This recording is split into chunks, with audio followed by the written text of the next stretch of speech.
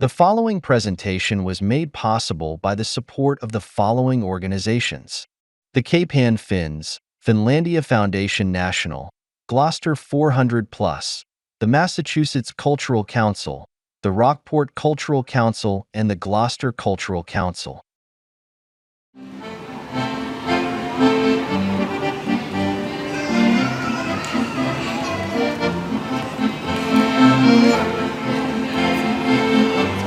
The 31st Finnfunn Weekend 2023 was held in Gloucester and Rockport, Massachusetts. The first stop for attendees was the sign-in at the Shailen Lou Performance Center. Name tags and credentials were passed out, and volunteers answered the many questions that the attendees had. I'm so delighted to have a minute to come to this beautiful art show that was put together. And it made me a fan of people that I already knew were here, all the talented printmakers and wood craftsmen and soft musical instruments that were just gorgeous and so old from the early days. 2 months ago, I wrote an email and said, "Is anybody taking care of the art exhibit that I can contact?" And then I got an email back saying, "Why don't you take care of the art exhibit?" So it's been really, really great fun being sort of the point person for pulling together a lot of the legacy of people on Cape Ann, Finnish Americans who were in the art community, and current ones as well. And I actually have 3 of my pieces in the exhibit, and quite a few other family members, as a matter of fact. So it's been a great labor of joy and love. The history of Finns on Cape Ann, Massachusetts dates back to the late 19th and early 20th centuries, when Finnish immigrants began to settle in the area. These immigrants came to the United States in search of better economic opportunities and to escape political and social turmoil in Finland.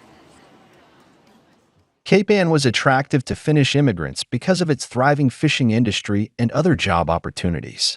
Many Finns found work in the fishing and quarrying industries, contributing to the local economy. Over time, Finnish immigrants established their own communities on Cape Ann. They often lived in close-knit neighborhoods and maintained their Finnish language and cultural traditions. Finnish immigrants brought their culture, customs, and traditions with them.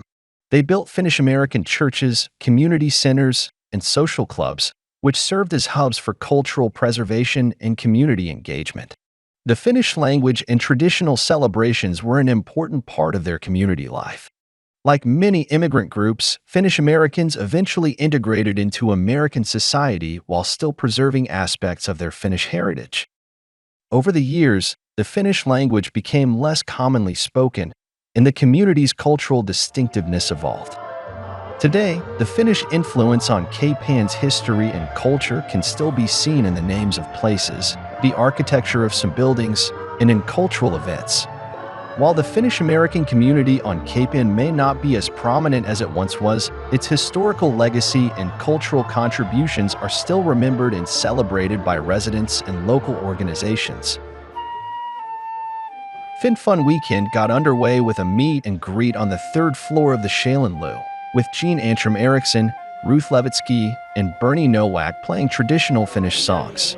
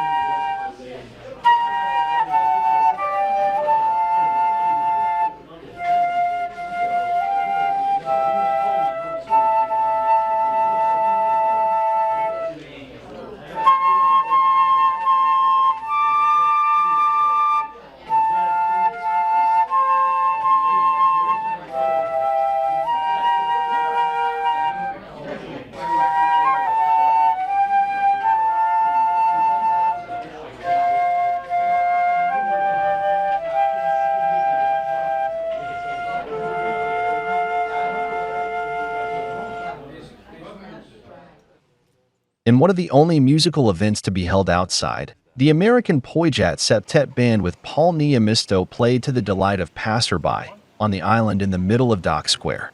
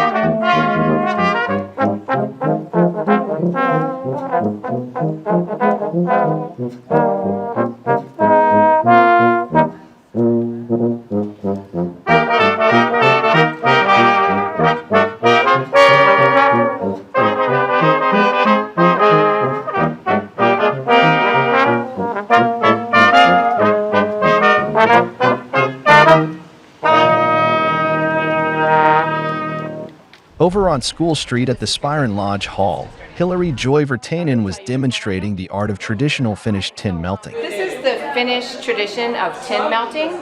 The fancy word for it is malagdomancy. And it was a Christmas or a New Year's tradition that Finnish people would do in order to tell their fortune for the coming year.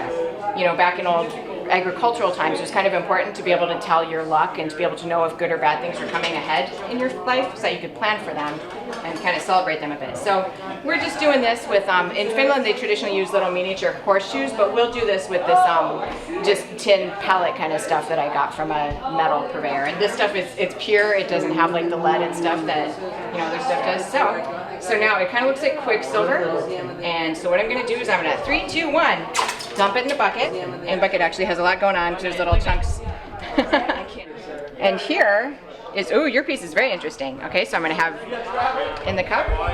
So this looks like, and you said something about ships. That's right, yeah. Does that not look kind of like a Viking It ship? does! And at the nearby Congregational Church Fellowship Hall, Suzanne Maki demonstrated the art of decoupage, creating sisu tile coasters and magnets. Supposed to be able to put them in the dishwasher. I never would, but I figure if they get wet, they'll be protected. And I put a couple of coats of that on top, and Wow. that's that. Meanwhile, at the Rockport Public Library, Valerie Nelson presented a video titled Finnish Music on Cape Ann, Massachusetts, a celebration of traditions.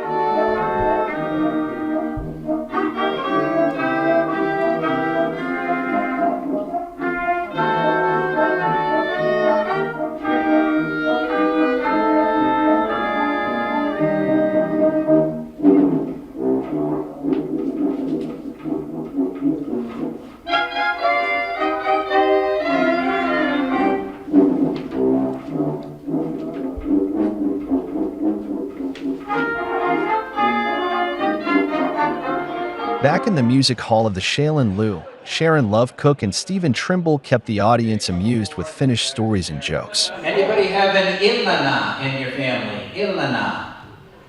Ilnana. How do you spell that? I-L-A-A-A-A-A, and the third one has the two dots. All right. Ilnana called Finnair. Has anyone ever taken Finnair? Yeah, a bunch of people. Called Finnair and asked how long it took to fly from Helsinki to Berlin. And the guy at Finnair said, just a minute. Thank you, and she hung up. The opening afternoon's activities came to a close with the Lane's Coven Theatre Company performing the original one-act play, The Deciding Vote, or The Stubborn Finn.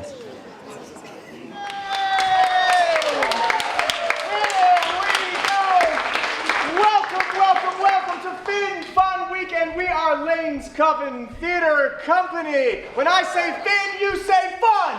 Finn! Fun! Finn! Fun! Finn! Fun! Yeah! Okay, settle down. Today we are going to be performing a one-act play called The Deciding Vote or The Stubborn Finn. Now, when we were asked to do this play, we said, yes, we want to do this play. Can we also do 12 other plays? And the Finns said, yes. So, instead of doing one play today, we are going to do 13 plays, one of which is The Deciding Vote. You will see which one that is. Now, None of us are Finnish, correct? No. None of us are Finnish. So please don't expect us to be Finnish. You're Finnish, we are entertainment. Finnish entertainment. Yes? Are we clear on that? Not Finnish entertainment. Not Finnish entertainment. Yes, Finnish entertainment. You can say it together or separate, but we're here together with you. So, how it's going to run. We have 13 numbers lined up here at the edge of the stage. We are going to pull them up and say the name of the play, and then we're going to do that play for you. And when we're done with that play, we say we are finished!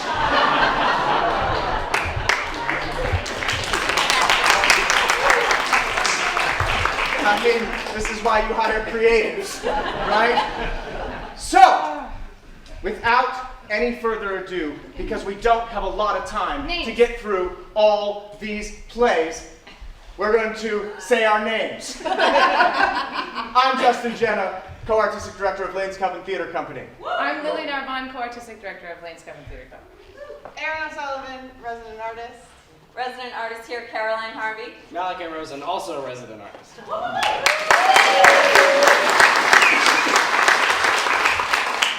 So y'all ready to get started?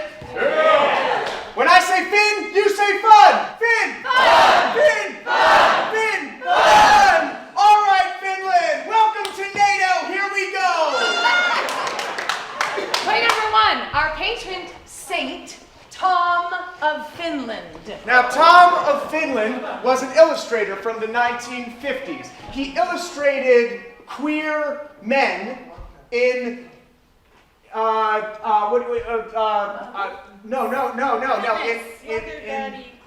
leather daddy clothing, yes. And he illustrated these partial of the photos in male fitness magazines, and then you could send away and get the rest of the photo. Now, Tom became somewhat of a gay icon over the years, and now they make a Tom of Finland vodka, of which we could not get a bottle because it's very rare. So this is a bottle of tequila with the Tom of Finland logo on it. So our first play goes out to our patron saint, Tom of Finland. Keep it!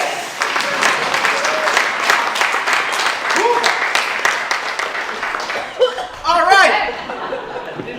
Rocky Neck Art Colony, you know what we're doing. Okay, the Summer Olympics of 1952 in Helsinki.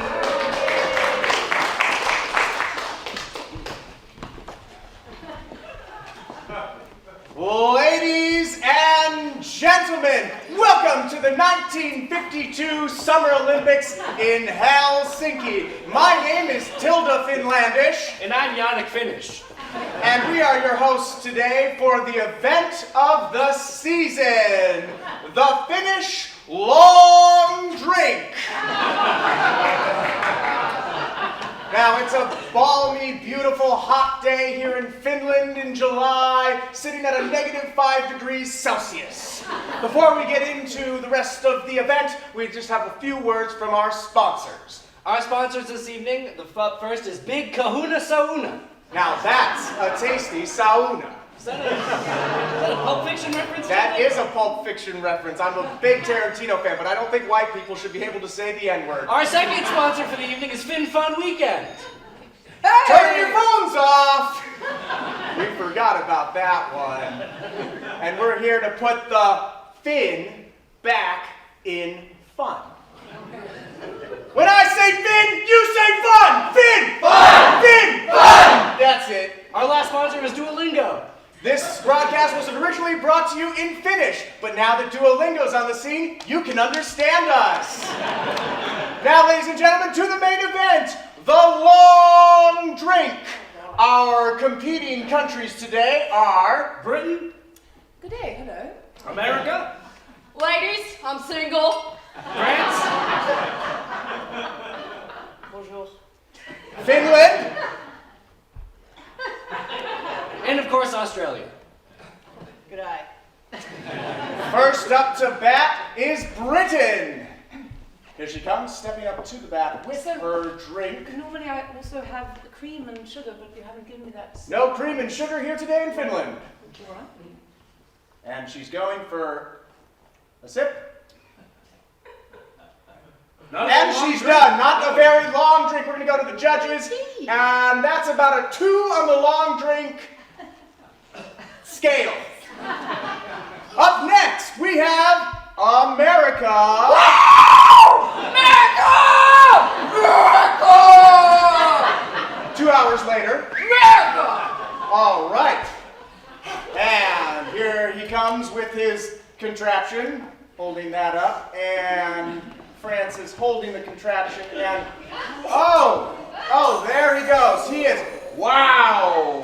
You love to see teamwork. That is a long drink. That is a very, very long drink. We're going to go to the judges. That's disqualification due to use of a prop. Sorry, America, back in the line. Up next, we have France. Here she comes, stepping up to the plate. Swishing it. Getting a little snifter snuffer. A lot of technique going here. A lot of technique. Fantastic. She's going to swish it around in her mouth, and she's spit it back. And she has spit it back into the cup. We're going to go to the judges. That's a -2 on the long drink schedule because you put it back in. Thank you, France. Au revoir. À demain. Up next, Finland. All right, she's stepping up, and yep, she's ready, and she's going to drink. And drink. Wow. I would say that is the daddy long legs. Certainly could say that. You could almost say it's a long drink in a night almost. Yeah, it is, sure. That's an honest day's long journey's night. Yeah. That's it a is. thing. Yeah. That's a Henry Wadsworth Longfellow drink. That's a long one. That's a long-tailed cat in a room full of rocking chairs. Oh. All right, well, we're going to come right back to Finland because she's clearly still drinking. Up next, we have Australia. Hi, everybody. How are you? What's this? And she's coming up and she's bending over. Oh. That's amazing. That's a stance. Oh, I get it, because Australia is upside down. Oh, that's why. That's fantastic. Fantastic. Thank you, Australia. The goal is still to take a long drink, which that long drink. Finland. Oh my God, ladies and gentlemen, Oh my God. Finland is still drinking. The gold medal goes to Finland.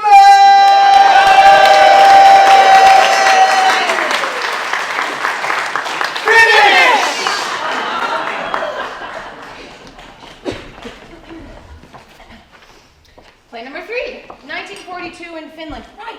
Did you know that in 1942... Wait, 1 second. Okay. Well, hang on, it's got a thing. Malachi, we are literally doing a play. I know, but it's relevant. It's from the Rockport Harbor Master. He put out a thing that there's an endangered Finnish seal sighted in Rockport. What?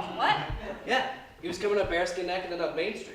A seal? Seal? Yeah, you didn't hear? There's an endangered Finnish seal. There's like species that was separated from other seals during the Ice Age 9,000 years ago. In Finland? In Finland, there's only 400 of these guys left. There's 400 seals coming up Main Street in I Rockport. hope not, but there's at least one seal. I love seals. Yes. Wait, wouldn't it be cool if you came to the show because it's a That would Finnish show? be great if the seal came to the show. Finnish seal was Everyone, look under your seat! Look under your seat! Finnish seal! No, really! Look under your seat. They like my gosh! They like to hide under the chair. Look! Oh, this...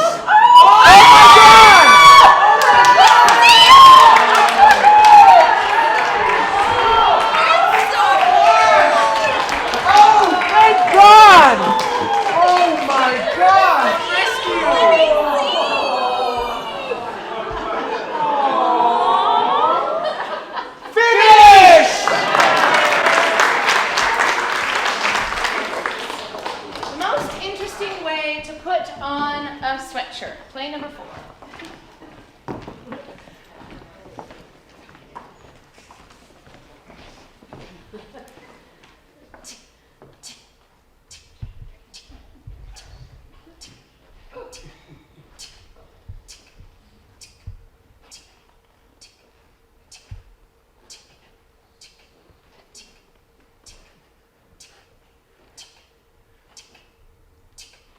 Mr. Wonka, I'm extraordinarily busy, sir. I just wanted to ask about the chocolate. The lifetime supply of chocolate for Charlie. When does he get it? He doesn't. Why not? Because he broke the rules. What rules? We didn't see any rules, did we, Charlie? Wrong, sir! Wrong! Under Section 37B of the contract signed by him, it states quite clearly that all offers shall become null and void if, and you can read it for yourself in this photostatic copy, I, the undersigned, shall forfeit all rights, privileges, and license herein and herein contained, etc., etc., fax mentis incendium gloria culpum, etc., etc., memo bis punitar delicatum. It is all there, black and white, clear as crystal. You stole fizzy lifting drinks, you bumped into the ceiling, which now has to be washed and sterilized, so you lose. You get nothing. Good day, sir. You're a crook. You're a cheat and a swindler. That's what you are. How could you do a thing like this? Build up a little boy's hopes and then smash all his dreams to pieces. You're an inhuman monster! I said good day, sir!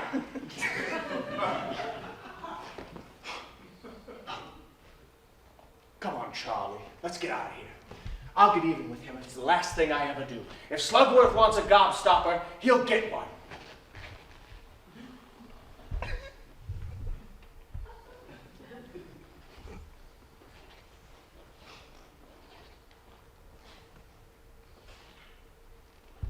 Mr. Wonka?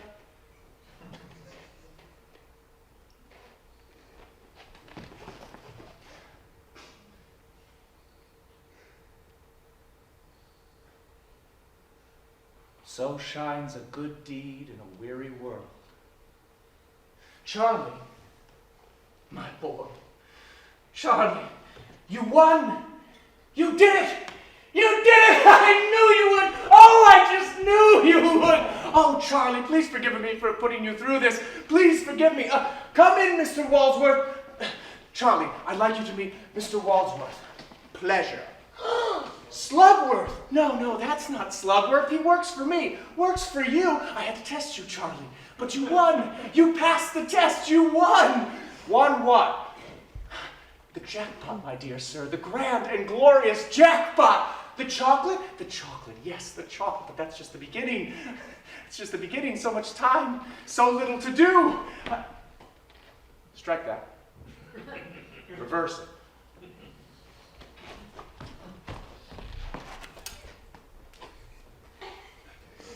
This way, please. We'll take the Wonka Veda.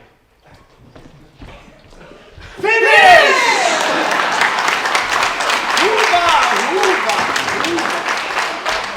Play number 5, Wiki Fun Facts.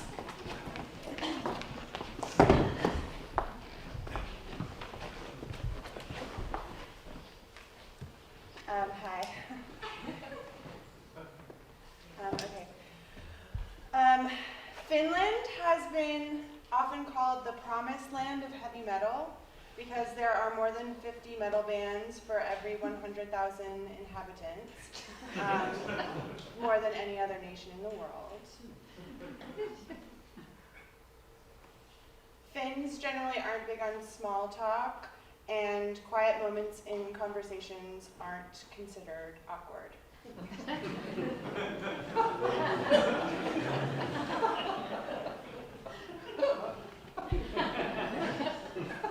The word sauna is of Proto-Finnish origin, found in Finnic and Sami languages dating back 7,000 years. Valentine's Day is called Friends Day in Finland. Milk consumption is high at an average of about 30 gallons per person per year, even though close to a fifth of all Finns are lactose intolerant.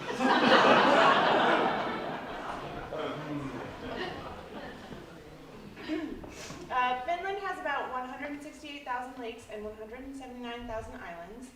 Finland is 90.9% white. Finland is the happiest country in the world.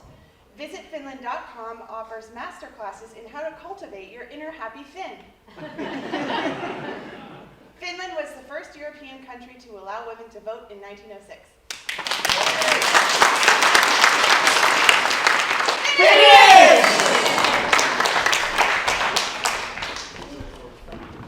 Play number 6, Hot Eggs on Legs. Ilmatar called on the east wind and was impregnated by him, but Ilmatar did not give birth, choosing to instead to keep the child within her as it grew into the wizard Vainamartin. Later a bird flew by, desperately hunting for a place to lay her eggs, but she found nothing but endless water. Ilmatar pitied the poor bird and bent her knee to give the bird a place to perch. The grateful bird came swooping down, laid 6 eggs, plus 1 made of iron on Ilmatar's knee. The heat of incubation grew hotter and hotter. At last Ilmatar could not bear the burning on her knee any longer and stretched out her leg. As she did this, 7 eggs fell into the sea and broke open. The 7 eggs solidified into heaven and earth. A golden yolk became the sun, the white of the eggs became the moon, and the broken bits of shell became the stars. The black yolk of iron became the first thundercloud.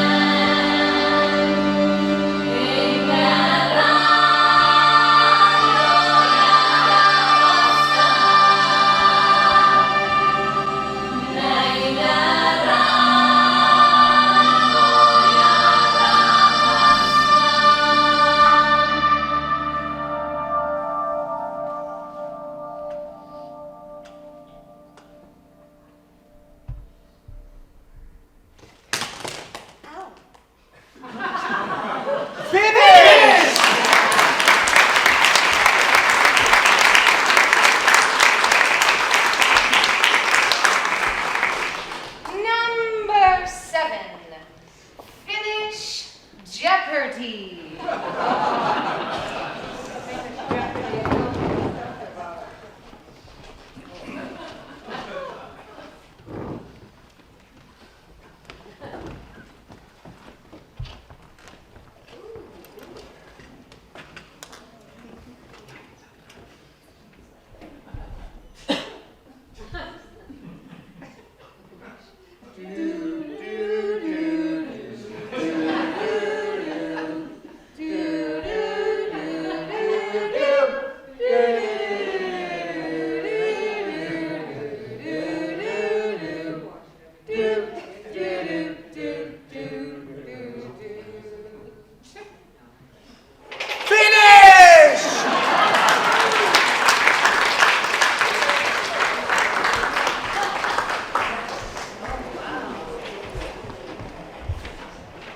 Play number 8, Vodka Wolf.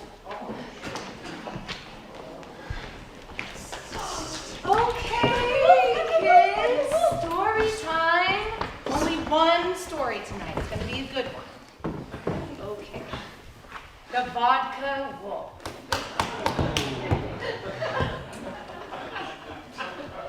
Okay, that's not where Mommy put the page. Okay, here we go. Once upon a time, there was a wolf.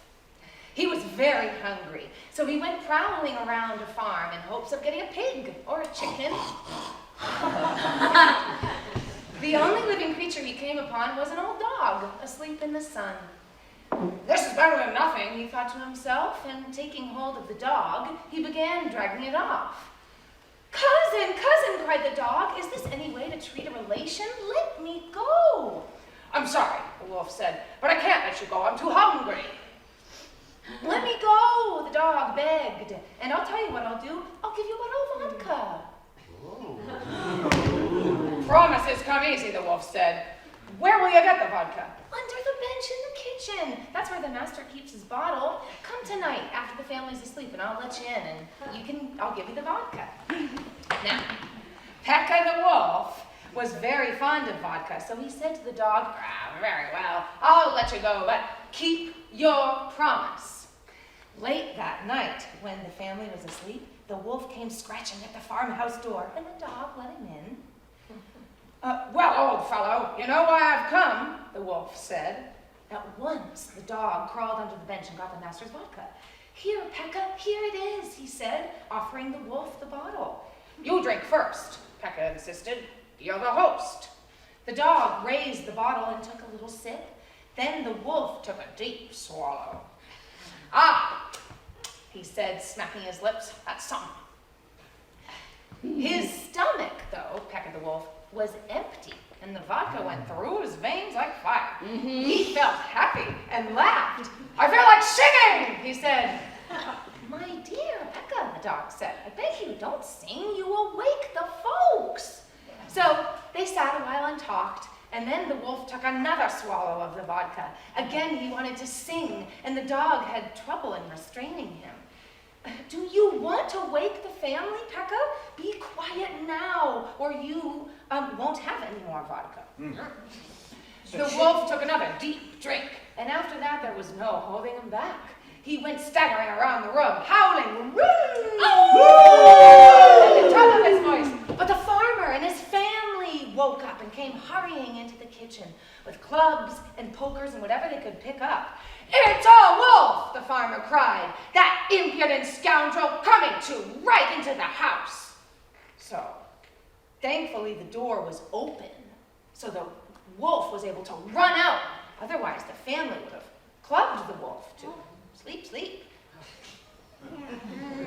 So anyway, the moral of the story is always eat before you drink. Always eat before you drink. Finish!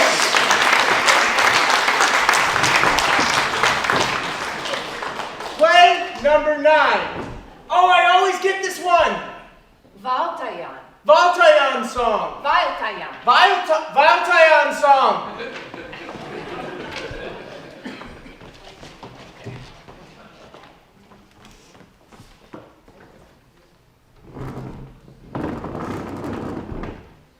That wasn't part of the song.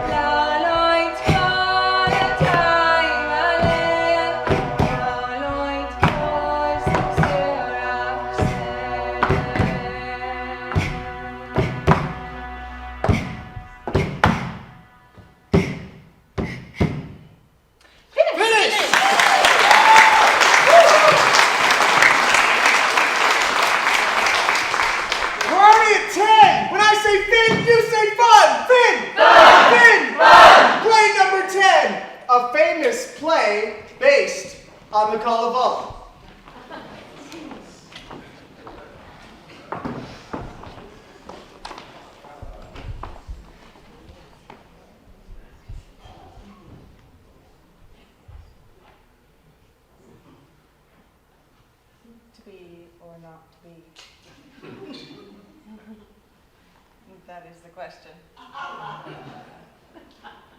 Whether 'tis nobler in the mind to suffer the slings and arrows of outrageous fortune, or to take arms against a sea of troubles and by opposing end them, to die, to sleep, no more, and by a sleep to say we end the heartache and the thousand natural shocks that flesh is heir to. 'Tis a consummation devoutly to be wished, to die, to sleep,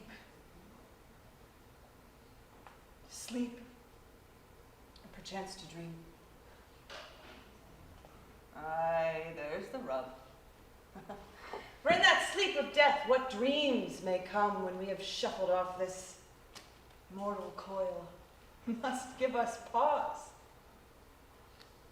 There's the respect that makes calamity of so long life, for who would bear the whips and scorns of time, the oppressor's wrong, the proud man's contumely, the law's delay, the insolence of office, and the spurns that patient merit of the unworthy takes, when he himself might as quiet as made with a bare bodkin? Who would fardels bear to grunt and sweat under a weary life, but that the dread of something after death, the undiscovered country from whose bourne no traveler returns, puzzles the will and makes us rather bear those ills we have than fly to others that we know not of. Thus, conscience does make cowards of us all, and thus the native hue of resolution is sicklied o'er with a pale cast of thought and enterprises of great pitch and moment. With this regard, their currents turn awry and lose the name of action. Finish!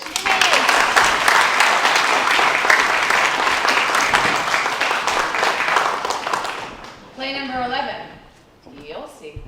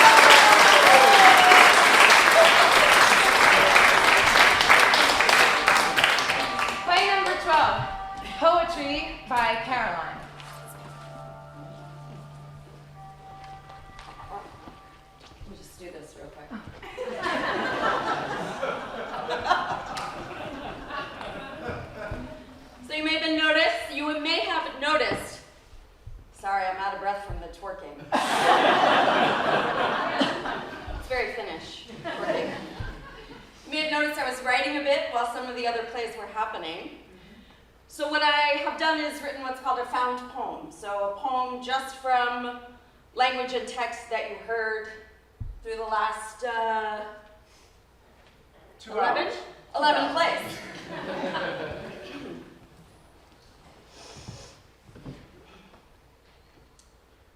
This one lifetime we get breaks all the rules. Clearly, sometimes we forfeit our rights. We steal and we lose. How could you hope for good when the last thing you'll get shines like forgiveness, like pleasure? It was a test, but you won, dear. Time is how you know your promise. These quiet moments found in friends keep us close, close to the wind, close to growing into a bird. Nothing but endless iron and heat as the sea breaks open, golden stars and thunder become almost a question. Noble, troubled. When we die, no more heartache. Just a wish, a dream. Aye, there's the rub. mortal pause is long. Who would scorn the oppressor, be the quiet grunt, be the weary dread? It makes us fly, makes us cowards, all of us, a sickly thought. But, are you ready? Finish!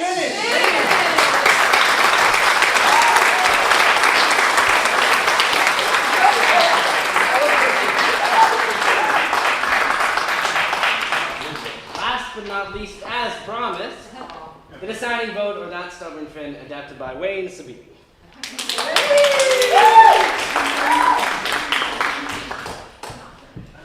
Now you get to watch after stage. But we have a remedy for passing time. Get up and twerk!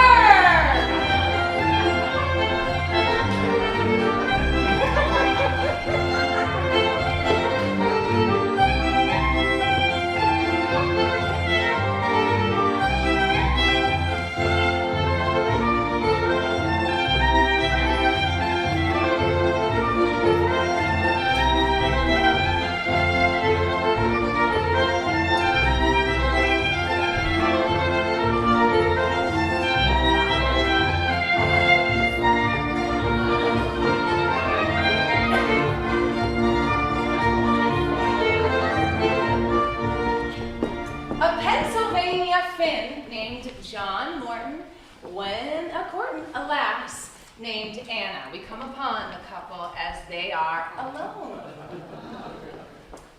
Anna, do you know what one is in Finn? No, John. What? Oopsie. John, do you know any more, Finn?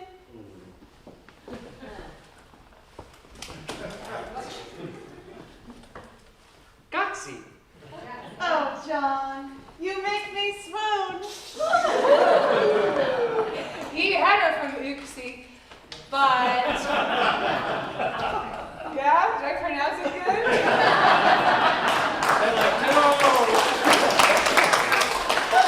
But cautious John made sure he counted to 10 before he proposed to Anna.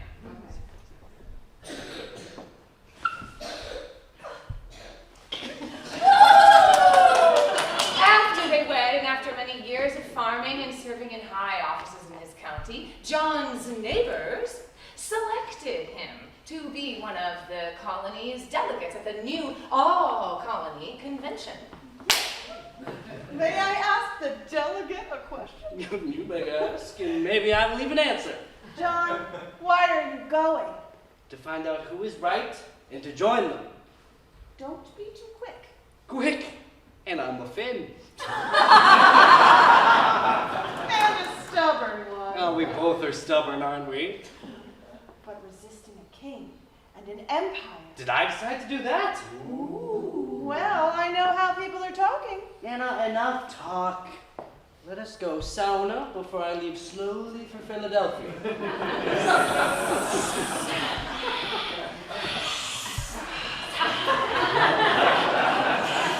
This is so nice. It's really nice to do this.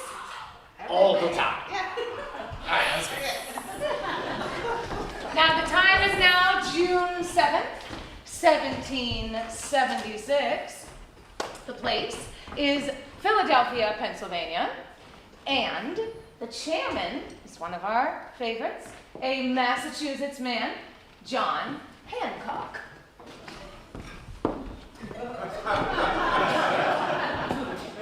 John Adams! You may continue.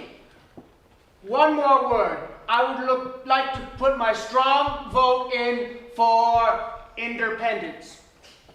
Thank you, Mr. Adams. Moving on, we must select a committee to draft the wording of a possible Declaration of Independence. Which of you is willing to draft the Independence Declaration? Nobody? What about Thomas Jefferson of Virginia? I respectfully refuse the honor.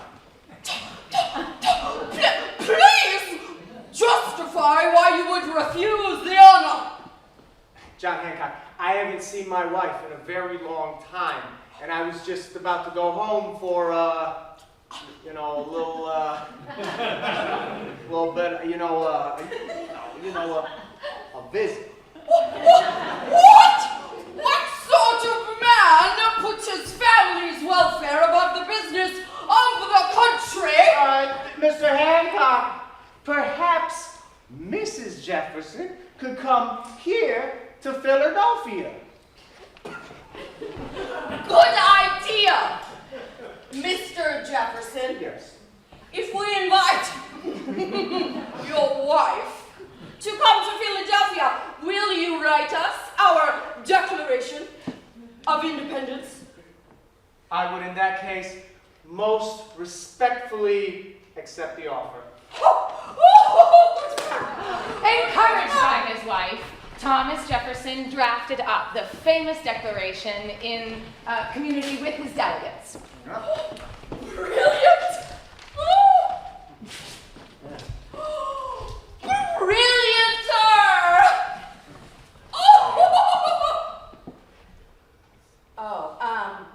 Bro, that's a little racist. Leave it.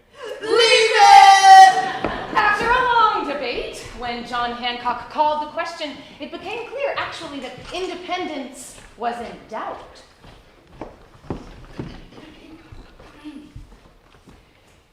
In the first vote, seven colonies supported independence. 3 were against, and 3 colonies did not vote. I suggest that we table the matter.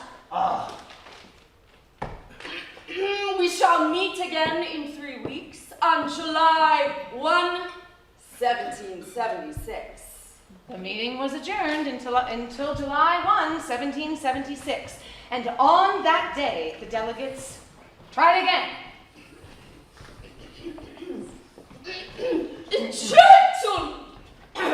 Gentlemen, I pray you carefully review once more the declaration prepared by Mr. Jefferson before you vote again, either for or against independence. This time the vote was closer, but again, indecisive.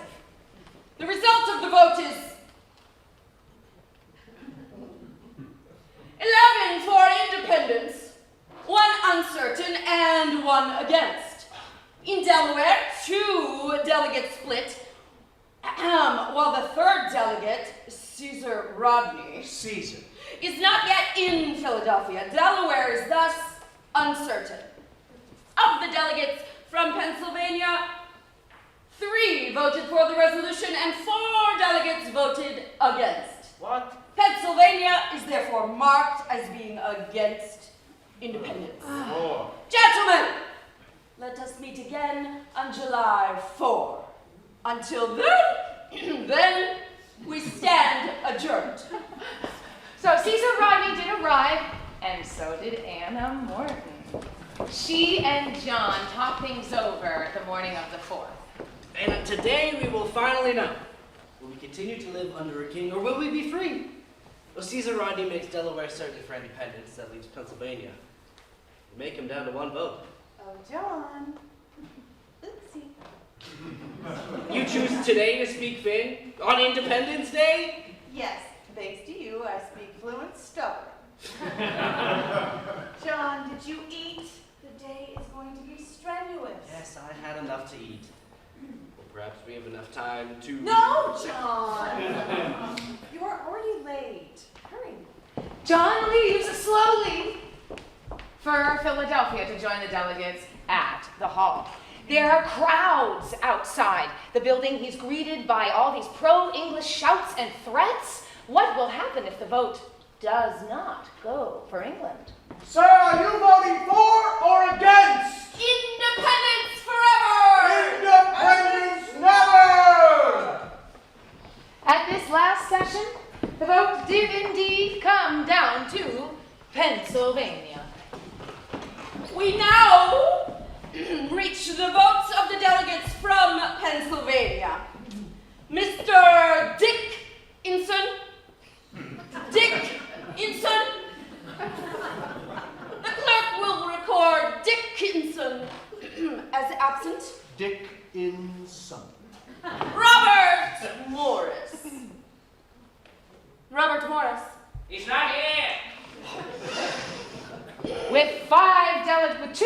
Jackson, Pennsylvania's 5 delegates, Wilson, Willing, Franklin, Humphrey, and Morton, must be decisive. James Wilson. Present. Are you voting aye or nay? Aye. Willing, do you vote aye or nay? Willing?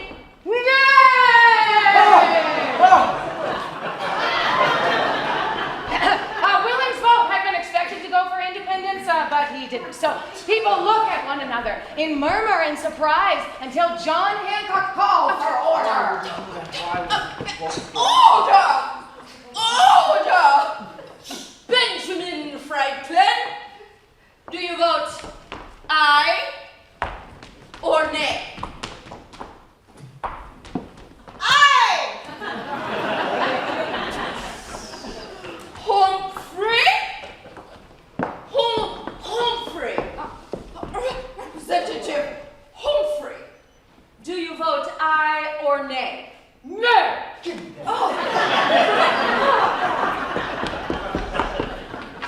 John Morton. John Morton. He's gone out. Johnny Morton. Check the hussy.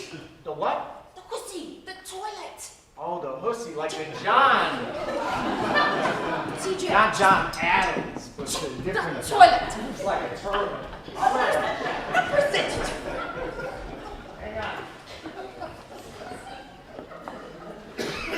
Hey, John Hancock.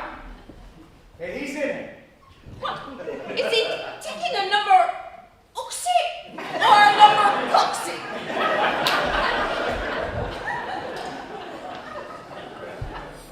John Hancock, he's in there taking a big old shit.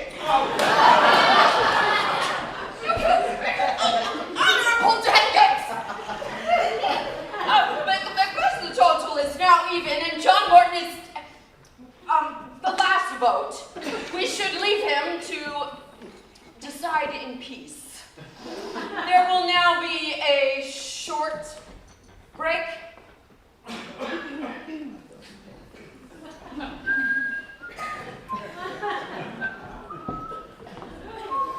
Tension builds in the hall. And after a period of unusual silence, the delegates resumed to deal with Pennsylvania's tie vote. Oh, and then all eyes naturally turned to John Morton as he returned from the... Sorry, guys. Found out 20% of Finns are lactose intolerant, okay? Come on. Oh, come on! Silence! Fail to hold! Silence! Resolution vote continues. Let's go! TJ, silence! Okay, you got it, boss.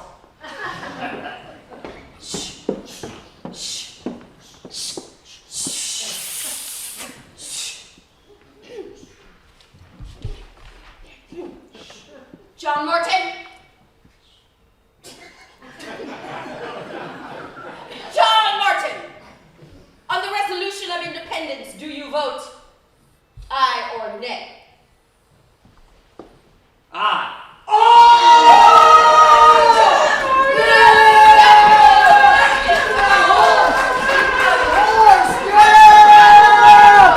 Independence from England in our life as a new American state.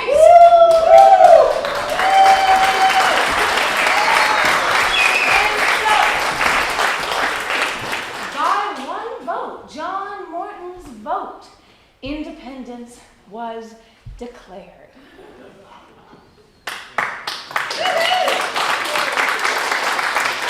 And today, if you ever look at the original document, make sure that you celebrate the stubborn Finn. Yeah. His name is there, written clearly and legibly signed, right next to John Hancock and underneath Benjamin Franklin. And do you know, if you look real close, hidden under the swirl of the J and John, a little stub of a line is just under it, what looks like a tiny one, a jot, which you and I well know stands for Oopsie!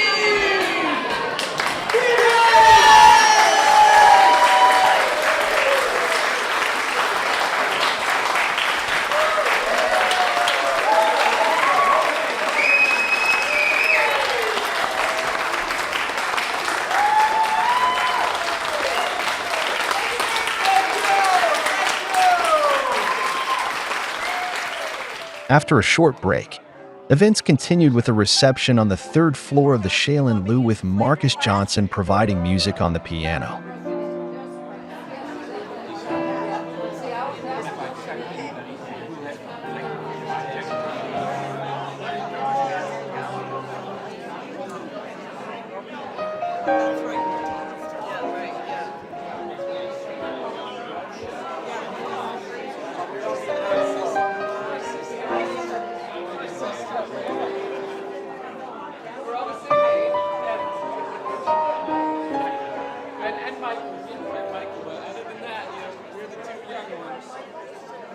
At 6 p.m. sharp, dinner was served across the street at the Rockport Art Association and Museum, with Fidelia's and Melissa Donati catering the event.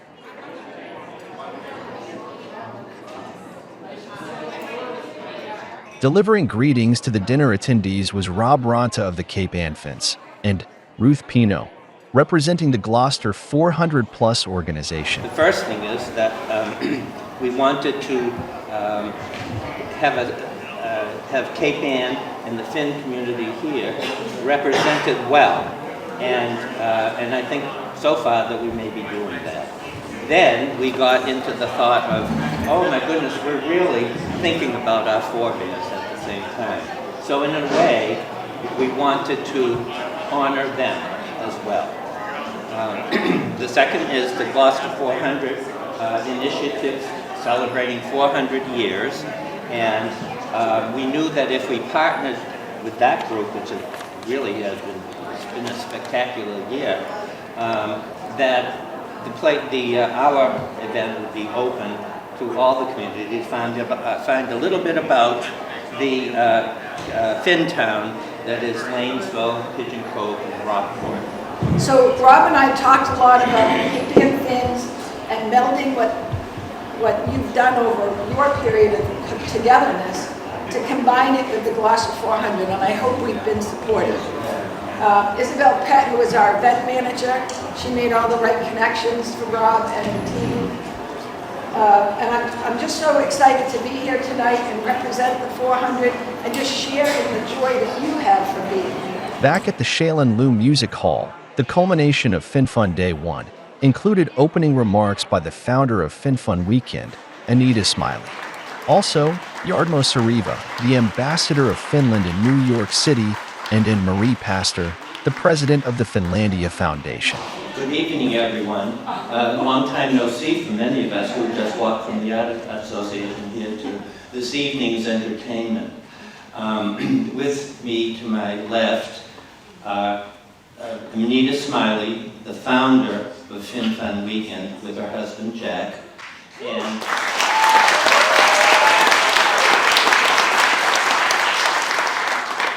Ambassador Jarmo Sariva, Ambassador of Finland in New York City.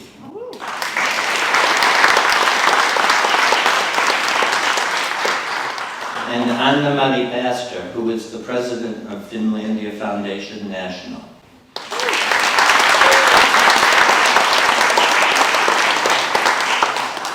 So I'll ask each to say a few words. We can pass the mic right down the line, and then soon after, then we can begin the program.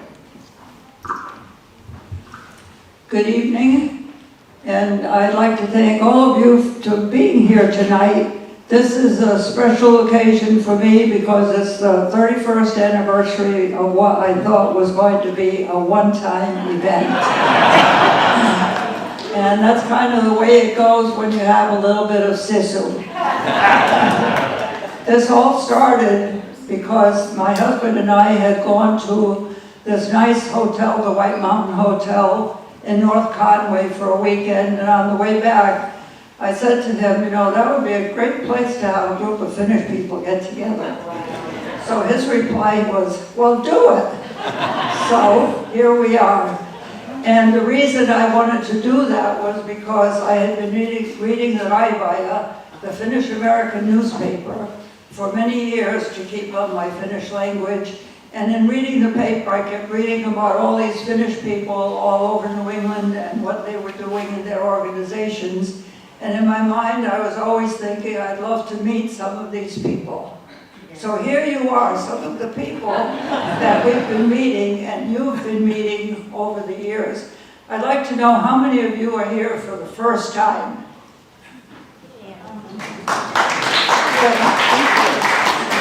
I hope that you'll be back again, and I hope also that you'll be helping in some way to promote these Finnfunn weekends, either by working in some capacity, and you don't have to be on the committee, you can offer to do other things. There's always a lot of help that is needed, and I think Rob will attest to that. It doesn't just fall together. There's a lot of work that goes on behind the scenes, and it doesn't happen overnight. The committee works for about a year in advance, putting all the pieces together.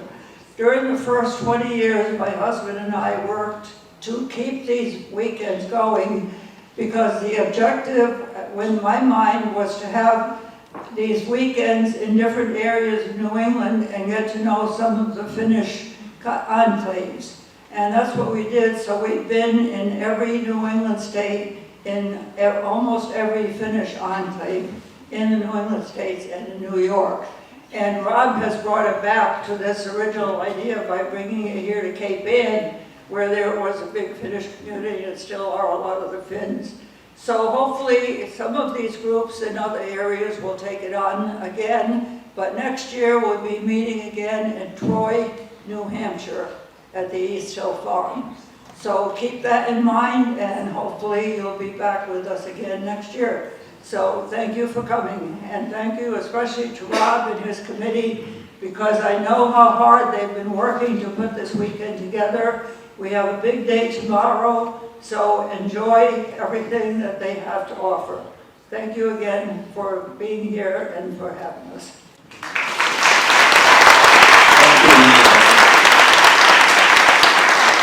I'll just add a little bit. You don't have to be Finnish to be part of our organization. And there are many people who have married Finnish spouses, and they become what we call galvanized Finns. That is, it's so much part of the heritage and the culture that the people are actually Finnish. So please think about joining, whether, even if you're not Finnish. Now, Ambassador Sadila. Thank you, Rob, and I really want to start by thanking you and everybody else who has been making this weekend's event possible. It's wonderful to know that you are keeping the Finnish-American flag flying here in Cape Ann and elsewhere in New England. And thank you, Anita, for your remarks, and thank you for being the initiator of this weekend, this great idea. And before I go to what I have to say, you said that you don't have to be a Finn to be part of this community. Reminds me that when I was in Hancock, Michigan this summer, and of course the Upper Peninsula of Michigan has the greatest concentration of Finnish Americans or Americans of Finnish ancestry anywhere in the United States. The Finnish heritage in that region is important, not only to the local Finnish Americans, but to the community, the entire community. Yes, I'm Jarmo Sareva. I'm the Consul General and Ambassador of Finland in New York. What we do in New York at the Consulate General, it's basically fourfold. Our focus, primary focus, is really on trade, helping Finnish businesses connect with American stakeholders, their clients, their finance, sources of financing, and so on and so forth. We open doors, we connect people. The second major area that we focus on is promoting Finnish culture. This year has been a record year in New York on the cultural front. We've had 5 Finnish conductors appear at the Lincoln Center. We've had a number of Finnish artists have exhibitions in galleries, or in one case, in the Museum of Modern Art. And next week, the Performa Biennial, the biggest performing arts festival in the United States, will figure 4 Finnish performance artists. So it's trade, it's culture. Thirdly, it's promoting the country brand. And I should say that the country brand of Finland today in the United States is stronger than it has ever been, probably since the Winter War of 1939-1940. And that's due to a number of reasons. Firstly, our bid to join NATO, and we are now in, and we hope that Sweden, our nearest neighbor, will soon also be in. Second thing,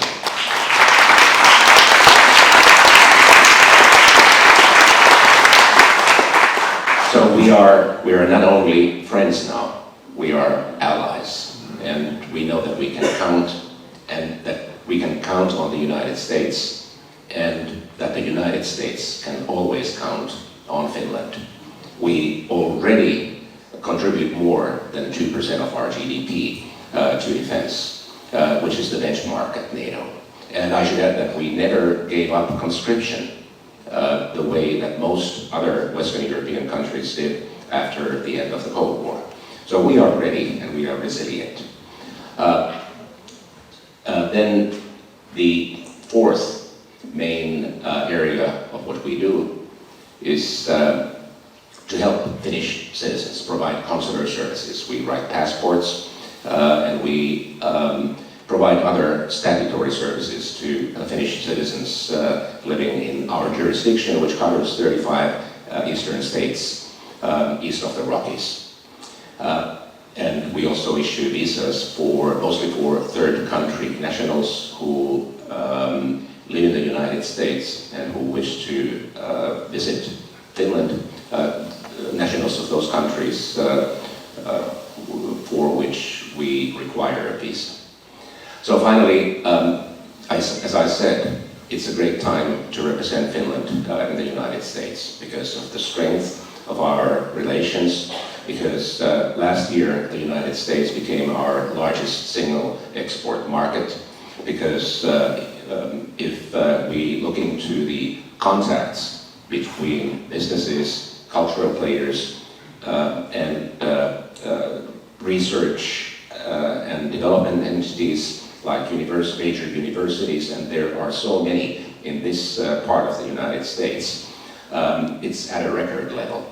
So it's great to be here, and I hope that you will continue to hold the Finnish flag high here. Be proud about your heritage, because there's every reason to be proud of it. And I hope to be here one day again. Thank you.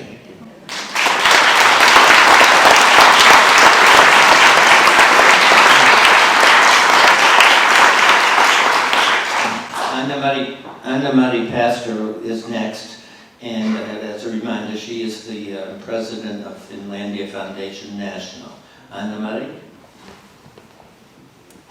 Hi, it's great to see so many people here, and my standard statement is that one person can do good things, but together we can do great things, and I think that Finnfunn Weekend is one of those. Today I'm not going to be talking about Finlandia Foundation National that much. We do grant scholarships, we have different award programs and such, and Sauna Week and others. Today I am introducing our most recent big project and a campaign. It's called Saving Finland in America. And some people may feel that this is a project that is far away. Yes, Hancock, Michigan is far away. It's 3,000 miles from everywhere. But it actually concerns all of us because there are collections of Finnish America that has been collected from throughout the country. So it's not only the local preservation there, it's Finnish America that we are trying to save. And I'm taking a little bit of a shortcut. I will be presenting a film about the project. This is a big thing for us. We have this fundraising campaign going on.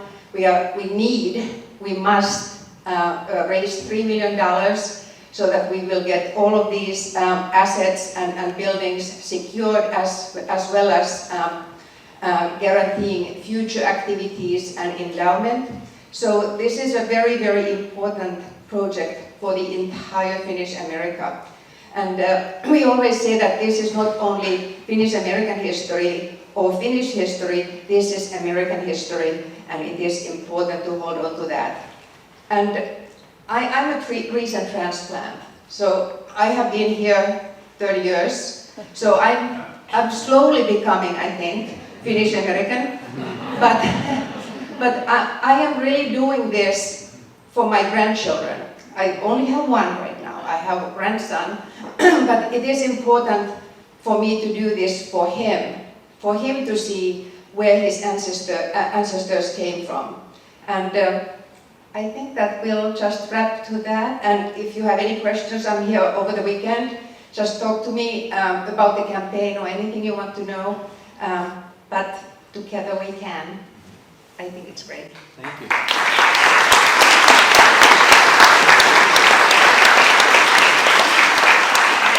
So our next is to cue the people in the sound booth to roll the video. So you have it. Here, roll the video. Thanks. Great. Every Finn, of whatever percentage Finn you are, every Finn owes that, the preservation of our heritage, your heritage, my heritage, that it be preserved. They owe that to their own heritage. They owe that to the people who came before. And it's our obligation as Finns to preserve our history.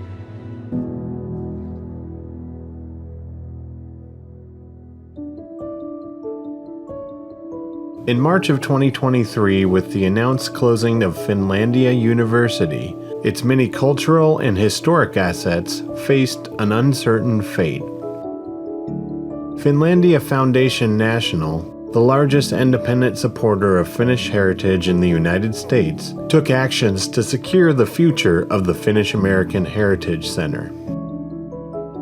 This includes its irreplaceable archives and the most extensive collection of materials related to Finnish American history, the living culture of the Finnish American Folk School, the Price of Freedom War Museum, the Finlandia Art Gallery, Northwind Bookstore, and the Finnish American Reporter. We call this initiative Saving Finland in America.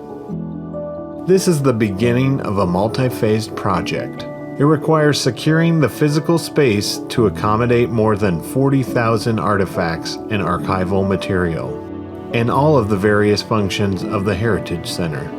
It is important that we digitize records to make them available to researchers around the globe. And in order to protect and preserve these treasures and history for the long term, we plan on creating an endowment. One of the things that has to be remembered is that preserving the heritage archives is also preserving Finnish immigrant family records. There's a lot of situations which families have turned over their papers about their lives as Finns in America, from naturalization papers to all kinds of things. including a huge photograph collection, which is also unduplicated anywhere else, and it's of great value. Music manuscripts, of course, as a musician, that's where I did most of my research. There's manuscripts, there are brass band books. Some of them were brought over from the old country. My favorite thing, though, at the Finnish American Heritage Center is just to visit the library and the archives. A lot of my relatives and friends ask me, well, why does it matter to know about our parents or grandparents once they're gone, or the country our grandparents left, after all, because we're Americans now? And my answer is that it matters because it helps us to understand ourselves, and not just family history in the way that archives display it in front of you and you can hold it, but also our qualities, our character, you know? I am 100% Finnish by DNA. And so I have come to understand a lot what sisu, for example, and stoicism means in my personality. And I have a faith, actually, that there will be more interest in family history in my own family and others like mine as time goes on, as the next generations grow up and start to wonder, like most of us do, where did I come from? Or why am I that way? And the archives help to answer those questions. My father came here first in the year 1887. Imagine hearing the voice of a relative you've never met, thanks to the oral histories recorded and archived at the Heritage Center. Or seeing the belongings carried by immigrants to their new life in America. The Heritage Center has an incredible collection of Finnish glass, textiles, national costumes, original Marimekko dresses, and works by Finnish and Finnish-American artists. Rare items include 2 of the first Bibles translated into Finnish. They date to 1642. The center preserves documents and records of organizations and churches, and hundreds of periodicals and newspapers dating back to the 1800s. This collection tells the history of Finnish America, a story told nowhere else. The center is also home to the Finnish American Folk School, which offers the opportunity to learn the heritage, contemporary arts, crafts, and music of Finnish America. My involvement with the Finnish American Folk School has consisted of taking classes, workshops, involved with learning traditional Reiki laulu songs, also Runo laulu songs. So the resources over there, to summarize, are fantastic. The online courses specifically for me, I live in Minnesota. I mean, it is incredible to be able to reconnect with my Finnish roots. And so after taking the folk singing classes, I visited there in person, which was a fantastic experience. I was involved at Heikenpäivä, and it is so important to have a resource like this for our Finnish heritage. We had a box full of medals, Winter War memorial medals for those volunteers that Canada and US sent to Finland in 1939. When we spoke at the opening of the museum, they were asking Harry what his objective was, and Harry had always said that the objective was to let young people know about the war, not to glorify it, but to tell what a price war has. And remember what our parents and grandparents did to keep Finland free. Yeah, so now it was in a place where there were young people. I think it gives the rest of the Americans something to think about too when they see Finland's heritage displayed nicely somewhere. And Finnish people's what they've done for the country too. I mean, Finns have had a good positive impact on America. The Heritage Center Archives is a pillar of the celebration of Finnish American culture in the United States. And so it needs to be preserved. I think this is a crisis moment, and it's an existential moment, shall we say, in terms of being able to share this information with future generations. You can't share it if it's not there. And I really hope you join me in agreeing that we've just got to keep it going. And not just for us, but for the generations coming who don't yet know how important it will be to them. This is a part of our identity that is too precious and too important to lose. Keeping it alive embodies our mission. It is why Finlandia Foundation was founded 70 years ago. It is our privilege to lead this effort, and we invite you to join us. It's really important. I mean, this is one of those things whose time has come, and there will be no other time. You break up this collection, this archive, and you disperse it. It will never come back.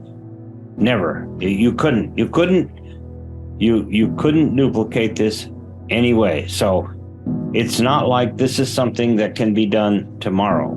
It's something we have to do today.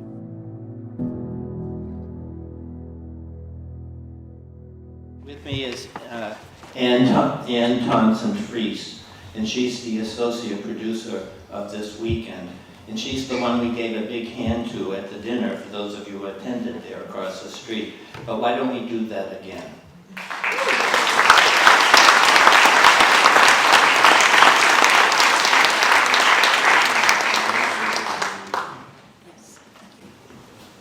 Good evening, everyone, and welcome. It's nice to see all of you here. I would like to remind you all that there are CDs out front of Muriel's to be purchased. Oh, yes. She has a duo one, which is a daylight and a night light. And if you hit this button right here, it will light up for you. So without further ado, I would like you all to welcome Muriel Anderson.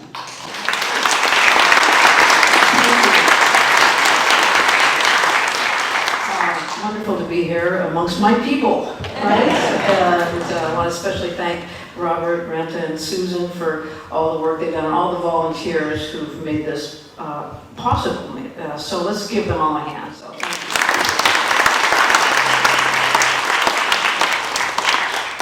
I remember visiting Finland on tour. I was in Estonia first, and so took the ferry boat over from Estonia to Finland. And as I was on the boat, I was listening to that sound of the ferry boat and just chugging along and trying to capture the sound and the feel of this. And I came up with this tune I call Ferry Boat Crossing.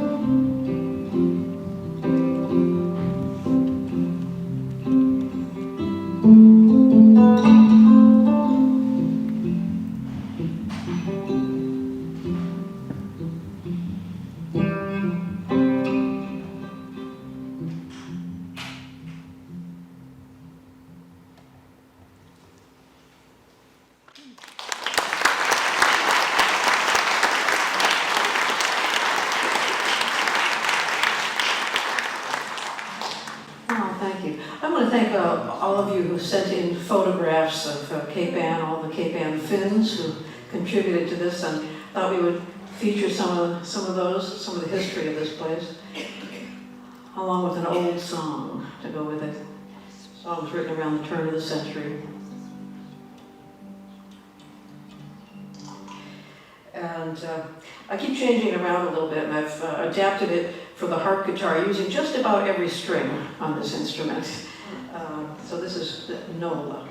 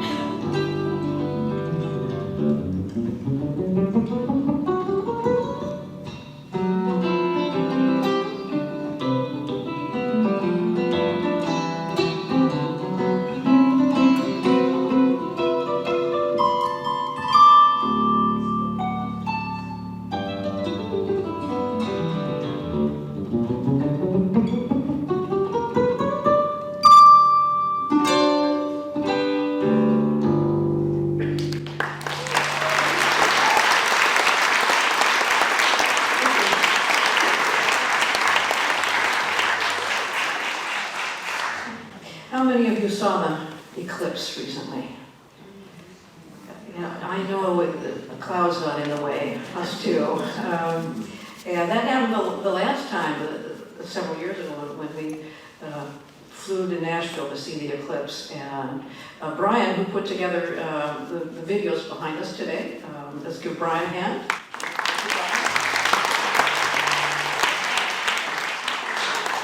And he was looking at one cloud in the sky and kind of calculating the speed of the cloud and the time of the eclipse, and all of a sudden he grabbed his camera equipment and ran.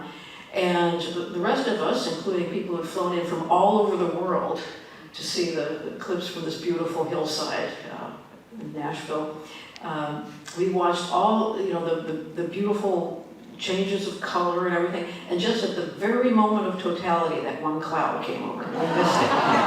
And but Brian got it. So I was taking some photos there, and he put together his photos and mine. And while we were waiting, I had my harp guitar there, and people just started requesting, "Oh, can you play Moon Dance and Moon Shadow?" And all of a sudden, I kind of became the accompaniment for this event for these people. So. I wanted to show off Brian's beautiful photograph of the eclipse, and I thought, well, I'll make a greeting card. And I said, well, heck, I'll just put some of the songs I was playing in there and put the CD in there, and that's what turned into the eclipse greeting card with CD. So the CD that was not meant to be, but thought we would give you a reenactment of that eclipse, had there not been those clouds.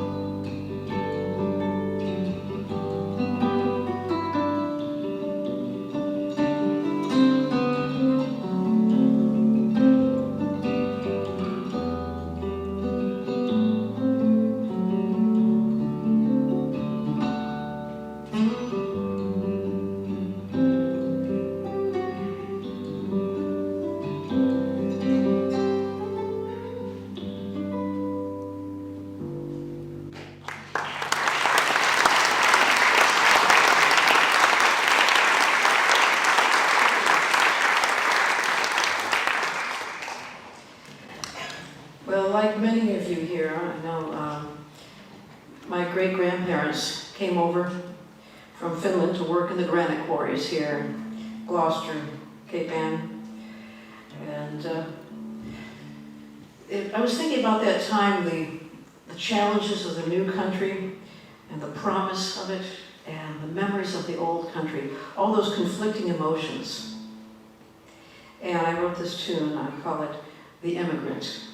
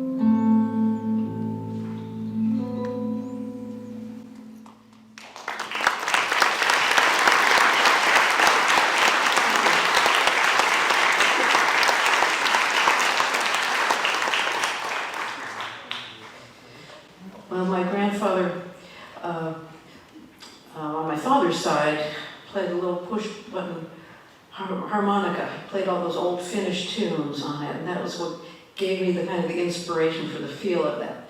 You know, kind of listening to this, of the old Finnish waltzes, and so that was kind of what I was envisioning while I was playing that. And my grandfather on the other side, on my mother's side, lived not far from here. He was a musician, also a professional musician, played in John Philip Sousa's band and in the Wino band with my great uncle Sylvester. And so it was great to come here and visit. And just yesterday, I walked down the old Nickel Lane Way where my mother grew up, and saw the 3-car garage still there, and remembered when we were, that's where the family had just put stuff for generations. It was floor to ceiling, 3 cars worth. And so my parents wanted to clear that out, and I was throwing stuff into the dumpster. I said, "What is this rusty old round thing?" And my mother said, "Oh, that's film from 1929. One of them had already gone into the dumpster. We'd grabbed the rest of them and found out, well, you know, that was during Prohibition. And so it's no wonder it was mostly their vacation to Canada. So I thought that this black and white silent film really needs its own music. So I wrote this to go along with this film. I call it A Fine Pickle.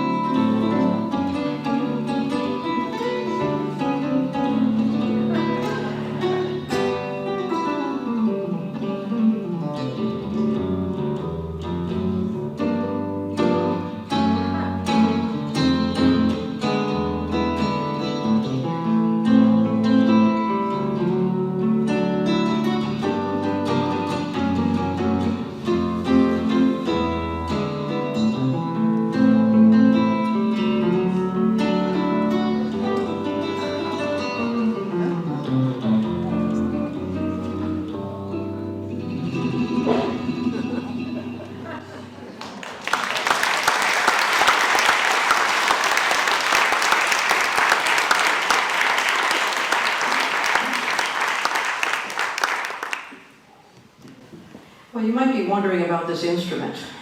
This is not your run-of-the-mill harp guitar, you know, and this is a carbon fiber harp guitar, and there's a long story behind it. I'll tell you the second half if you're interested in the whole story, but I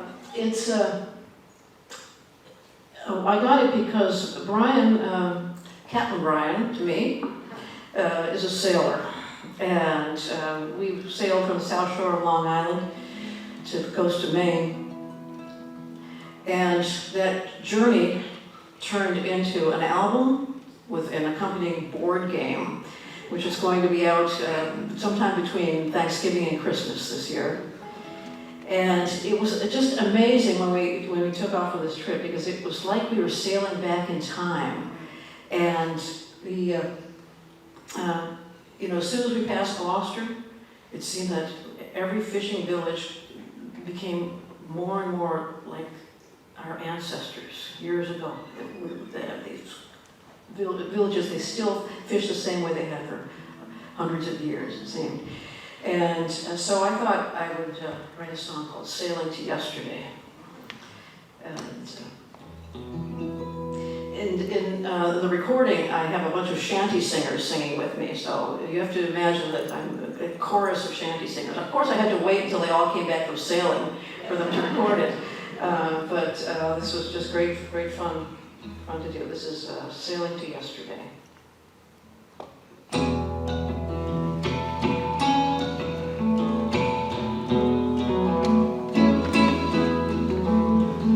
The last of provisions are packed in the chest, except for some biscuits and rum.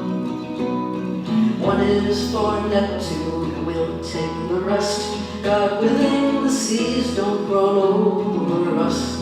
Sailing to yesterday, leaving today. Soon as the tide starts falling, then outgoing currents will carry us away. Sailing to yesterday.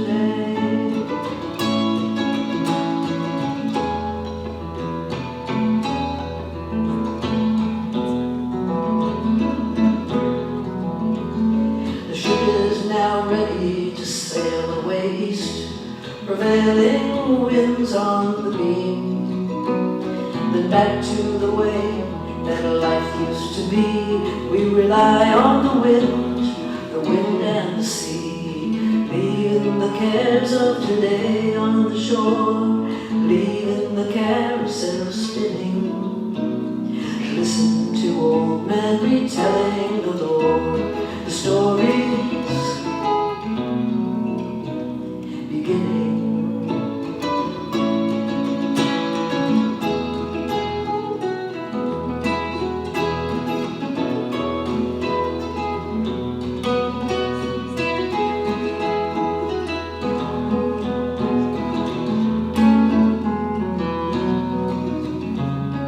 We should be coming to Haven now.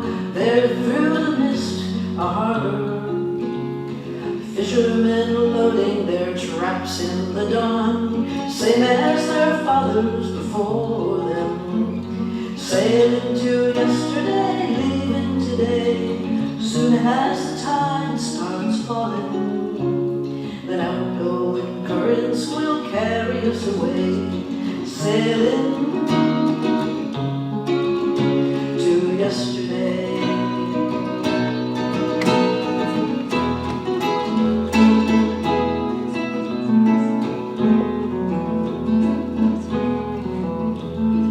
Every small village we visit on shore seems older than the village before. Further down east, Old English is spoke, and there is no lock on the door. Sailing to yesterday, leaving today. Soon as the tide starts falling, then outgoing currents will carry us away. Sailing to yesterday, bound for Maine.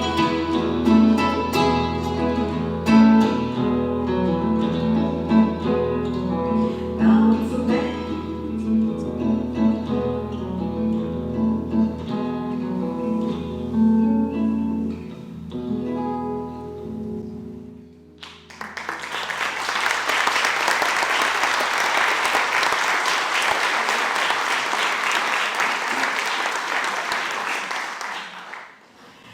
pretty proud.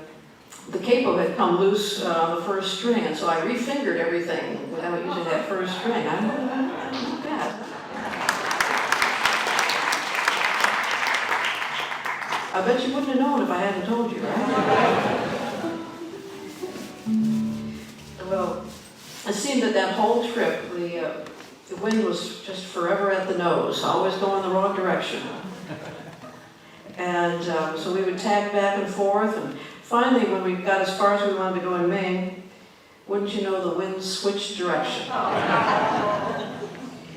Some of you are saying, yeah, that sounds familiar, right? So, yeah. So I thought I should write a song to the wind, beseeching it to go in the right direction. And finally it did turn, but only because a storm came through. And Captain Brian said, well, at least the wind's going in the right direction. So it was a little bumpy on the way back, a little more than I was used to. So, this is, oh wait a minute, you know what, I'm going to do another one before this one. Because there was one night that we were anchored in, it was Seal Trap Cove, I believe that was. It was right about here. And I was listening and heard the sound of an owl.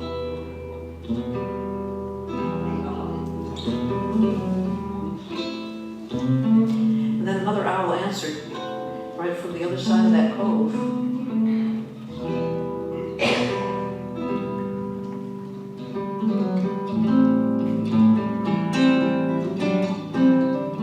So I just lay there listening to the sound of those two owls singing melodies back and forth to each other.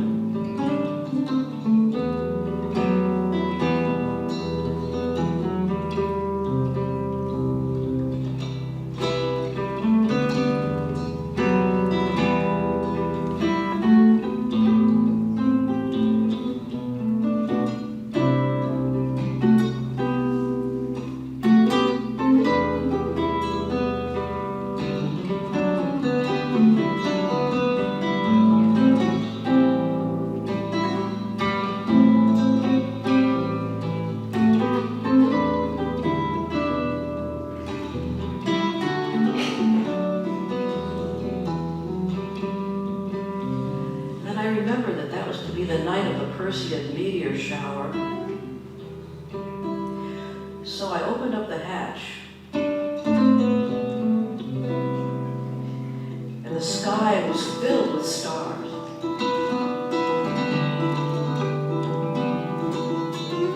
There was a shooting star.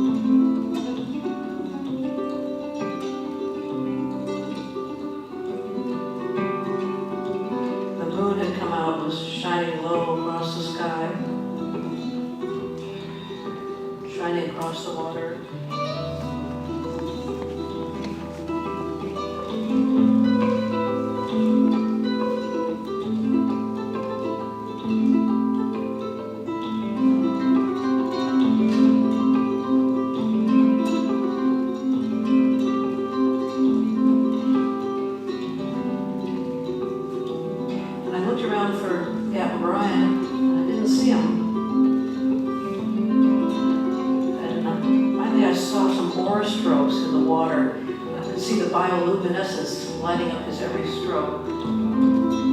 He'd gone out to take some photos with his long exposure lens. Some of the very photos you're seeing right here.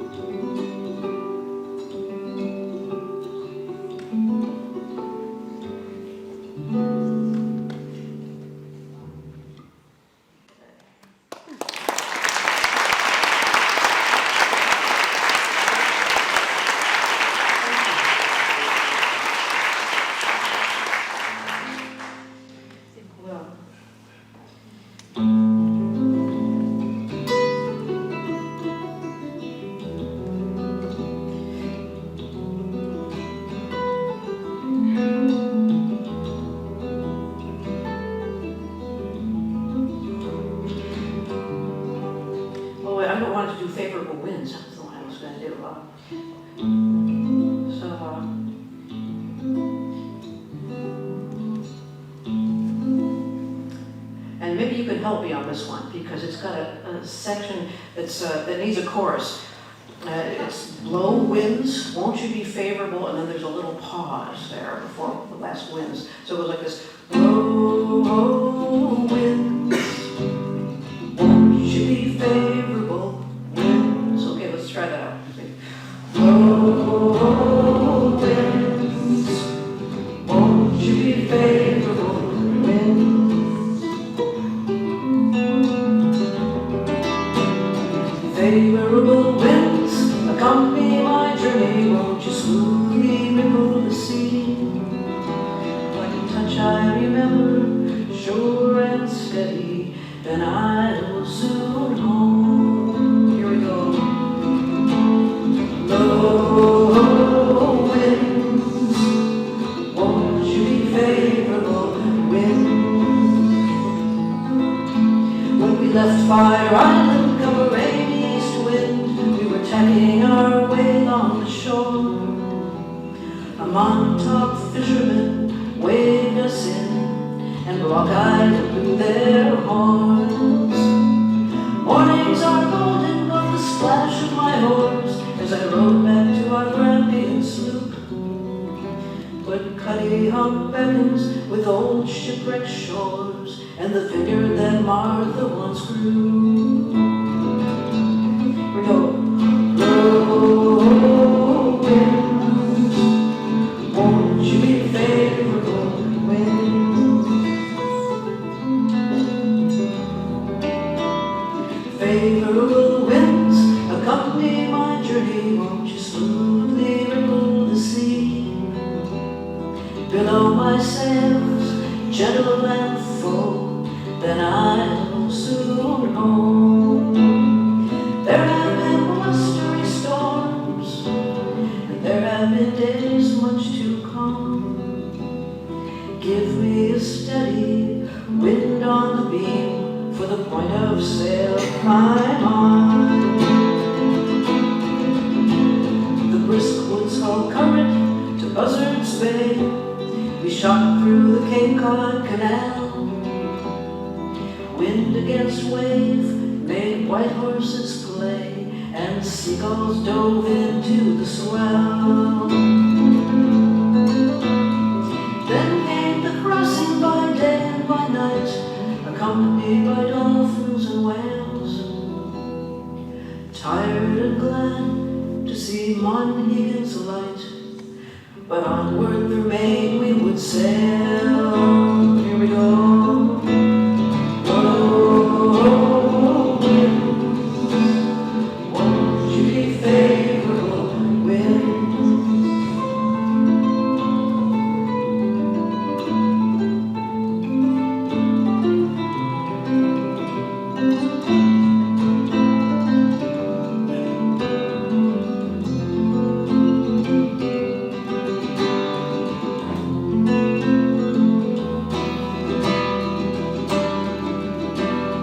Between foggy islands, we bided our time, to the buoy whistle would moan. Alas, when the easterly finally arrived, 'twas a gale that would bring us back home. The surf was raucous, the winds were whistling, hour after hour at the helm. Many a wave splashed over the side, but we followed that storm just as well. Oh, winds, won't you be favorable winds? Favorable winds, accompany my journey forever at the nose, may you linger no more. Won't you be fair, my sails are ready, then I'll soon home. Like a touch I remember, sure and steady, then I'll soon home.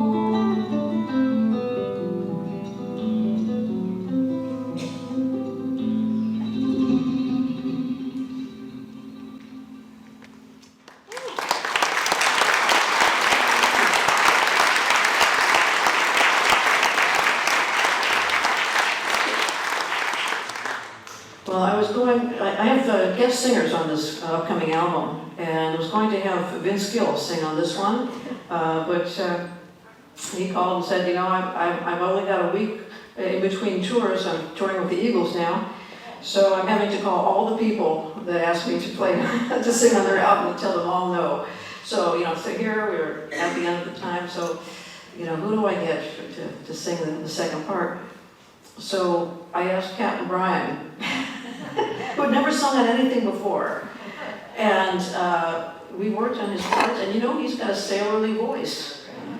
Well, he's a sailor, I guess, and so it will be, you know, really, really amazing to have him singing on the album here, taking Vince Gill's place, you know, on this tune. Oh, I should get in tune for this next one, because, well, several of the tunes I just played for you are on the Acoustic Chef CD, which is a cookbook with music for each recipe, of course. And Nisu is in there. Yes, my mother's recipe is second to none, except for maybe that Nisu that was upstairs today. And Gagel and Pirak, of course. And there's a recipe for strawberry salad, a very unique salad that was so good. I said it has to be in the book, but I mean, what music do you put with strawberry salad? And I remembered when my sisters and I were little, and my sisters and brother and I, we would sing in the car, and oftentimes we would sing a Finnish folk song called Mansika, which of course means strawberry. And so there we go, I had my tune. But what to do with this very short tune that was sung as a round? And then I thought, well, maybe I can play both my part and my sister's part on the guitar, do two parts as a round. And then I thought, well, maybe I'll change the key, maybe I'll do some on harmonics and some on the super trebles, and maybe I'll do a Bach fugal arrangement of it, and then put it in halftime. And I took this simple melody and turned it into something completely impossible to play. So this is Mansika.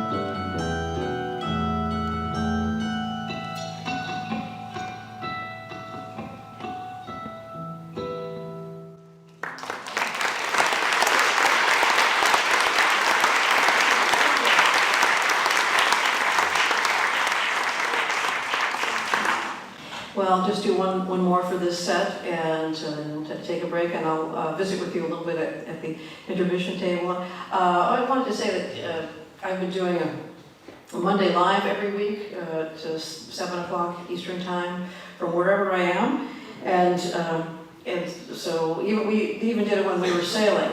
And so one time we were sailing, we were coming through Gloucester, and somebody responded on the text, it's on YouTube and Facebook, and said, "Hey, I'm in Gloucester, come and visit and I'll show you around." And that was Bob McClinchy, and he's here tonight. You can talk to him at the CD table. So we just made a new friend. He gave us this great tour of Gloucester, and so it made just such wonderful friends in the process of doing that. But I'll finish off this set with a tune that's dedicated to my grandfather. So I thought I should learn a Sousa March, but it's also a dedication to Monty Python's Flying Circus because it was the theme song. So this is the Liberty Bell.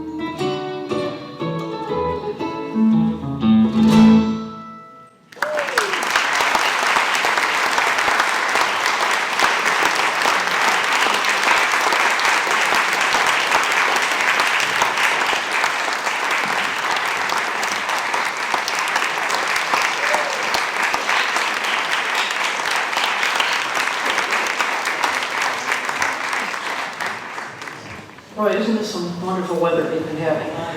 Yes. True joy. So I'll play one about rain. But it wasn't a bad rain. This is just a gentle summer morning rain. It's so gentle that it was making little melodies I was trying to capture. Something like this. Oh, wait a minute, you know what? Something like this.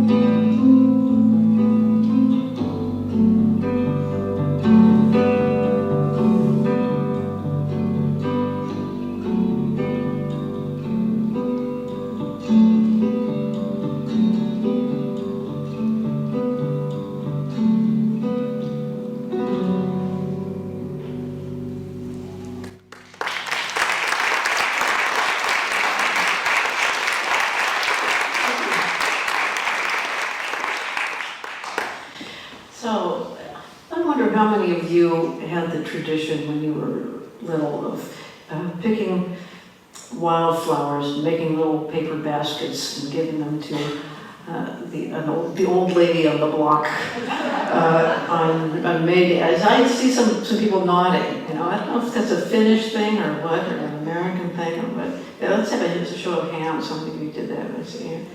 Okay, a few coming up here. All right. Yeah. I'd written this song called Dandelions. I actually wrote it for Brian when we were photographing the dandelions for one of the 2 front covers for the Nightlight Daylight CD, the one that lights up. So that was kind of my tour de force. That I was the CD with no maximum time limit, no maximum budget, whatever it needed. And so I hired the best photographer that I could find. And when I saw Brian's work, I just thought, that's saying the same thing as my music. Well, by the time we were photographing those dandelions, I realized I was falling in love. And we've been together ever since.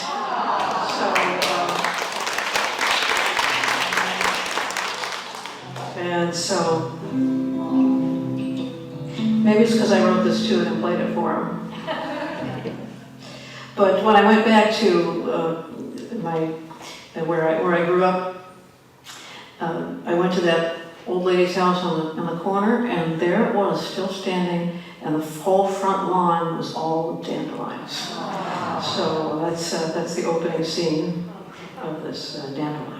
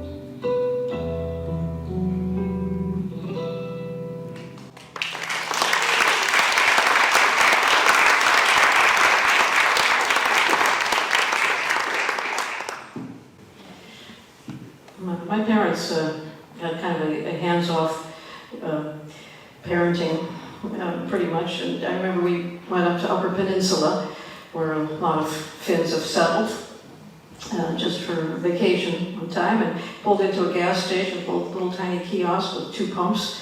And in that kiosk, there was a fiddle hanging on the wall. So I asked, does someone play this fiddle? This old man said, yeah, I play that fiddle. And he took it off the wall, and he told his wife to pump the gas. She was in curlers, pumping the gas there.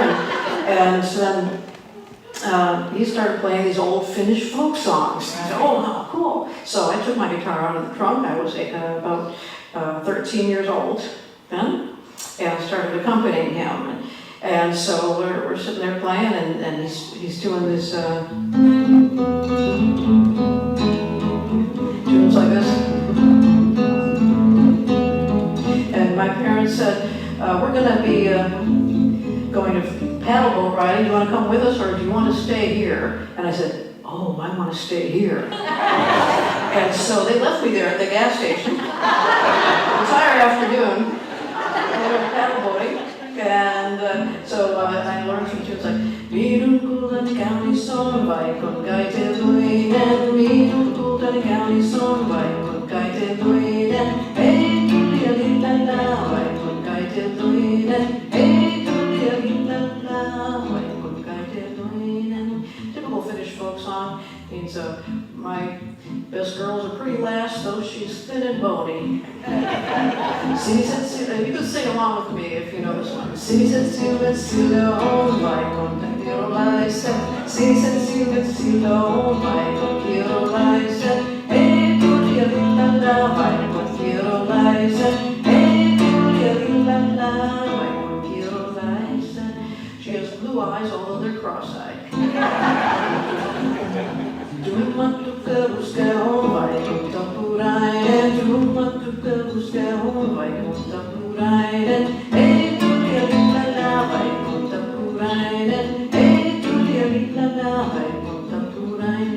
She has brown hair, although it's all messy. And so my parents came back with the rest of the family after paddleboating, and we were just finishing up our last verse of the last song. Toinen kuuteni sillä on, toinen on parempi, toinen kuuteni sillä on, toinen on parempi. Ei tulia lillalla, toinen on parempi.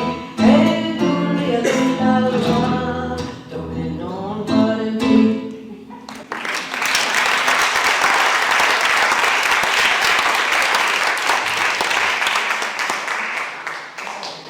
Well, I'll do another one from the upcoming Sailing Dream album. I don't know if you're interested, just send me an email. My top secret email address is muriel@murielanderson.com. And then we'll let you know when it's out, so pick up a copy. But it all started because I had a dream, and in this dream, I was at the helm, and the second part of the dream, I could hear this melody, this beautiful song. I looked around and I realized, oh, it's in my head. This is a gift. And when I woke up, I could remember the lyrics, the melody, the harmony, the 2 guitars, bass, and drums. And so it was just a beautiful voice singing. It sounded kind of like Susie Bogus, had a lovely voice. So I asked Susie if she would sing, and she said yes. So that I have the actual voice. So I've reconstructed the dream, and so that's the most exciting part for me in the recording is to have this dream come just exactly the way I heard it in there. And it's only the second time that I've had a completely intact song come in a dream. But I did change 2 of the words in the first verse, and I kind of fudged some of the words in the second verse. So I do consider myself co-writer on this tune. And I call this Sailing Dreams.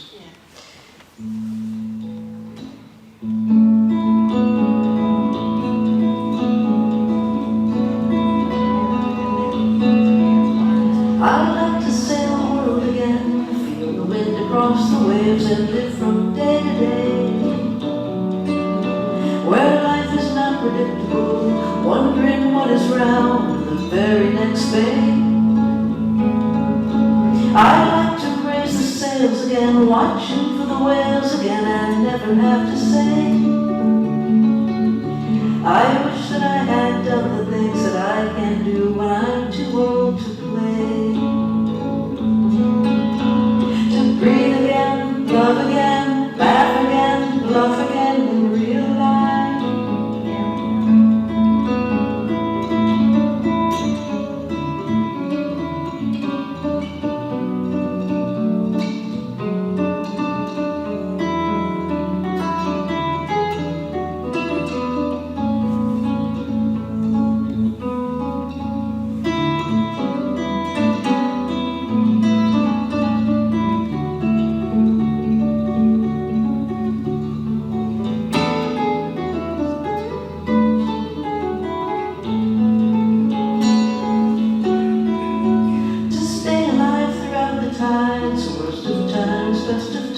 Follow right behind.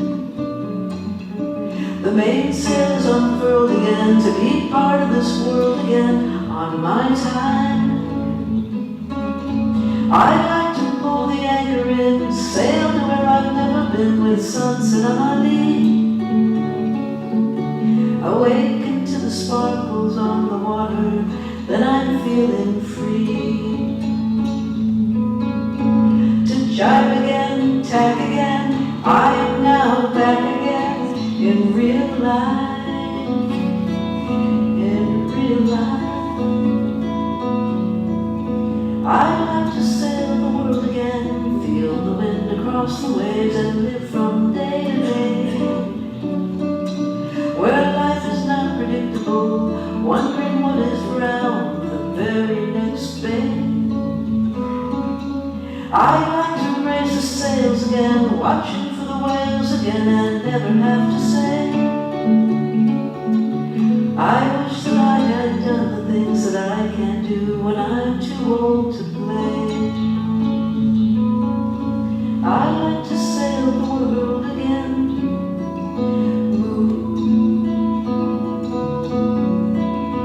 I like to sail the world again.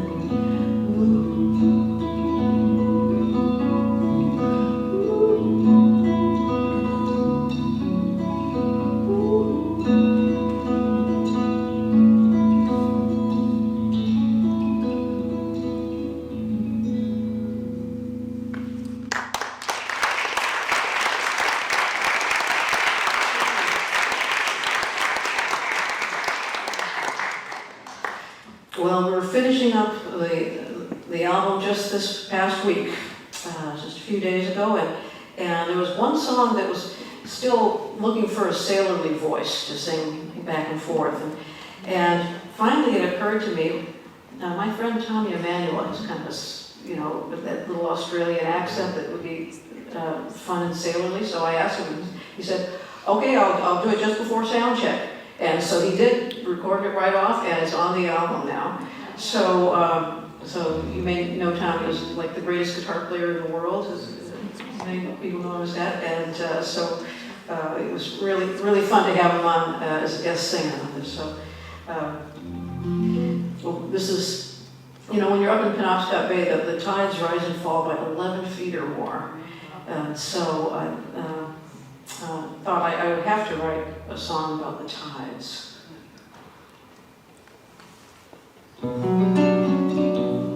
And actually, I'll play some of the parts that Tommy did and some of the parts that we did.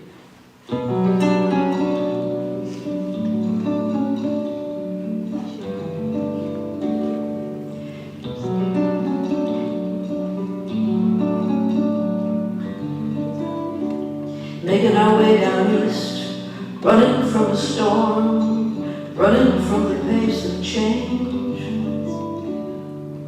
Halfway to Rock, upwind into port, that's Tommy, I dropped my anchor down and rowed to shore. When an old voice called from the pier, say there's something that everybody here knows. The tides will rise and fall, 11 feet or more, pull your tender hide on the shore.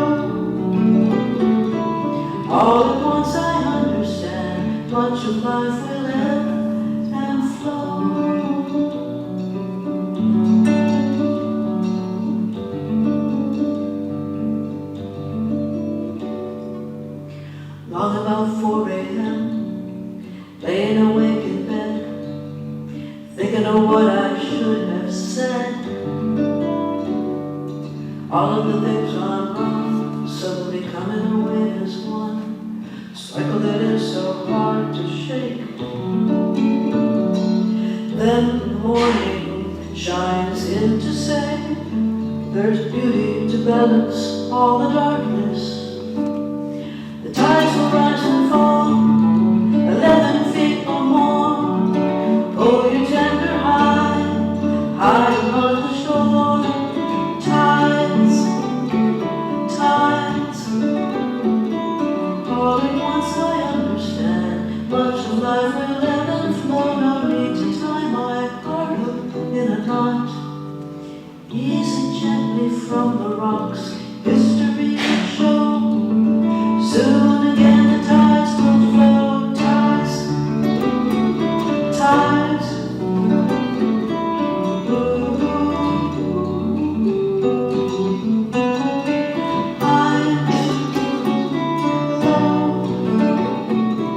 All at once I understand. Much of life will ebb and flow. Much of life will flow like tides.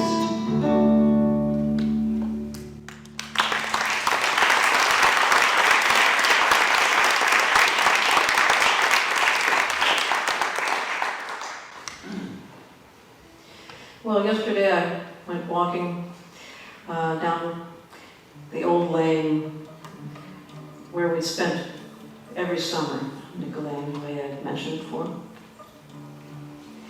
And I took some pictures and I went back and I put them into the AV show for today. So I inserted those. Just a little bit of my memories and just times in the life where there were just no worries, right? And I'll follow those with some scenes from the Gulliver. When you see their worries, you think, oh man, I've got nothing to be worried about. So I'll do this together with the song, Why Worry?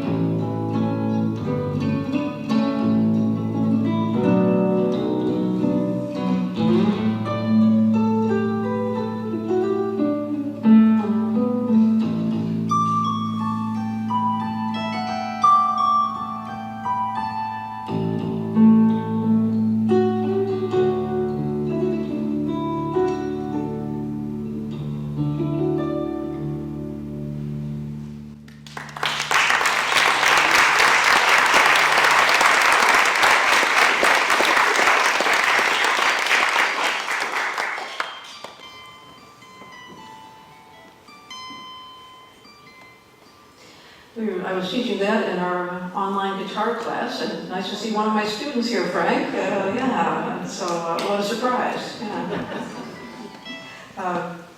So I remember when we were working on All Thumbs,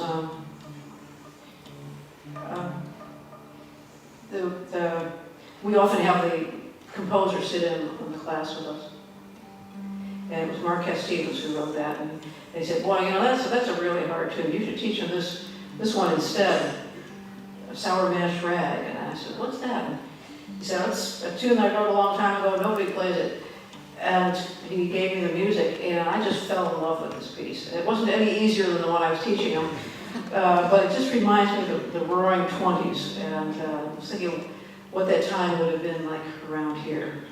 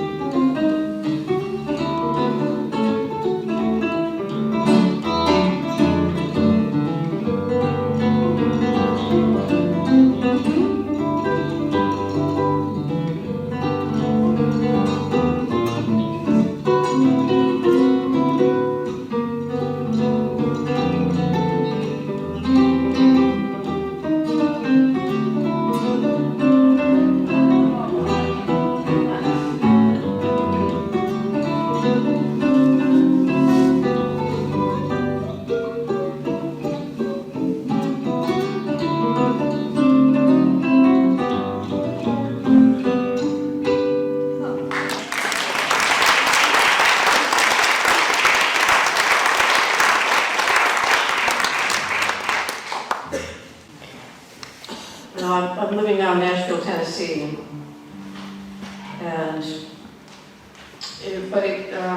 this tune, I didn't work it up in Nashville. It was when I was touring with a Latvian group, touring through Latvia, and it was one of those times where they said they were going to be touring Latvia and Russia by anyone who could play the banjo and the mandolin. I said, "Oh, I can do that." And then I learned really quickly. But it was an interesting tour. I was there in the back of the bus and wondering, okay, I wonder if I can make those banjos and the mandolin sounds and the fiddle sounds on the guitar, or in this case, the harp guitar, since that's what I had to do. So I came up with a little modification of a banjo technique that kind of sounded a bit like a clawhammer banjo. Kind of like this.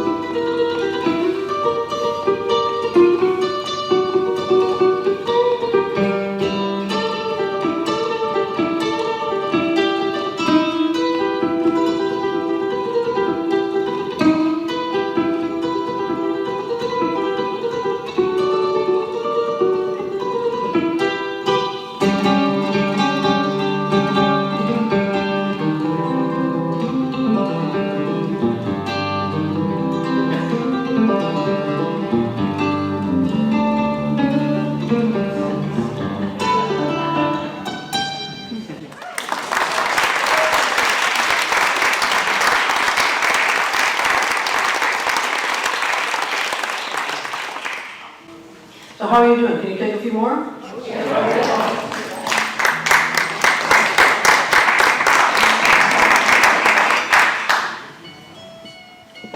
I'll tune the super treble sound. So this is actually not part of the instrument. This is attached with bungee cord technology.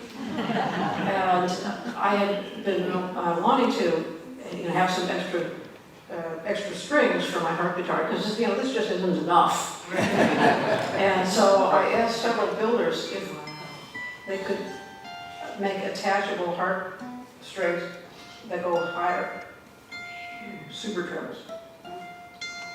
And so finally, Lucas Brunner in Switzerland came through and built these, so he's now calling them Muriel trebles.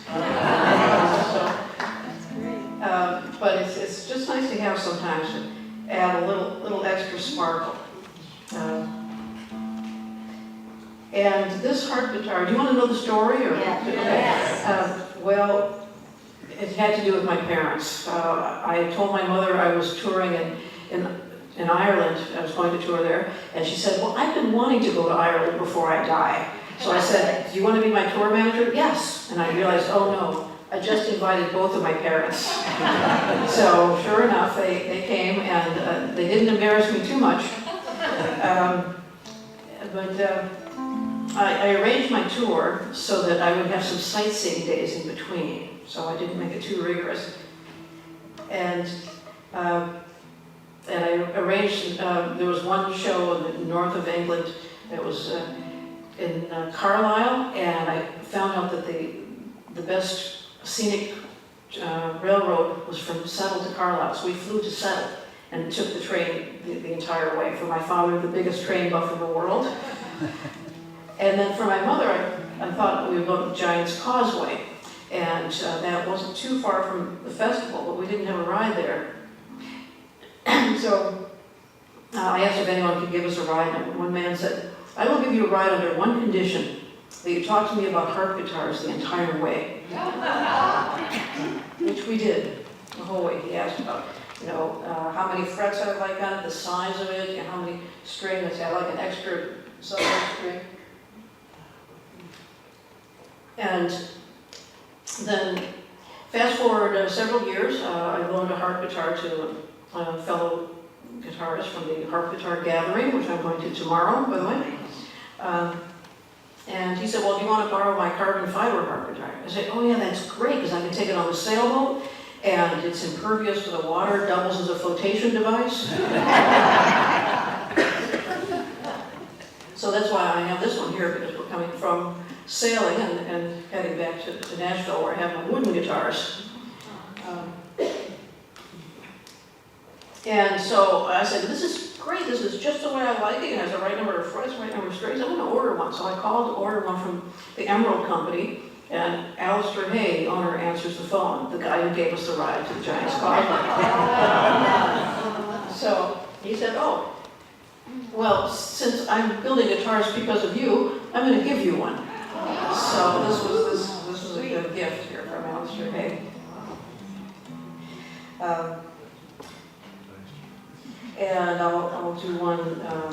I was thinking of what to play for you today.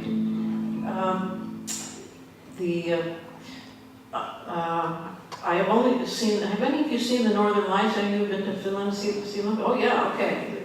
I think wonderful, you too. That's one thing I would really like to see. I came this close to being able to see them, but just missed them by a bit. So I think that that's definitely in my future. So I'll play this tune for you called Night Lights. Oh, let me check my sub basses. Oh, sure enough. Good thing I checked.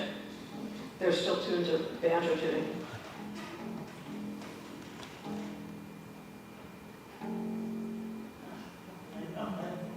There we go.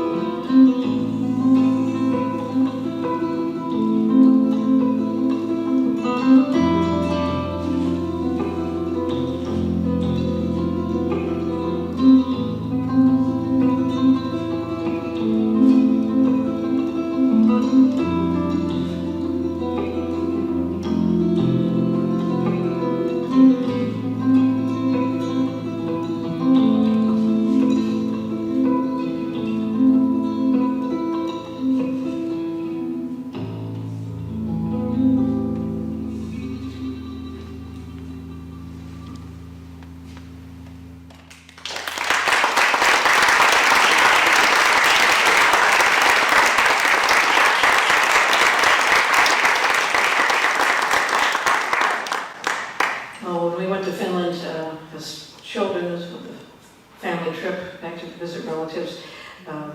We were up in the north of Finland, and we got to stay awake to see the midnight sun. Well, we made it about to the 11:30 sun at that time.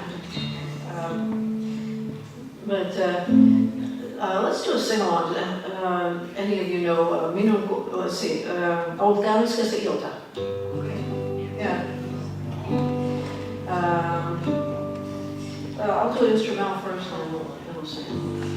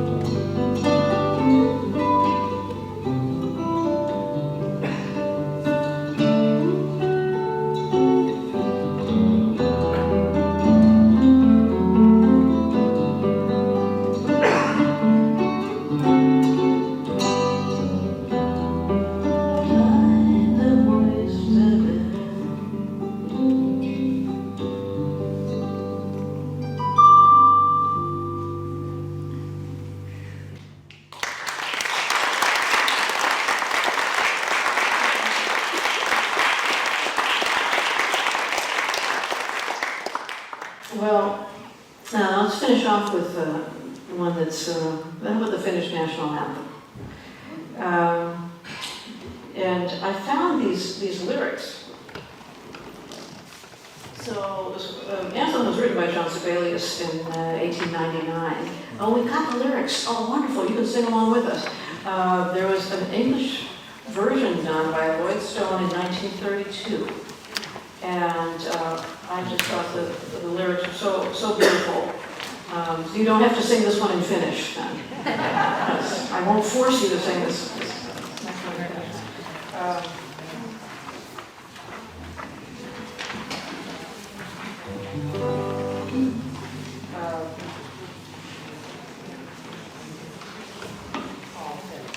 And they're just as appropriate today as they were back in 1932. So, I'll start with a little introduction. Sing out to the melody of Finlandia.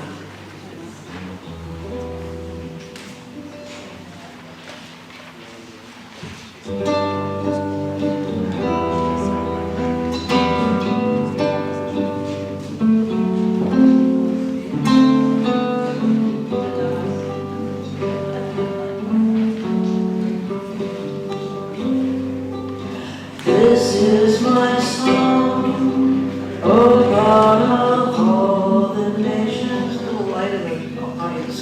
A song of peace for lands afar and wide.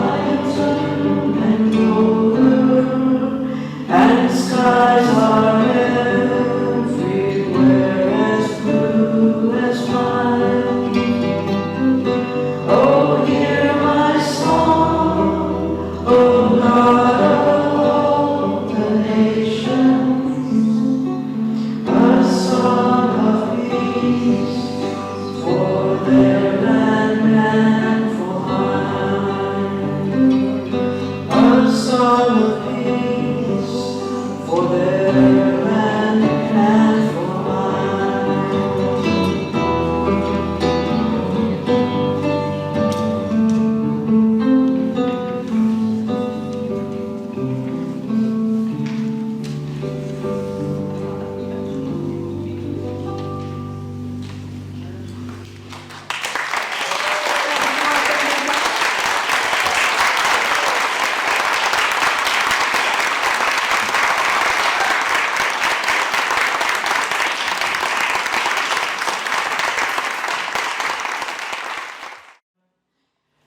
My first inspiration was,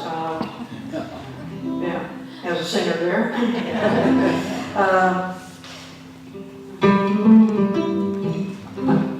We would sing folk songs, of course, many Finnish folk songs. And then I heard some Earl Travis tunes. And I was hooked. Now, if that doesn't make you want to play guitar, what does? And we had my grandfather's old Victrola. Still have that in my living room. Still works, never been serviced. I wish I was like that.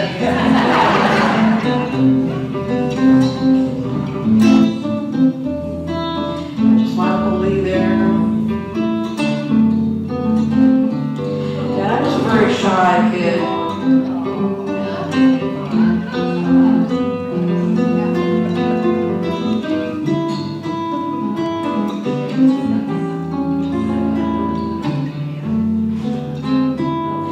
And about the age of 8, got this guitar, and my parents gave me a Doc Watson album.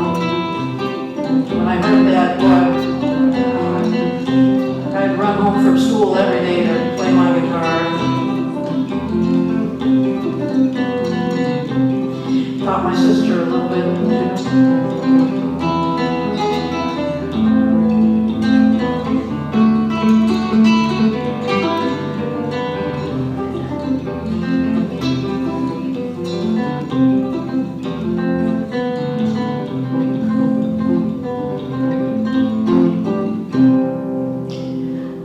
And then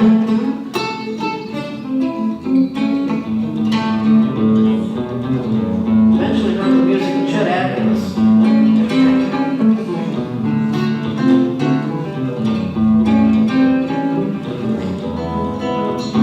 And joined the school jazz band.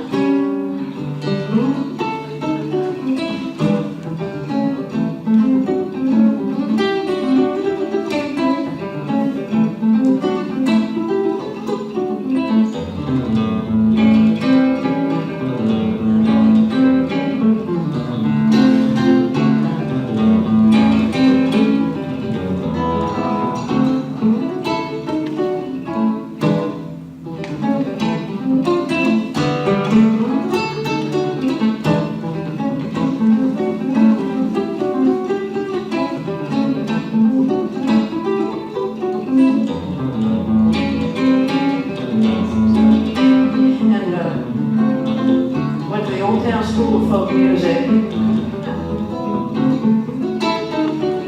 Started a little bluegrass band called Wildwood.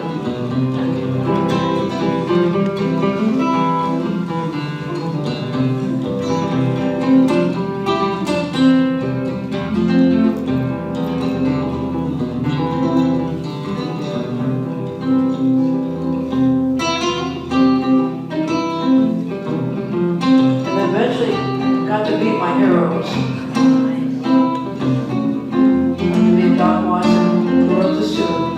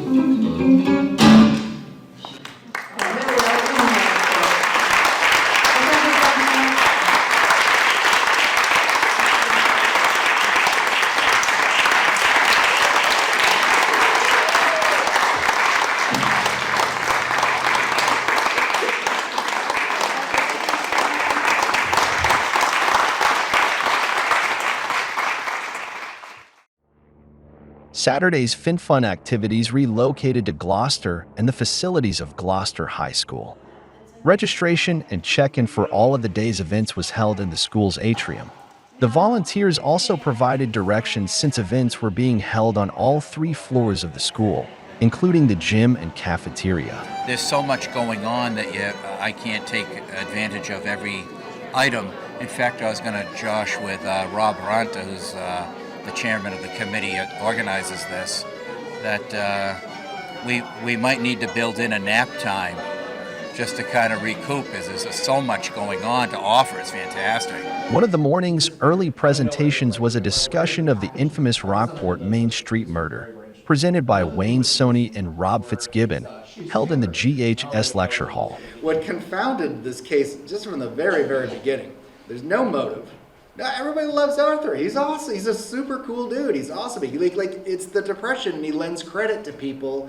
You know, he took your granduncles to Boy Scouts. I mean, he's just a good guy. And so why would someone want to kill him? So there's no motive. There's no weapon. Nobody knows. There's no suspect, and there's no arrests. So the case goes on for basically 10 days, and they can't solve it. Meanwhile, in the main auditorium, Valerie Nelson, Sarah Clark, Sarah Swift, and Hilary Joy Virtanen presented Our Finntown. The Finnish-American Cultural History series was co-produced by the Lanesville Community Center, Capan Finns, the Gloucester Cultural Initiative, Moving Art Gloucester, the Rockport Community Theater, and supported by the Finlandia Foundation National, Capillo Caro Finspark, St. Paul Lutheran Church, and the Gloucester and Rockport Cultural Councils.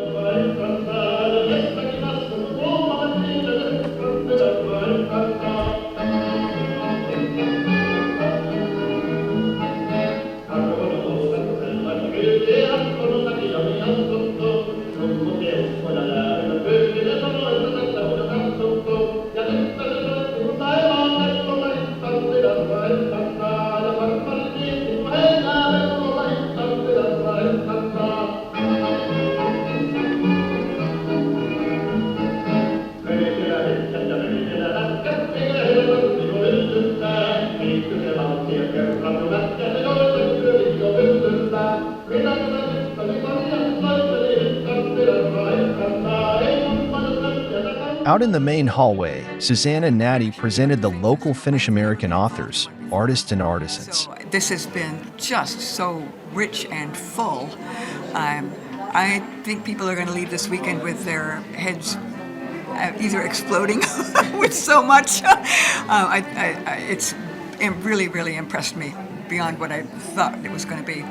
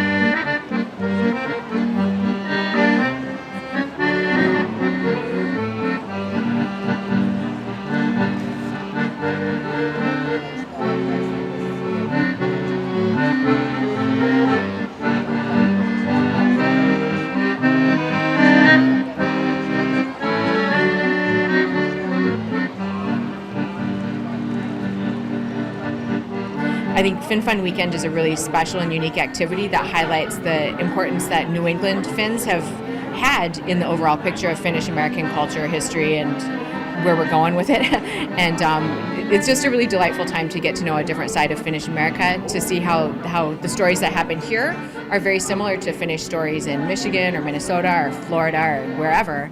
And that, we have a lot in common, and we have a lot to celebrate and a lot to learn from each other. So it's just the name says it all, Finnfunn. It's a great weekend.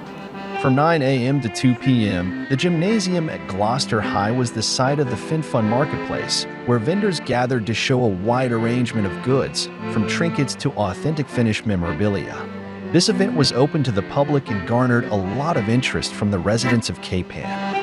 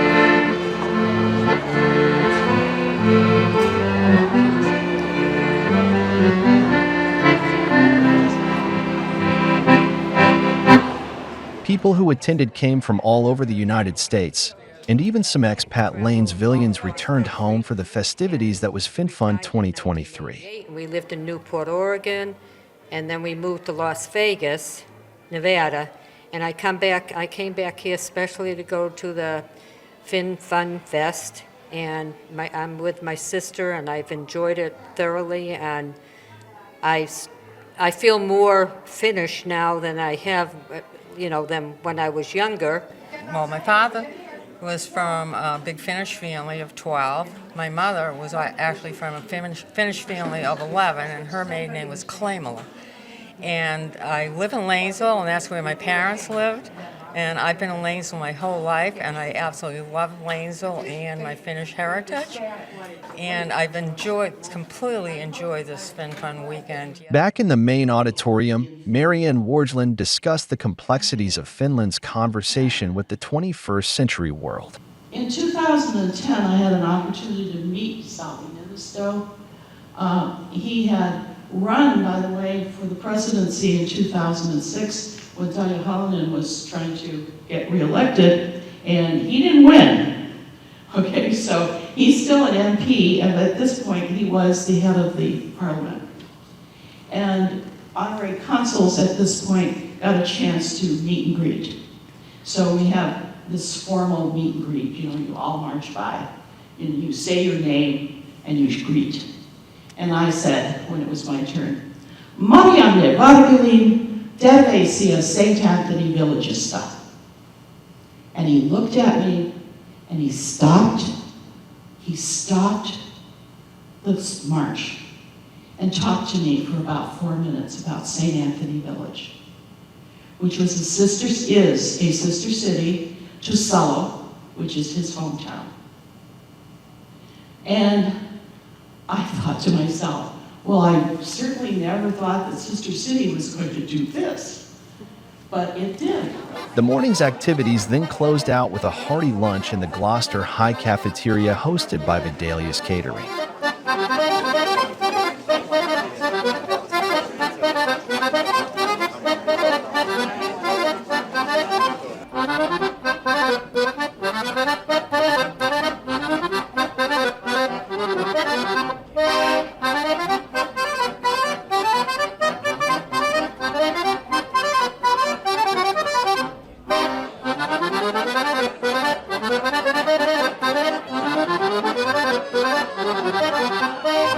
Finnish immigrants brought their culture, customs, and traditions with them.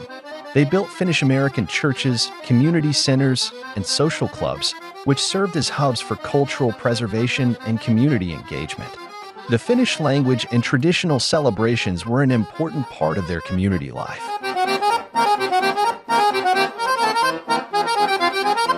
It's because of this dedication to family, history, and heritage that events like Finnfunn have continued to flourish and gain popularity each year.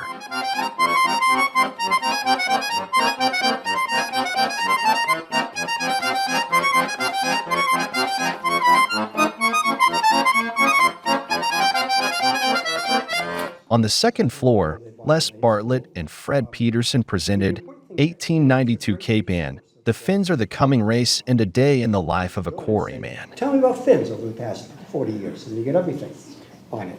I'm not disputing anything that you're saying.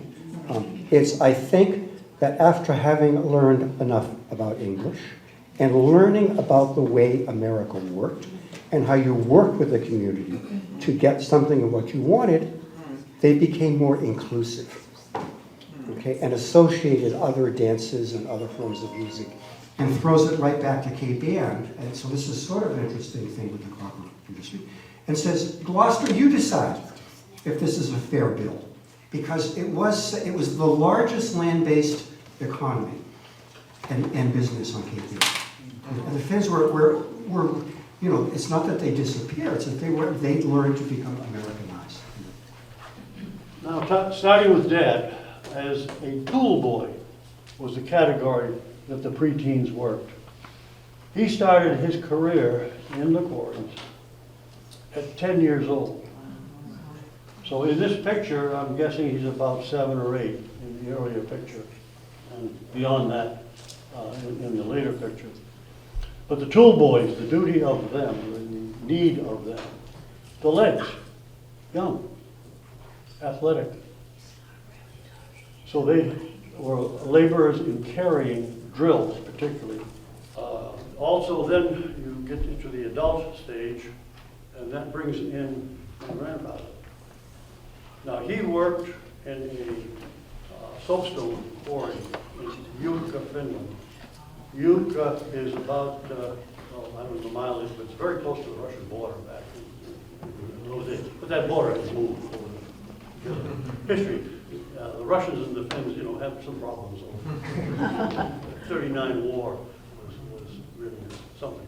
Meanwhile, in the Gloucester High Auditorium, Sharon Franklin Rockinen presented Reds and Whites, The Road to Independence and Civil War. But now a riot broke out. The riot spread. The factory workers in the city heard the rioting in the streets. They hadn't had bread in 2 days. It's the same group of people.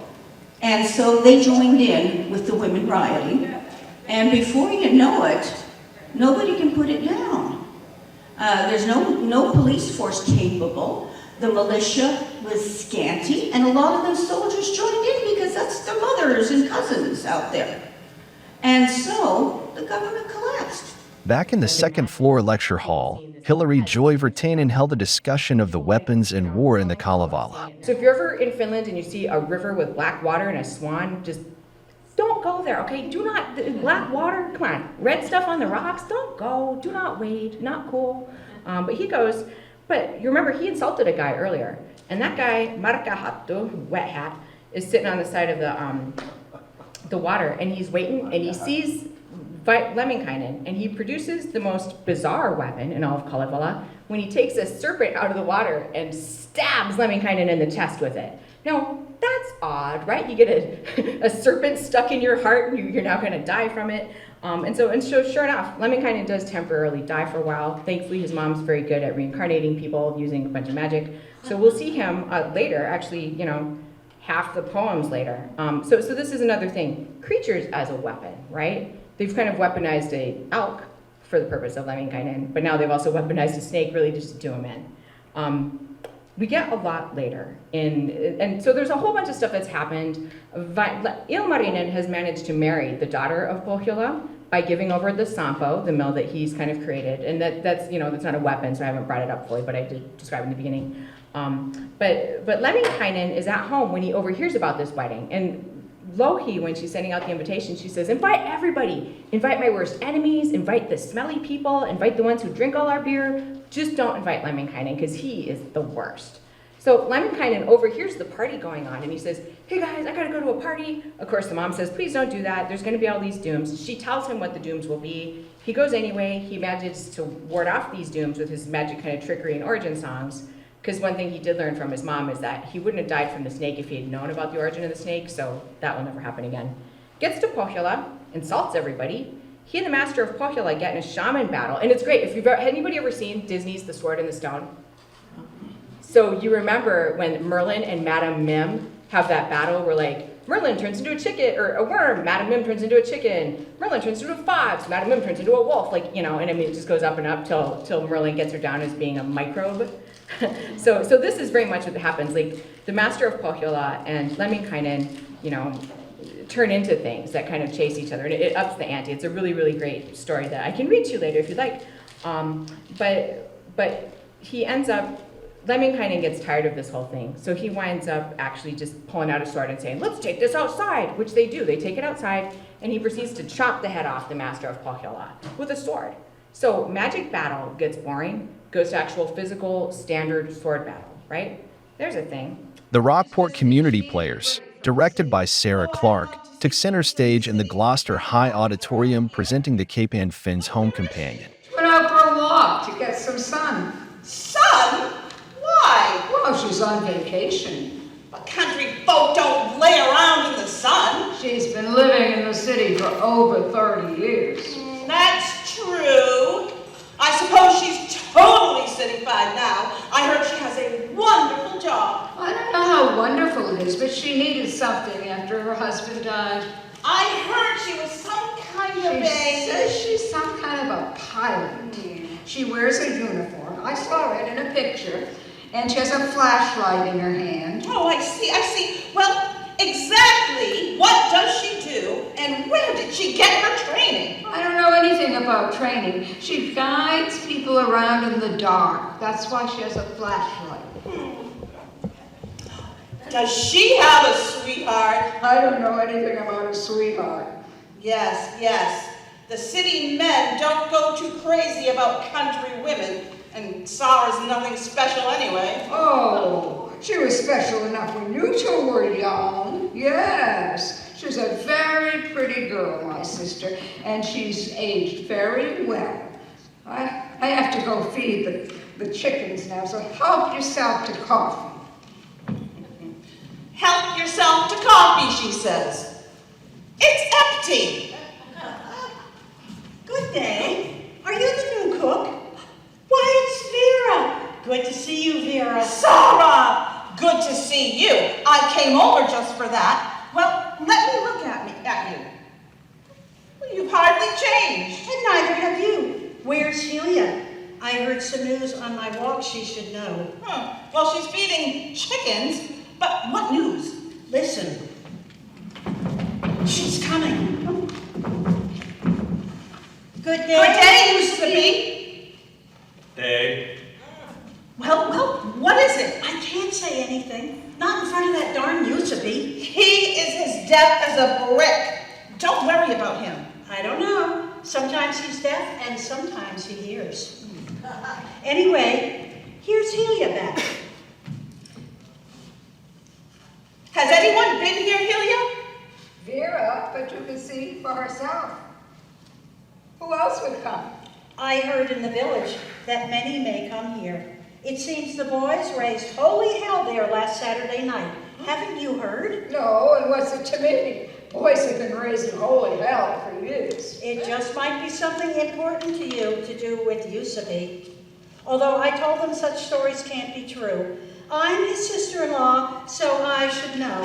That's what I said. What in the world are you talking about? They say it's Yusufi's fault that the boys are acting up. Yusufi's fault? How could it be his fault? They say he's cooking stuff, although I said he can't be. Cooking? Cooking what? That's what I'd like to know. Cooking what? You know.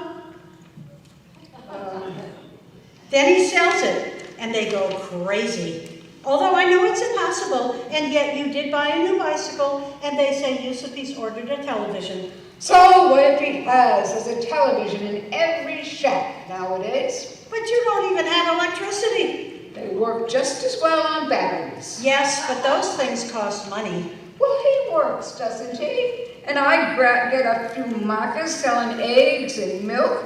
Besides, there's only the two of us here now. Yes, but they're coming here anyway. Who? The police to search. Oh, my Lord! That's what I say. Oh, my Lord. What are they looking for? Ask your husband there. I told them they'd be wasting their time. Did you say the police?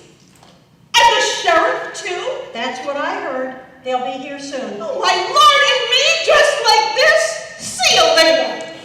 What's the matter with her? She's not selling hooch too, is she? Oh, don't be ridiculous. No one is selling hooch. Not Vera and not Giuseppe either. Vera went off to change because the sheriff is a widower. So she wants to get onto her Sunday dress. Oh, Lord, I'm a widow too. And I'm not in my Sunday dress either. I'm going to change too. Giuseppe, did you hear what they said? That you're cooking something? What? That you're cooking some illegal stuff. Rough? What do you mean, rough? I didn't do anything to them. They ran off by themselves. I said cooking. Cooking. Oh, you mean coffee. Should I have cooked coffee for them? No, the police are coming because you're bootlegging. What? I can't yell at him any longer. Today he's worse than usual. Oh, I wonder if it is true. I wonder if he's really been working at the mill or out there at his still. Oy. Oh, look. Oh, Lordy, they're here already. They're here. Good day, Hilliard. Good day. Whatever brought you out here? I'll go get some water to make your coffee. Good day, Giuseppe. Good day, sir. They say he's deaf. Good day, Mr. Pakala. Day.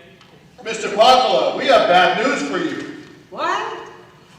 We have bad news. It's been reported to us that you are operating a still in the woods and selling... What? He's deaf. You have to yell. Can you hear? Yes, it's very clear. A very clear day. I said, can you hear? You've cooked and sold. No, it's not very cold. It's rather warm, really.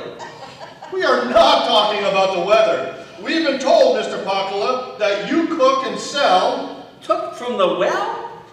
Well, what of it? The water's mine. Can't you hear us at all? Heard that about the water in the well. Didn't make any sense to me. Nothing to do with well water. What we're saying is you've been pushing hooch. Pooch? We don't have a dog. And if we did have one, I wouldn't be pushing him. That is no way to treat a dog. No, we are talking about your guilt. My quilts? Nothing wrong with my quilts. The old lady just aired them last week. Not quilts. Guilt. You are guilty of bootlegging. It has been reported to us that you, Giuseppe, have sold. Yeah, we were just talking about the cold. I thought it was warm. It's a good day for haying. When did it turn cold? Oh, I give up. Let's search the place. Look under the bed. Watch out. It ain't too nice under there. If you want to clean it up, take a brush and newspaper. That's what the wife uses. Uses for what? What? What? She's picking up what? Cat shit.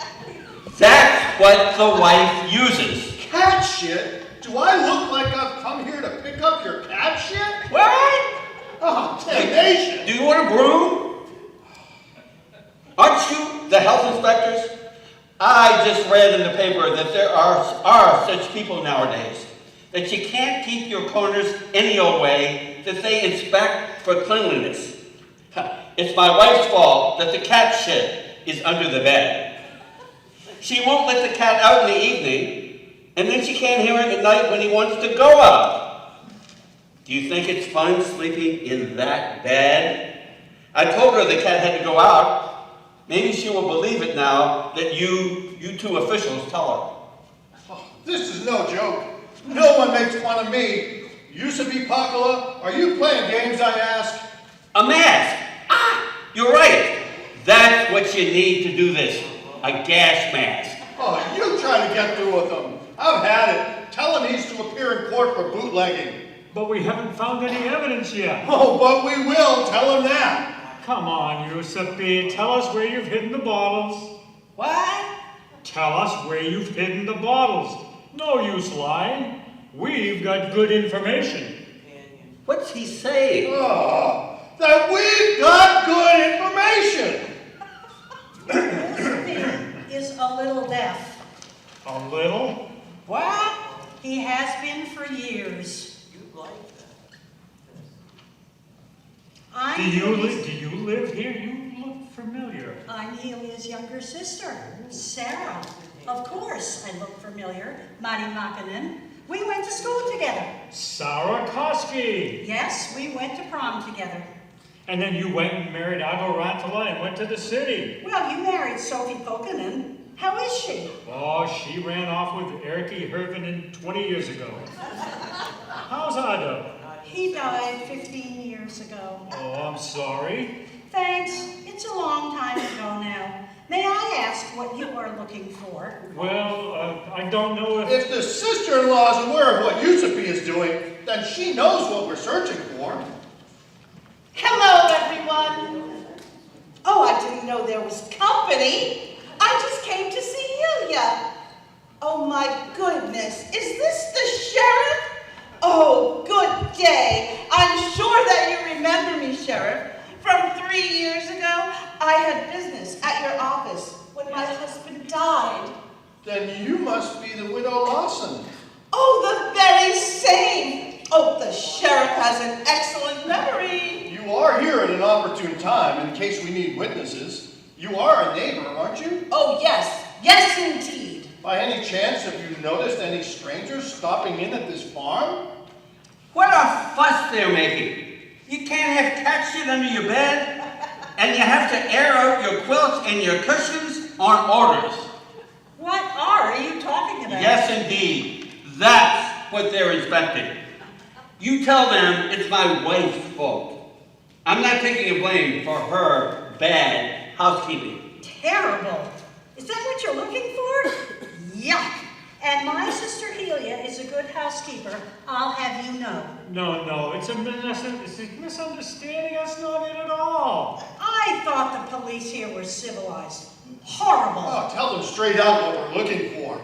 We've had reports that Yusufi is operating an illegal still. Oh my Lord, whoever said that, it can't be true. Oh, no, it can't be true. Oh, you haven't noticed anything then? Nothing at all. And I'm not the sort to be involved in other people's business. Oh, we've got to continue searching. The barns, sheds, everywhere. Let's go. Yes, let's go. I really don't understand what you're looking for. Well, it's a sad business, but there are reports and we have to do our duty. We don't enjoy it, but you understand. Oh, horrible. Something bit me, and it's gone down my back. Oh. Hey, here, turn around.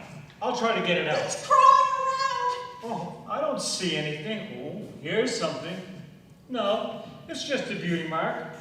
Has she got dirt on her back? Didn't she just come up from the lake? It's nothing like that. What?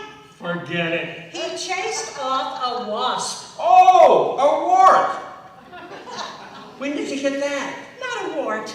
Oh, Eusebi's deafness makes my head ache. I've got to go help the sheriff in his search. You could search my bedroom for a start. Well, yes, that's a good idea. Let's start in your room. Let's go then. Right. Cat shit. Damn it, let them find it. What's happened to the officer? What? Oh, what, and always what? Damnation. Have you got something caught in your throat? Oh, certainly not. Where is the officer? He's out stroking a wart, I think. What in tarnation? I'm leaving. Oh, how clumsy of me to just walk on and not fall into your arms. Excuse me. Oh, it's nothing. Anyone can trip. How is it that Vera's hair smells so nice? Vera smells nice all over. Oh, it's because I use Channel 5. I take care of myself like they do in the rest of the world. Oh, it's a wonderful scent. And how is it that your cheeks are always as rosy as a schoolgirl's? Oh, Sharon, you're teasing me. Vera, what is this supposed to be? Oh no, they've seen us. Oh, whatever will become of all of this? What could become of it? It happens sometimes. It's a misunderstanding. Yes, I was only teasing. Come on, Maddie. Let's go back to our search. Now listen here, wife. There's a new law now that says, out with the cat at night. This gentleman here, he's a health inspector, and he forbids it. And the quilts and the cushions have to be properly aired. They're inspecting for cleanliness. You get it? Oh, my blessed Lord, you're not really inspecting for that sort of thing, are you? No, it's a misunderstanding. He found more piles under the bed. I offered him a newspaper and brush, but he wouldn't clean them up. That's your job. Don't tell me that the sheriff is poking around under our bed for something like that. Doesn't the law have anything better to do? Oh, my goodness. I'm telling you, my beds, their bottoms are so clean that you could eat off them, and that the law better stay out of my bedroom and my beds. Oh, tarnation! Please, try and control yourself, missus. That's not why I was looking under your bed. But you were looking in any case. Oh, let me explain. We have been told that Yusufi is making alcohol in the woods, and we have come to do our duty. Yeah, let her have it.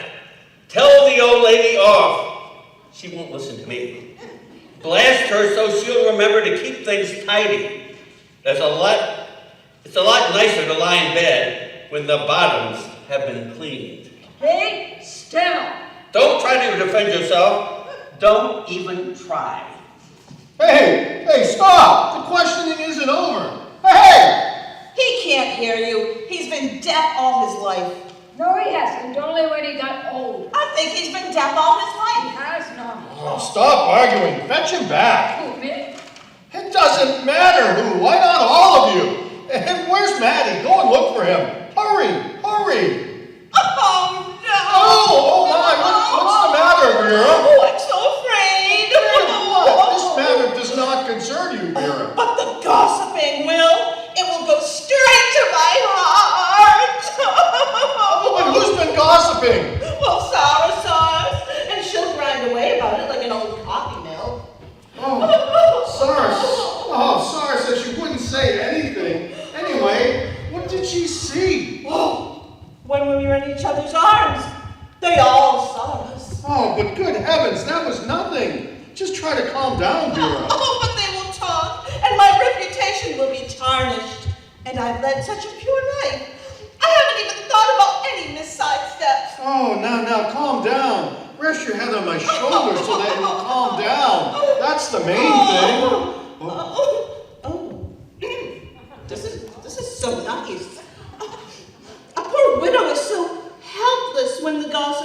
right in. Oh, me. Does my hair still smell nice? I guess it does. Yeah, yes, lovely. And what about the other, the channel? Channel? Yes, there is a nice odor floating about.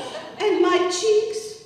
Are they still as rosy as a schoolgirl's? Oh, yes, indeed. You know I never lie. Oh, the sheriff knows how to comfort a poor widow. Hey, Sheriff, what are you up to? Oh, it's nothing, absolutely nothing. Vera was feeling badly. And now she's feeling pretty good. Isn't that nice, Maddie? As nice as it was in the bedroom. Really? Now, listen here. This is a misunderstanding. Don't worry about it, Sheriff. It's completely natural. Vera is really very nice. Nice. Very nice. Just like you, my little kitten. Really? Oh, my what? I feel so orphaned when I realized that all that evil gossip was spread around like wildfire when Yusufi goes to town. What gossip? That I was seen in the sheriff's arms. By accident, of course. Was Vera in your arms, Sheriff? And that's what happened. And they misunderstood, and I've been morally so careful and perfect. I'm not going to tell anyone, Vera. And who will believe Yusufi? Besides, it's easily taken care of. If the sheriff were to take Vera into his arms forever, take her for his own, then her reputation will be preserved. Now, hold on there. Listen, Maddie. What in the hell has happened here? Didn't we come down on official business, not to look for wives? Sure we did. But what's happened has happened. Because Sarah was here. Yes, I'm from the city, you know. But my heart has always been here in the country. And Maddie here. I really don't know what to say. And we did search in your room for so long. Search? Search for what? For what we came to find. Did you search together? Uh-huh. Oh, I'm so confused. I don't understand. And I regret all that gossip! Oh, please don't start again, Vera. Oh, there's that nice scent again. Well, what did you call it? Channel. That's a wonderful perfume, I know. Is that what I smell on you? Yes, and the bottle is so pretty. Really? Uh-huh. Want to see it? They seem so happy. But poor me, what if Yusufi tells? Oh, the gossips. Oh, don't think bad thoughts, Vera. Everything will clean up soon. Do you really think so? Oh, my Lord. Is this what official business is nowadays? Hanging on a woman's neck as soon as the public eye is turned away? Nothing bad has happened here. Yes, you are a cad. Shame on you. I would not have believed this of you either, Vera. Well, didn't I tell you that this would happen? Oh! Why cry over this? If the sheriff's intentions are honorable, then all will be well. Are your intentions honorable, Sheriff? Damn it! I don't know. I guess they are. Yes, of course they are. Oh, how wonderful! What is the world coming to? Health inspectors, cat shit, sheriffs hugging widows? Where's Sarah and the policeman? Looking for a bottle in her bedroom. What did you say, a bottle? Oh, they're so happy. They're looking for a bottle of perfume. Oh, perfume. Oh, Well, what do you say, Sheriff? I guess our search is over. I think we found what we came for, or do I misunderstand?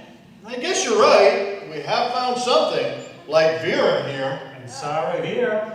What does all this mean? Maddie and I are... Together again after 40 years. Look, Giuseppe, Maddie and Sarah are together again after 40 years. What? They're looking for 40 years? After 40 years, we're getting married. Sure, take her. But let's all agree that my old lady has to be taught. Out with the cat at night. Since the health inspectors are here to tell us everything has to be kept tidy and clean. And we're going to buy you a hearing aid, by hell. Sure. By Try the catabelli. Then the old lady will remember to put it out at night. I'm making some coffee. Who wants some? Oh, well, I think the sheriff and I will go to my house for it. Coffee. Why not? What else is there to do? Goodbye now. Drop in anytime. Bye. Bye. Congratulations. You put the coffee on Helia, and we'll get the good china. Come on, Maddie. It's in my bedroom. Oh, sure thing. I've got to get some water. Josephine, we're here for the pooch. Indicate. How much do you want?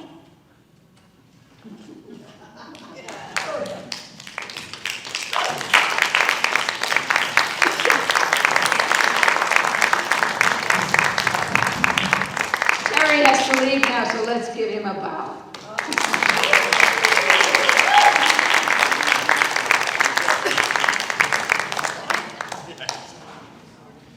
Tonight's show is also brought to you by Cape Ann Finn Coffee, the coffee that perks you up. It's heaven in a cup. If you need to keep awake, it's the perfect coffee break. Cape Ann Finn Coffee, the universal remedy for sleepy folks on land and sea. Folks of every breed and hue, drink this universal brew. Cape Ann Finn Coffee, so good, there is no last drop. Find it on your grocer's shelf in the familiar blue and white tin with Ollie the always awake owl reminding you to give a hoot and drink it down. And now we present the Finn who would not take a sauna. In northeast Minnesota, what they call the Iron Range, where men are men, and that is that. And some things never change. Well, winter stays 9 months a year and there's no spring or fall. And sometimes it is so cold, the mercury cannot be seen at all. Where you and I, we normal folks, would shiver, shake, and chatter. And if we used an outhouse, we'd grow an extra bladder. But even when it's coldest, when our feet would have no feeling, those Iron Rangers get dressed up and go out snowmobiling. Out across the frozen land and make a couple stops at Gino's Lounge and Rudy's Bar for whiskey, beer, and schnapps. And then they go into a shack that's filled with boiling rocks that's hot enough to sterilize even Iron Ranger socks. They sit there until they steam out every sin and every foible.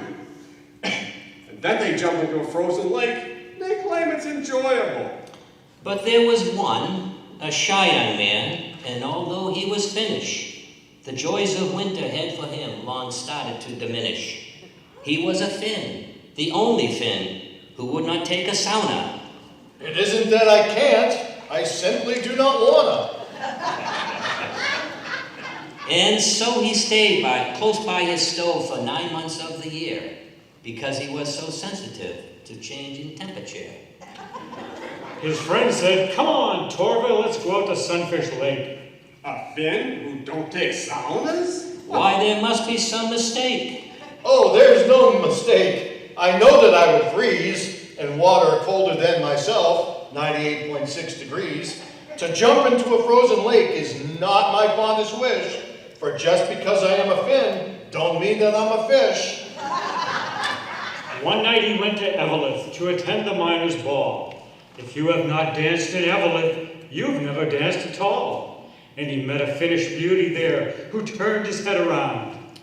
She was broad of beam, and when she danced, she shook that frozen ground. She grabbed the young man in hand and swept him off his feet and bounced him up and down until he learned that polka beat. She was as strong as any man, she was as fair as she was wide, and when the dance was over, he asked her to be his bride. She looked him over carefully and she said, you're kind of thin, but you must have some courage if it's true you are a Finn. I ain't particular about men, I am no prima donna, but I would never marry one who would not take a sauna. They got into her pickup truck and down the road they drove. And 15 minutes later, they were stoking up the stove. She had a flask of whiskey, they had a couple toots, and went into the shack and got into their birthday suits. She steamed him and she boiled him until his skin turned red. She poured it on until his brains were boiling in his head. To improve his circulation and to soften up his hide, she got a couple of birch boughs and she beat him till he cried. Oh, couldn't you just love me now? Oh, don't you think you can? It's time to go outside and show you are a man. Straight away, because he loved her so and thought his heart would break, he jumped right up and out the door and ran down to the lake. And though he paused a moment when he saw the lake was frozen and tried to think just where in the snowbank his love had put his clothes in. When he thought of his true love, he didn't have to think twice. He just picked up his frozen feet and raced across the ice. And coming to the hole that they had cut there with an axe, putting common sense aside, ignoring all the facts, he leaped! Oh, what a leap! And as he dove beneath the surface, it thrilled him to his very soul and also made him nervous. And it wasn't just a tingling cold he felt from limb to limb. He cried, "My love, I'm finished. I forgot. I cannot swim." She fished him out and stood him up and gave him an embrace that warmed his very heart and made the blood rush to his face. Oh, I love you, darling. I love you with all my might. And she drove him to Buabik and he married her that night. They live happily to this day, although sometimes they quarrel. And there we guess the story ends, except for this, the moral. Marriage, friends, is not a banquet. Love is no free lunch. You cannot dabble round the edge, but each must take the plunge. Though marriage, like that frozen lake, may sometimes make us colder, It has its pleasures too, as you may find out when you're older. It has its pleasures too, as you may find out when you're older.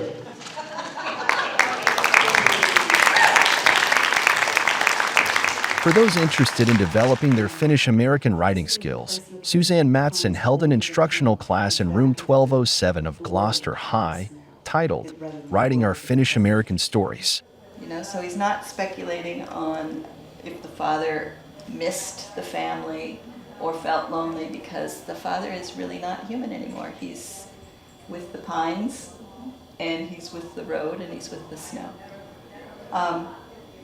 So it's the family that is going to be feeling the human emotions, right? Not the father. So, a very common kind of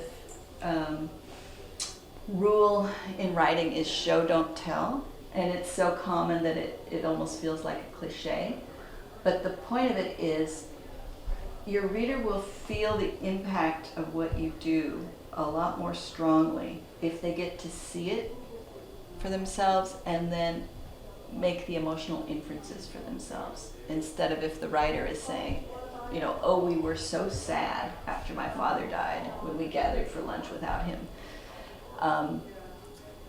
His absence was so pointed and so real and so painful. He doesn't tell us any of that. He just shows us how they assembled, how they cooked, how they assembled in their usual places, except for the mother was in a slightly different place. And then it's like, and my father is here now. As the afternoon activities wound down, the Finnfunn attendees gathered back in the Gloucester High cafeteria for a hearty dinner, provided by Vidalia's Catering.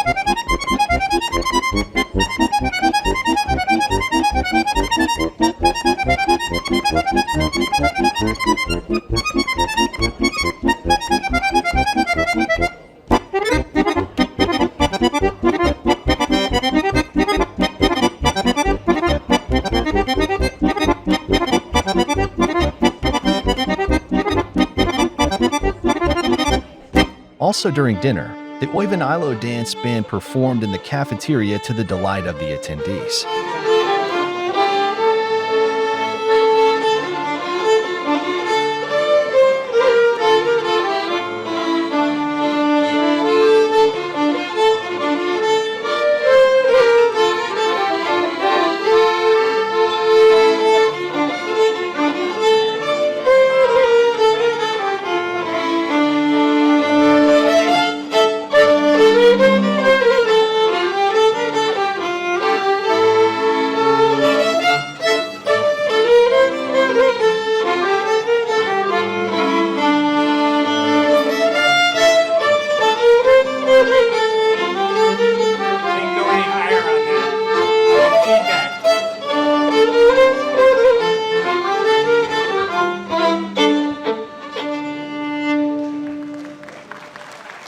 Back in the auditorium, the evening festivities got underway with the Gloucester Sea Scouts presenting the colors under the direction of Robert Palazzola. Council Chair and Ward 4 City Councilor Valerie Gilman bringing best wishes and a proclamation from Gloucester Mayor Greg Verga, and the Mom Mei and Finlandia Chorus performing Share the Music and Friends.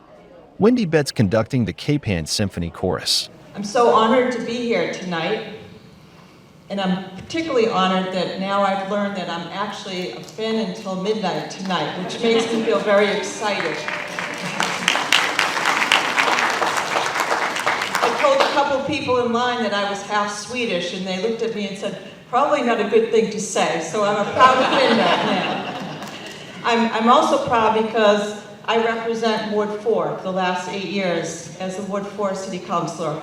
And I've been so involved with the quarries, with the industry, quarries, history, all the people at Lanesville Community Center and Lanes Cove, and I'm just proud to be here. So I was excited when Mayor Berger asked me to give the proclamation on behalf of the city. So, Finnish American Day, October 28th, 2023, a proclamation. Whereas some 12 families from Finland originally settled in Gloucester around Lanes Cove in the 1860s, and those Lanesville Finns sent back word that drew many more Finnish to the shores in quarries of Lanesville, Pigeon Cove, and Rockport. And whereas by 1900, Cape Ann hosted the largest Finnish community in New England, and most of these same Finns made Cape Ann their new home, became citizens, and reared their families into the present generations. And whereas Finns created a vibrant community centered around nature, sisu, sauna, church, the halls, summer festivals, dance, athletics, theater, music, and the arts. And whereas over 300 of these Finnish American descendants have founded an organization, the Cape Ann Finns, in order to preserve and to share the culture of Finland, Finnish America, and the local Finn town. And whereas the President of Finland, Sauli Niinistö, is an honorary member of the Cape Ann Finns, and whereas the Cape Ann Finns is hosting the 31st Finnfunn New England weekend in partnership with the Gloucester 400th and anniversary celebration. And whereas Finnfunn Weekend, Cape Ann is the local Finnish Americans' contribution to Gloucester's quadricentennial that in part spotlights the ethnic groups that helped shape Gloucester. And now, therefore, standing in for the Mayor of Gloucester, Greg Berger, I hereby proclaim October 28th, 2023, Finnish American Day in honor of Finns and their rich history in Gloucester and on Cape Ann, and of the activities that Cape Ann Finns has undertaken to preserve and make known their culture. Given under my hand and the seal of the City of Gloucester this 28th day of October 2023, signed Greg Berger, the Mayor of the City of Gloucester. And I'd like to present this to Rob, and thank you all.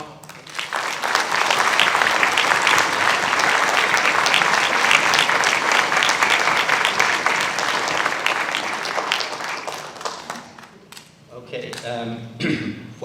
occur next is the chorus will sing the national anthem, and then during that time, the Gloucester Sea Cadets will be an honor guard during the singing.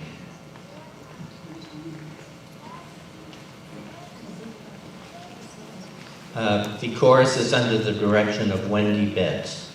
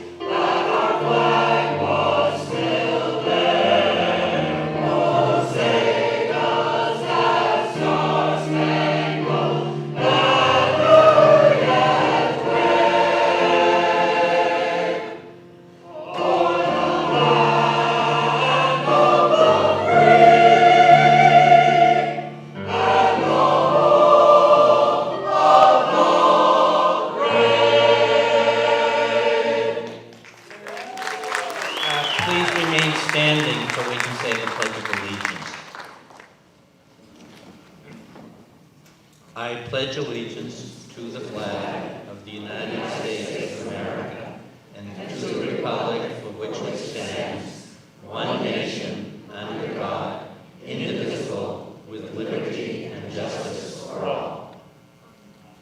You can be seated. As the Gloucester Sea Cadets exit, the leader is Robert Pelazzola.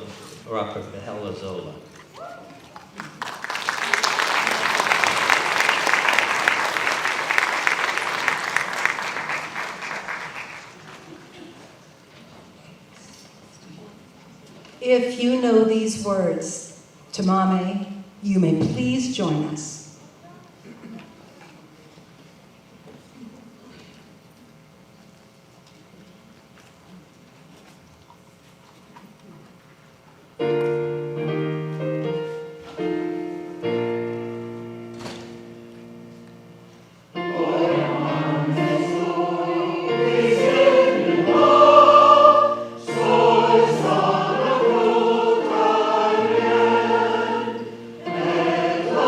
So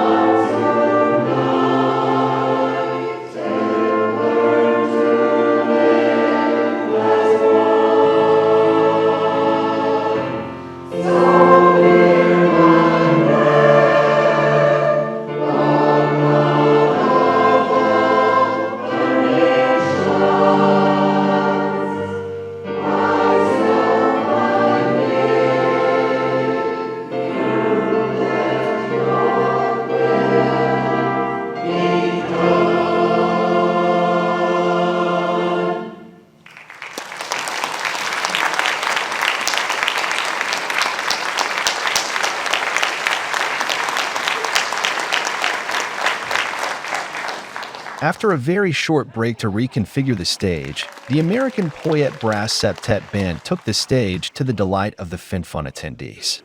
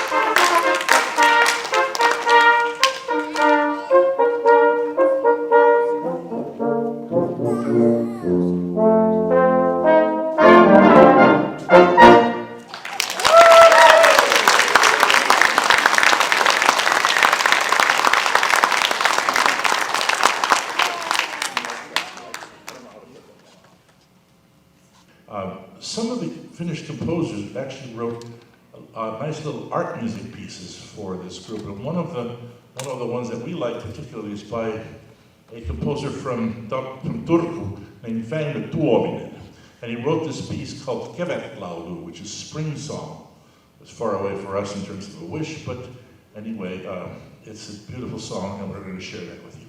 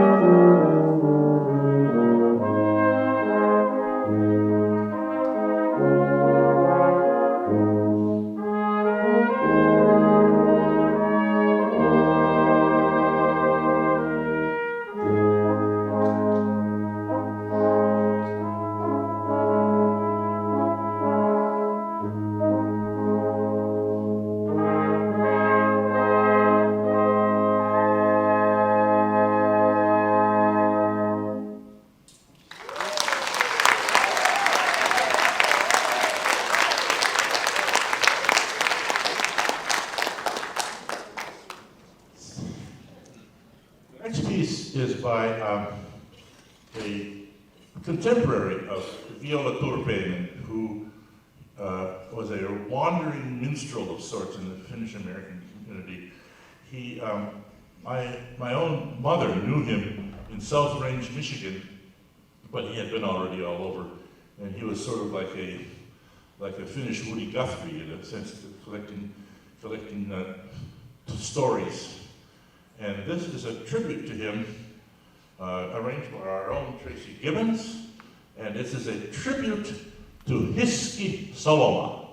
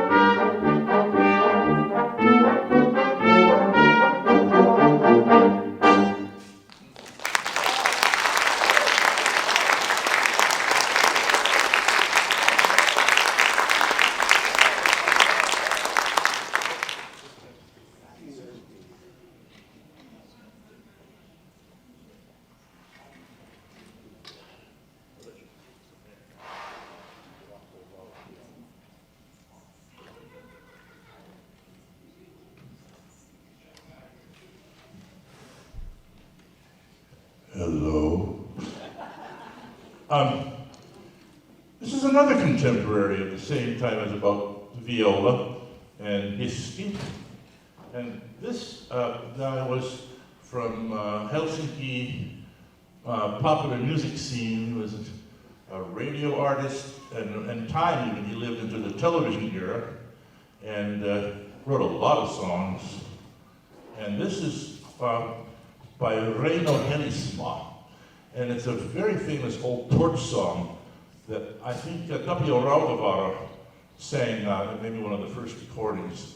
It's called Rockport, which translates roughly as by the peat fire flame. It's the story perhaps of a young Finnish couple that have gone up into Lapland, into a retreat to discuss important matters of their future and to enjoy each other's close company. And by the fiery flame in the little cabin, and you could just use your imagination from there.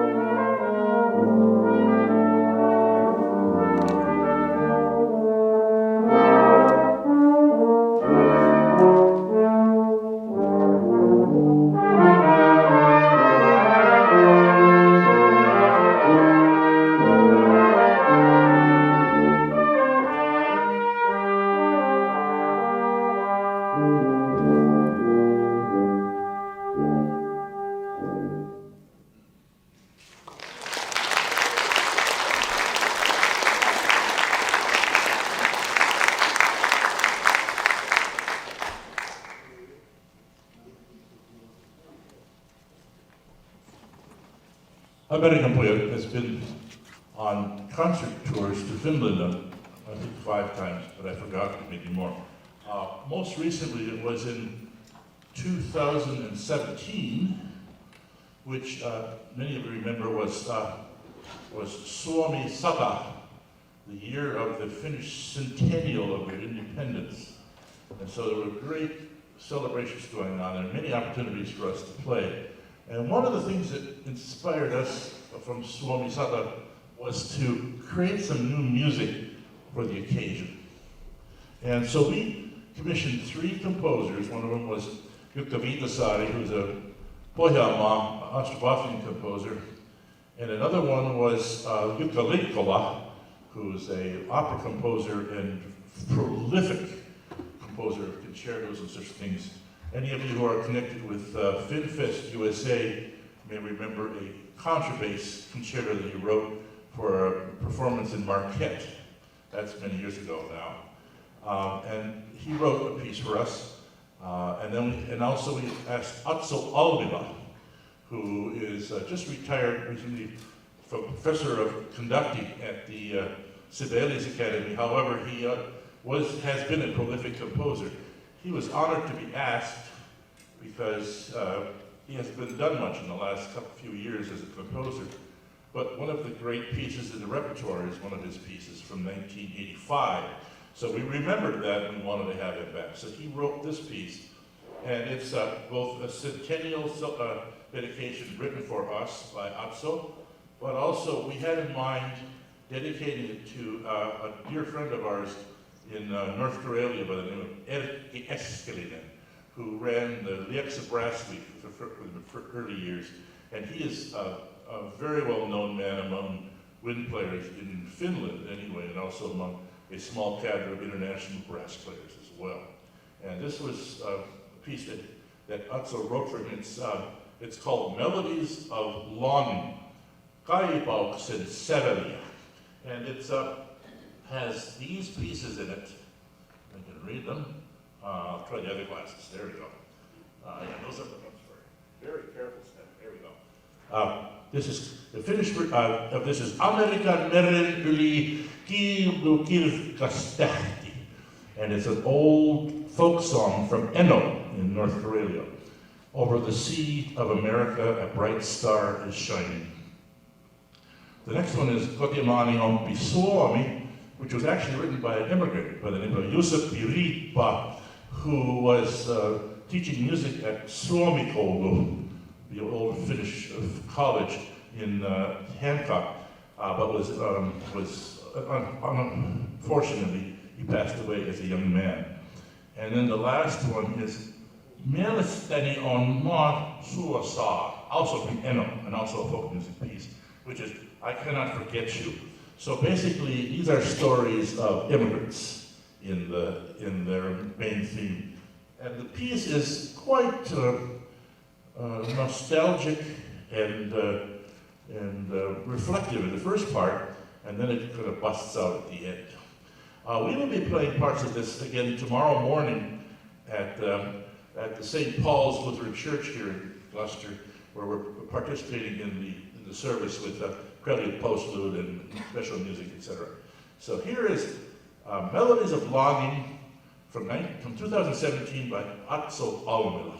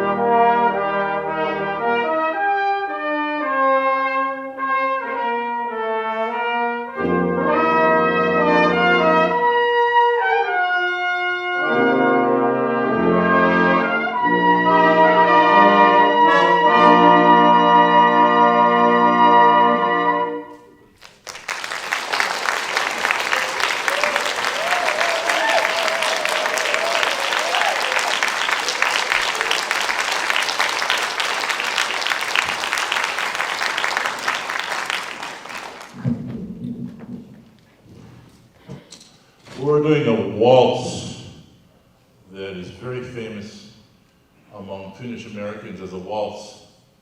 The Finns don't know it as a waltz at all. They just know it as a song that came originally from the Central European district. And it was O Starais Excellenzen. Never in waltz form. But I think viola may have something to do with this, but I'm not sure. Anyway, it is now established as a Finnish-American piece.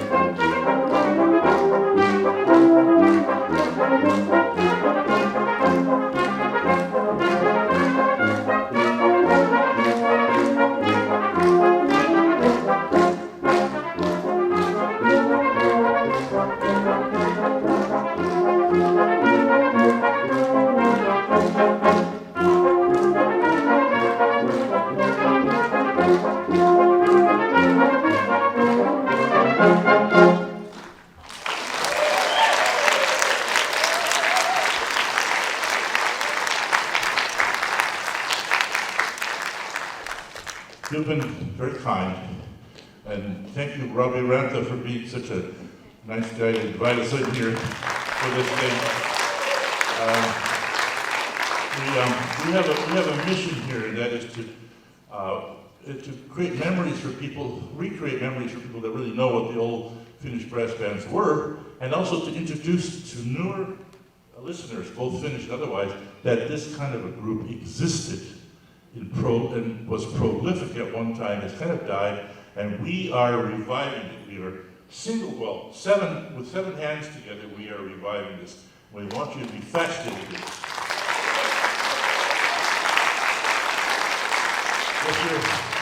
If you're fascinated enough, you can come and see us in the lobby, and we'll have a couple of CDs, and I particularly recommend, actually, I can only recommend the Christmas CD, because all the other ones have been sold already since we've been here. But we've got those, and we've got some books. Those of you who are musicians may want to have some of the sheet music available. Anyway, we're going to end this with a march. That's the idea. Are you not happy with that? No, that's good. I mean, do you want me to go on for another 20 minutes, or what do you want, Robbie? Well, then you can do that after we're off the stage, right? Okay. What? You want to get the raffle, do you? No, okay. All right. Okay, so we're going to do this very famous march, which is not Finnish, and you'll recognize it right away.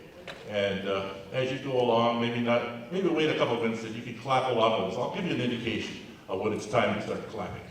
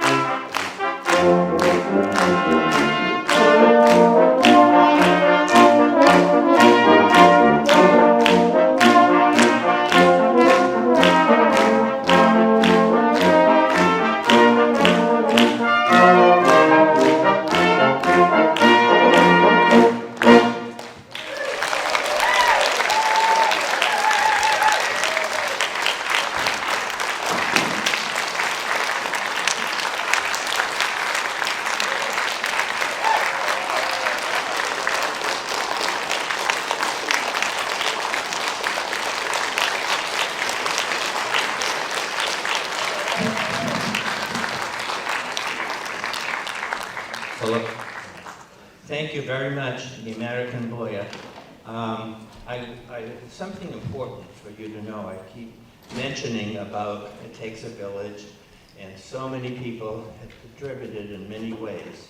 Well, I think at least 6 of the septet are from Minnesota or in that area, and they came to the Capian Finns and to Finnfunn weekend at no cost. So why don't we give them a round of applause?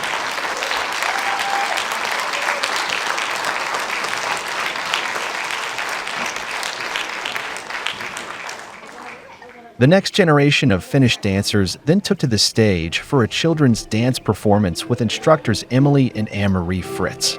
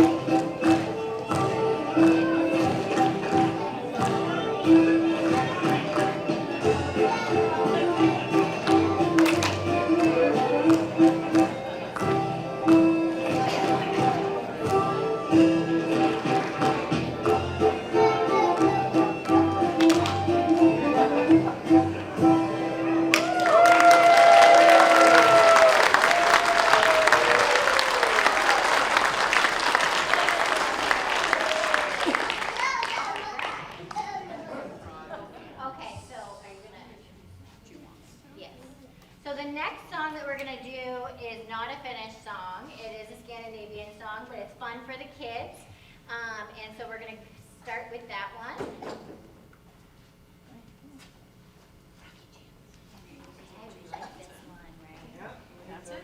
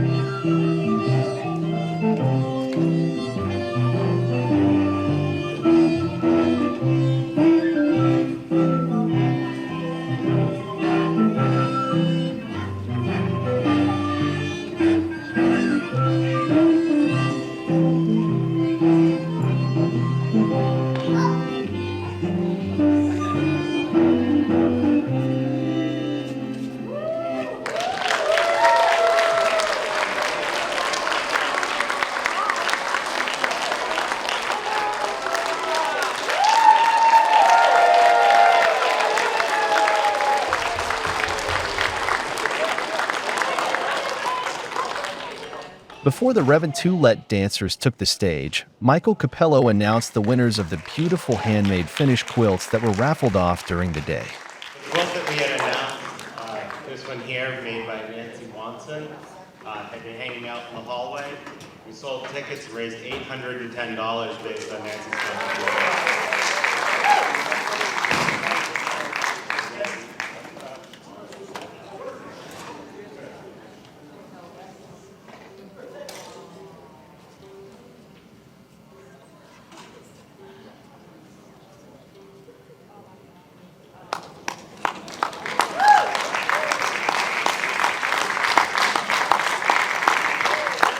To close out the evening's performances, the Reventulette Finnish dancers out of Fitchburg, Massachusetts, performed traditional Finn folk dancing, attired in period Finnish attire. The director is Leila Luopa.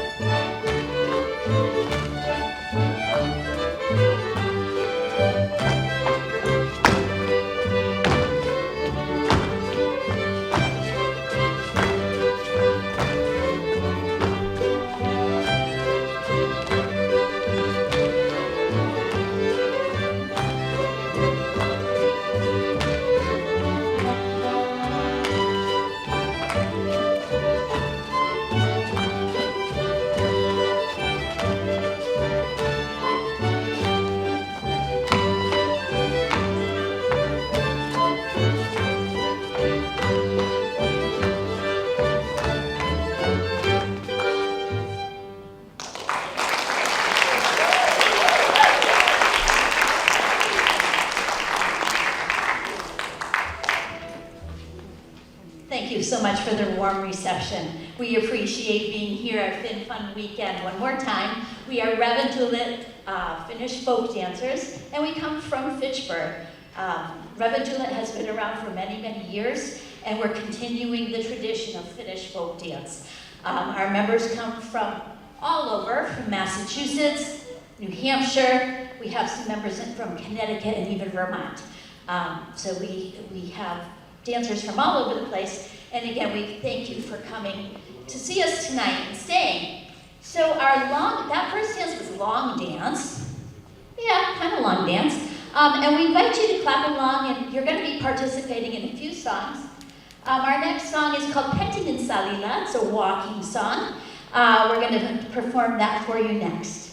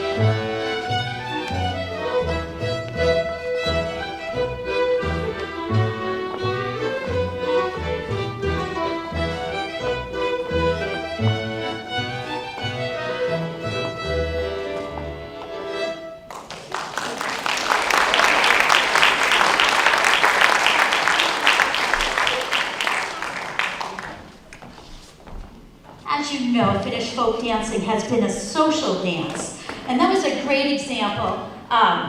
Dancers, you can stay, okay, yes, go ahead, sit down. That was an example of a social dance where you start with one partner and kind of advance on to the next one, and everybody has a great time. We're going to...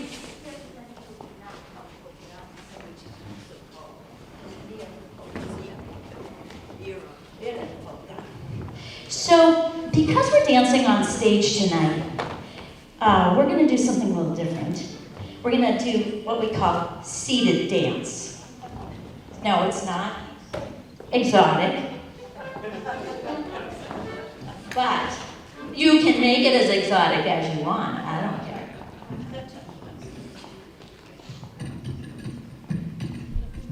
And this will be your audience participation part.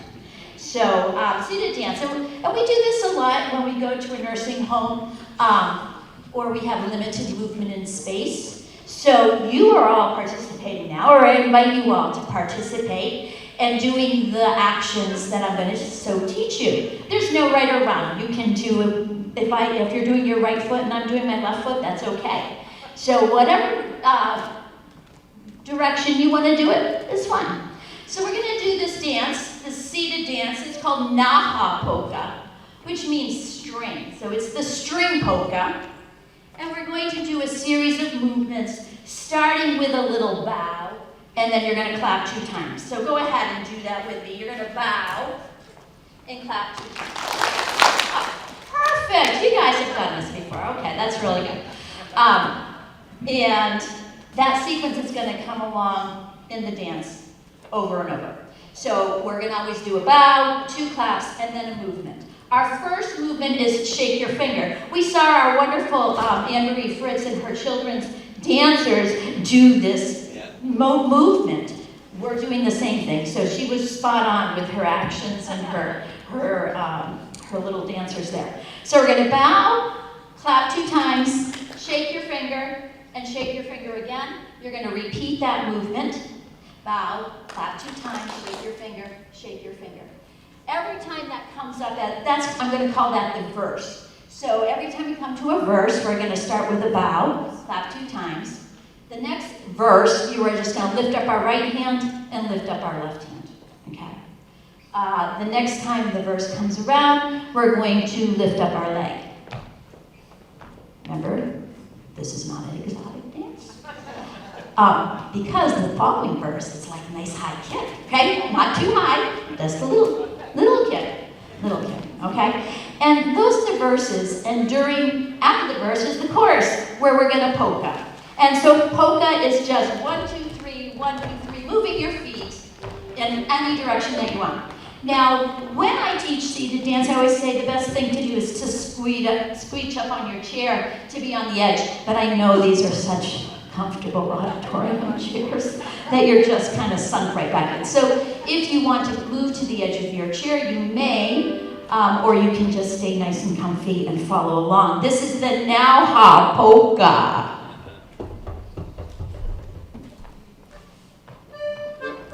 Start with the bow and clap. Bow, clap, finger, finger, bow, clap, finger. Time to polka. 1, 2, 3, 1, 2, 3, 1, 2, 3, 1, 2, 3, 1, 2, 3. Get ready for raising your hands. Bow, clap, right, left, bow, clap, right. Polka time.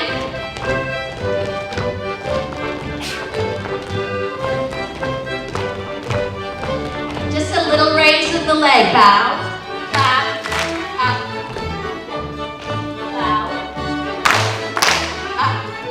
Polka time. You can add a little clap if you want when you polka. All right, the legs swings. Kick it. Kick it. Polka.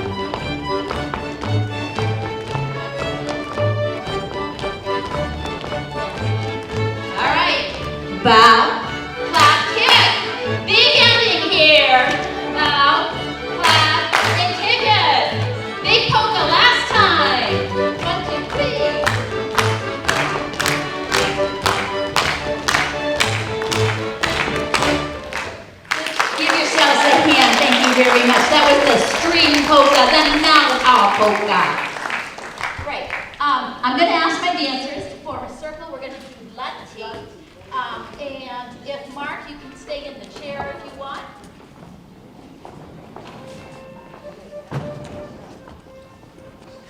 Mark, you don't have a partner, so you're going to stay in the chair. And then if you could, dancers, come form a circle here to the front, please.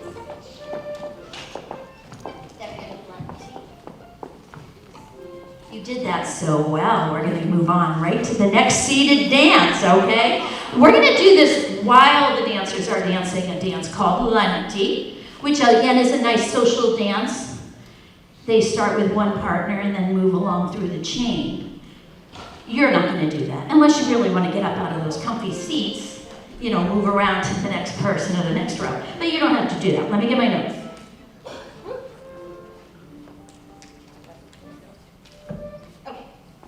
So we are doing Lunti. So we're just going to start this dance with moving our arms to the right and to the left, right and to the left. And then you're going to do a half circle with your feet one way, and then take that circle back the other way. And this time, again, I've heard this song tonight, so it must be a Finnish favorite. We're going to do that bowing clap thing we just did. We're going to bow, but this time the clap is 3 quick ones. So do that with me. Bow and bow and bow. All right, then the next step is a patty cake.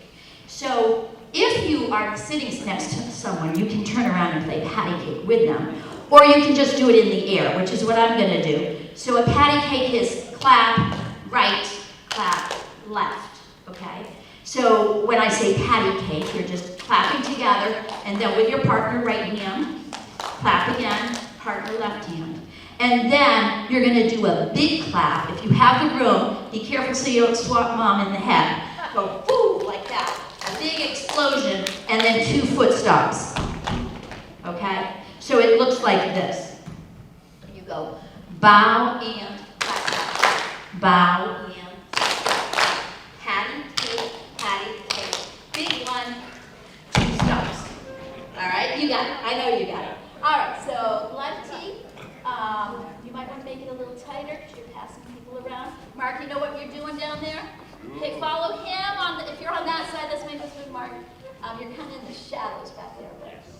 Okay. I think he planned that. I called him out. Come out into the sun, dear. Okay. Lunti.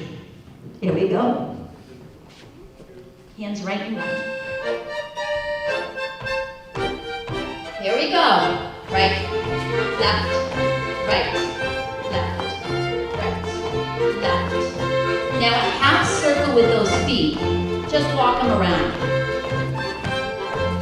Go the other way. Now it's the bowing clap. Bow, bow. Patty cake. Big one. 2 stomps. Bow and clap. Bow and clap. Patty cake. Big one. 2 stomps. Okay, to the right, left, right, right, left, right. That half circle with your feet. Just small steps, marching in place. Other direction. Bow and clap.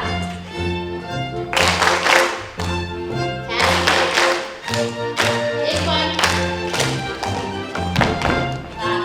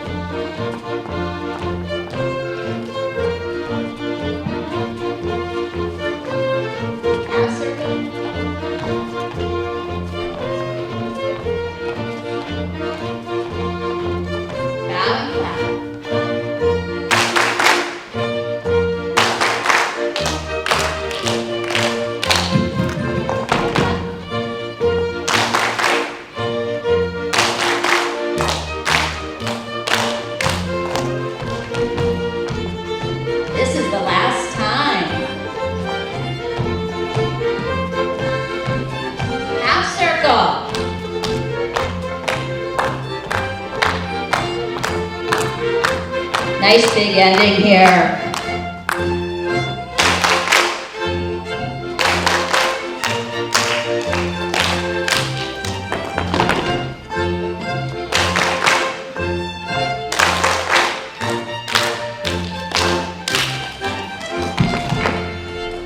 Give yourselves a hand. That was wonderful. So Revatulip rehearses in Fitchburg, Mass. And Simon Park the second and fourth Sundays of the month, unless the month is October, then it's the first and third. And in November, we're going to the first and third. But anyway, if you are interested in dancing, we are always looking for new people to join us. You don't have to perform like we're performing tonight. We just have fun dances, and we work on the waltz, the schottisch, the Finnfunn. You know, we're teaching dances to continue the tradition of Finnish folk dancing. And we'd love to have you join us, so talk with us at any time. We are going to do a polka for you. You can take a break in those nice comfy seats. And we're going to do Knapsa's polka. Please clap along on this, because it helps us with the energy. So when you feel the polka beat driving you to clap, go ahead, clap for us.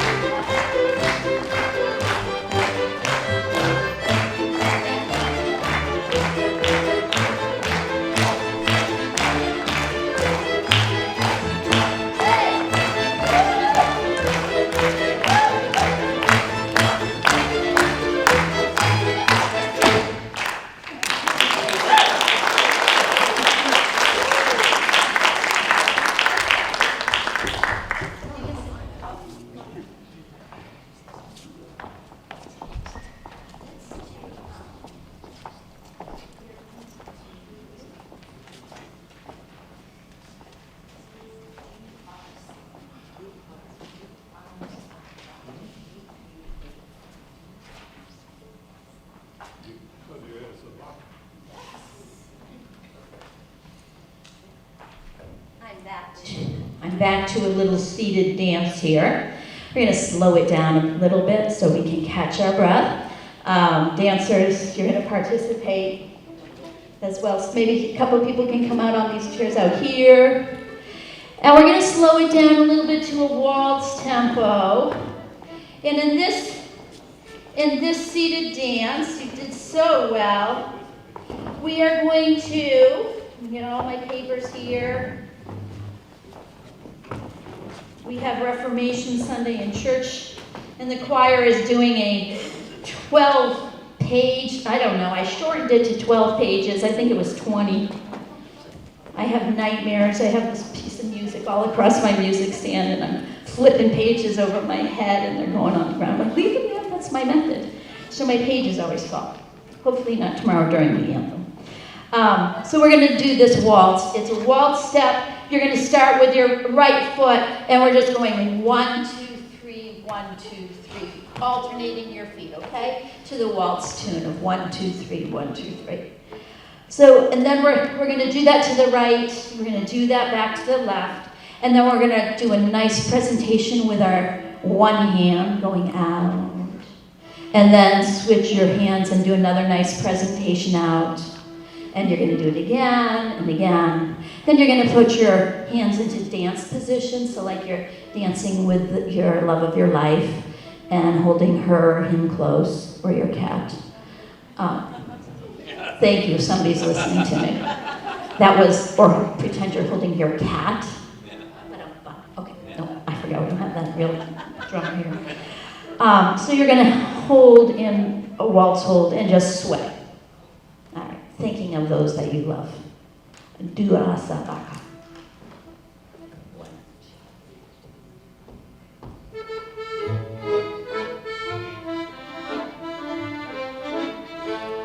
Go to the right. 2, 3, 1, 2. Reverse. 1, 2, 1, 2, 1, 2, 3. Big hand.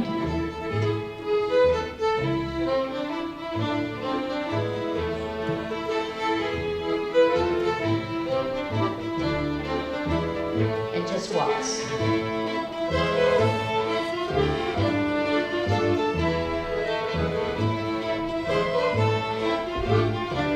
Let's do that hand. And the other hand. Again. Just the feet. 1, 2, 3, 1. In the other direction. Large hand.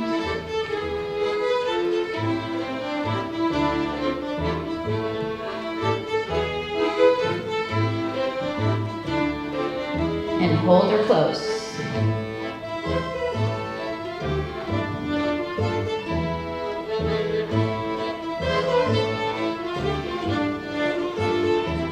Fast hand.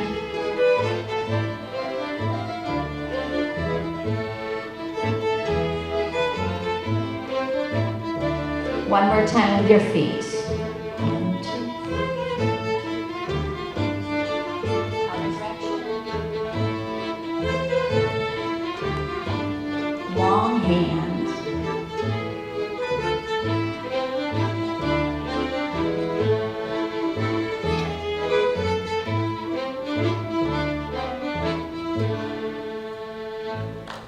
Thank you.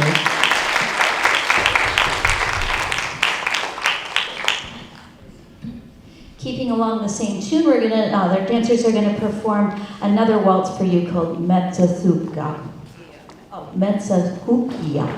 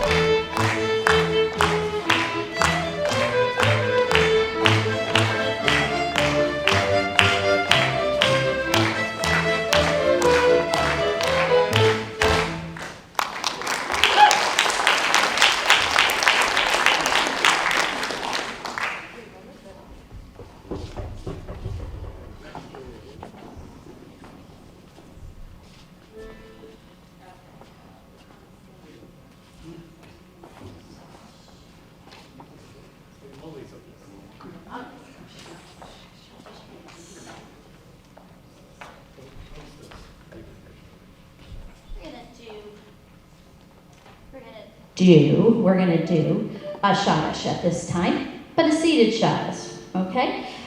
So really just clapping along, stamping our feet, and enjoying the gift of music. So with that, I'd like to introduce our band.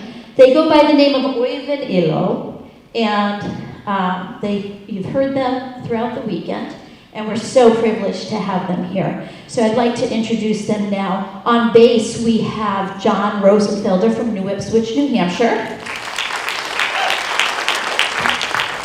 Did you wave, John? Did you wave, John? There he is. Okay, good. All right. On accordion, tonight we have John Chambers from Waltham.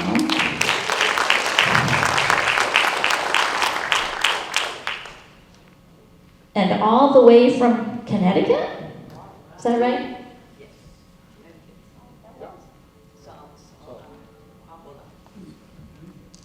Saul Ahola from Connecticut.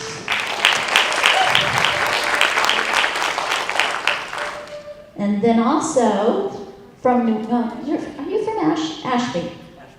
We have Kedwin Morgan on the mandolin.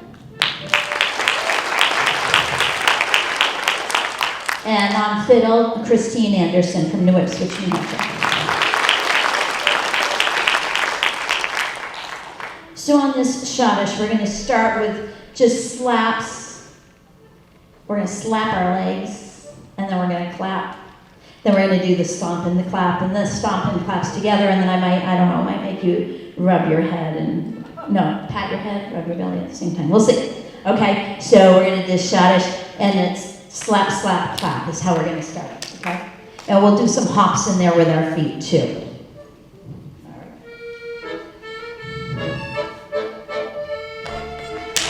Clap, clap, clap, slap, slap, clap.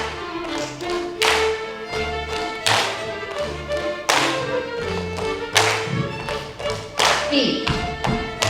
Stomp, stomp, clap. Feet. Back to hands.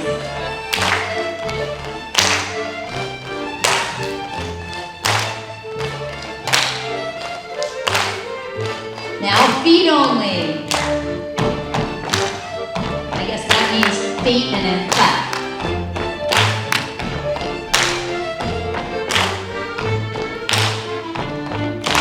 Clap, clap, clap.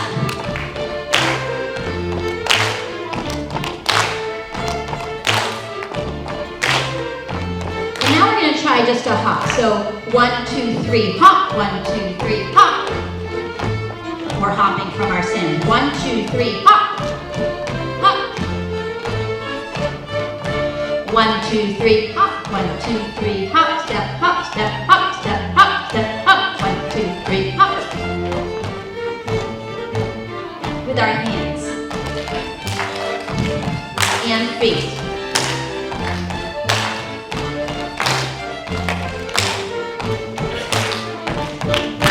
Very good. Thank you very much. And finally, we're going to do one more number for you. Dancers in a circle here, nice and close to the stage. In Finnish folk dancing, what we're trying to convey are stories. So this, again, way up front here, so they can see all the storytelling that we're going to do on this one. In this story, we're doing Nauha polka. No, not Nauha. Nuska polka, Nuska polka. All this dancing, it's gotten me mixed up. So we're going to do Nuska polka, which is also known as snuff polka. And we're going to just describe snuff as a tobacco product that's in our hand. Again, we had to stop performing this at elementary schools. It just didn't make sense. There's, sex, drugs, and rock and roll, I don't know. Anyway, no. Okay, so the story starts with girl meets boy. All right. And see if you can follow the story along. Somewhere in there's the introduction of snuff in there. So, Nuska polka, the snuff polka. And this will be our last dance for tonight.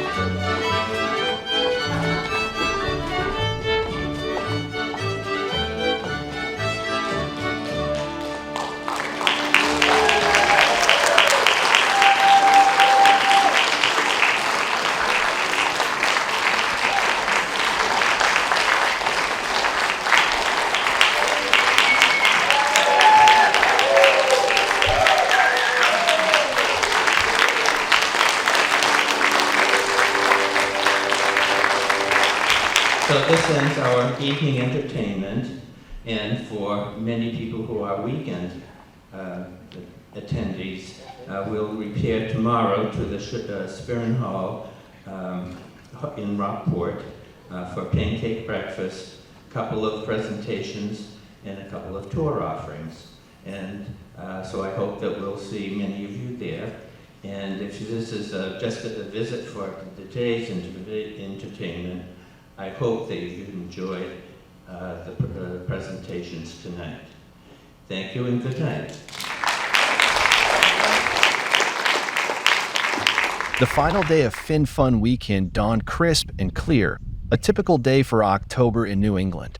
The day's events opened up with a traditional Nordic pancake breakfast at Rockport's Spirn Hall, organized by Claire Toppin Franklin and the members of VESA number 98. And it's not specifically Finnish. It is a Scandinavian, and they serve little tiny pancakes, the small ones, almost like a dessert pancake with lingonberry sauce, you know, the fruit from Finland.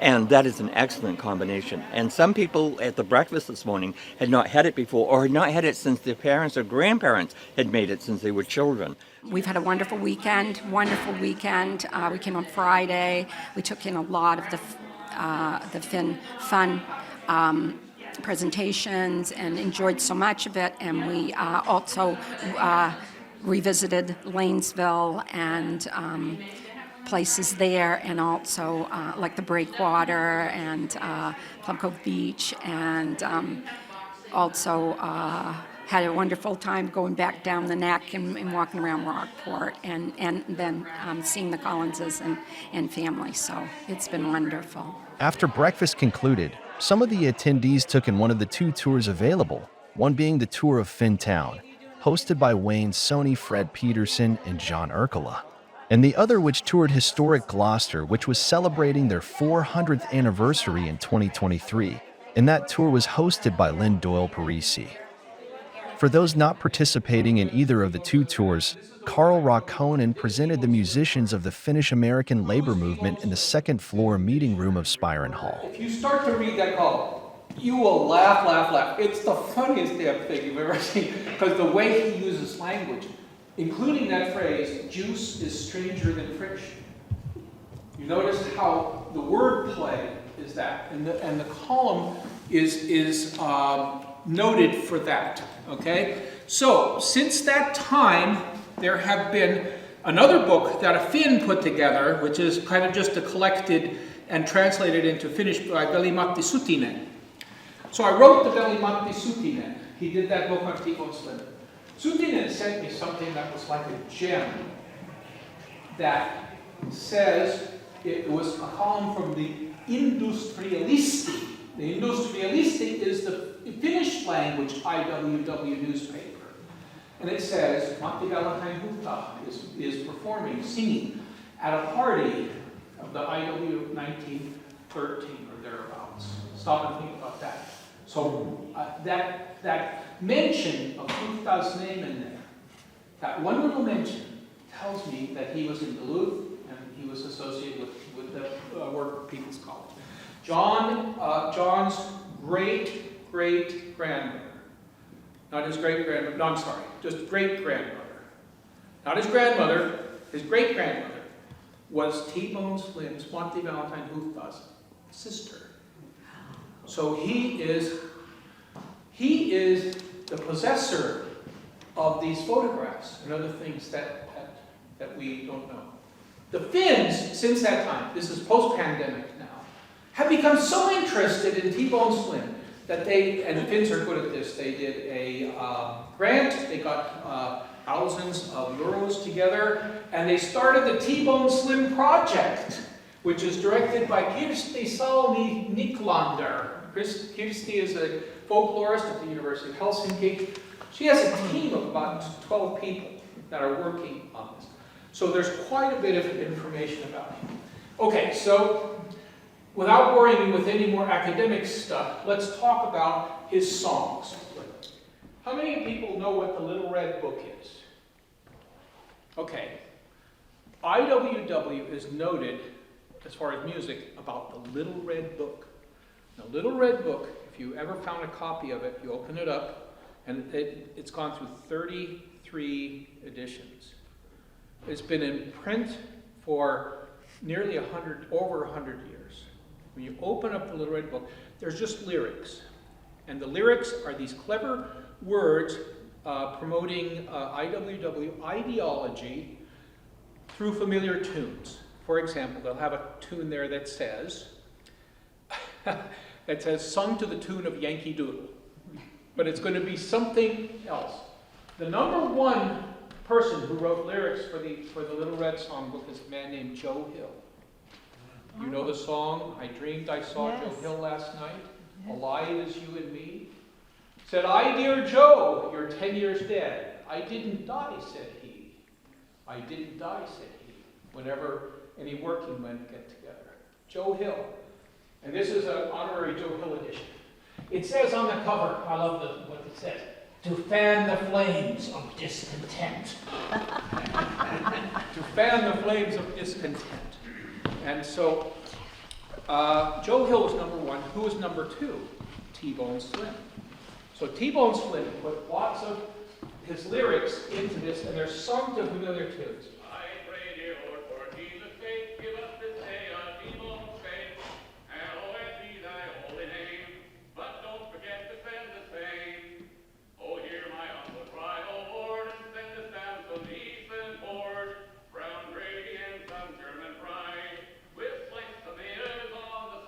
Old hundreds. That's right. It's the doxology.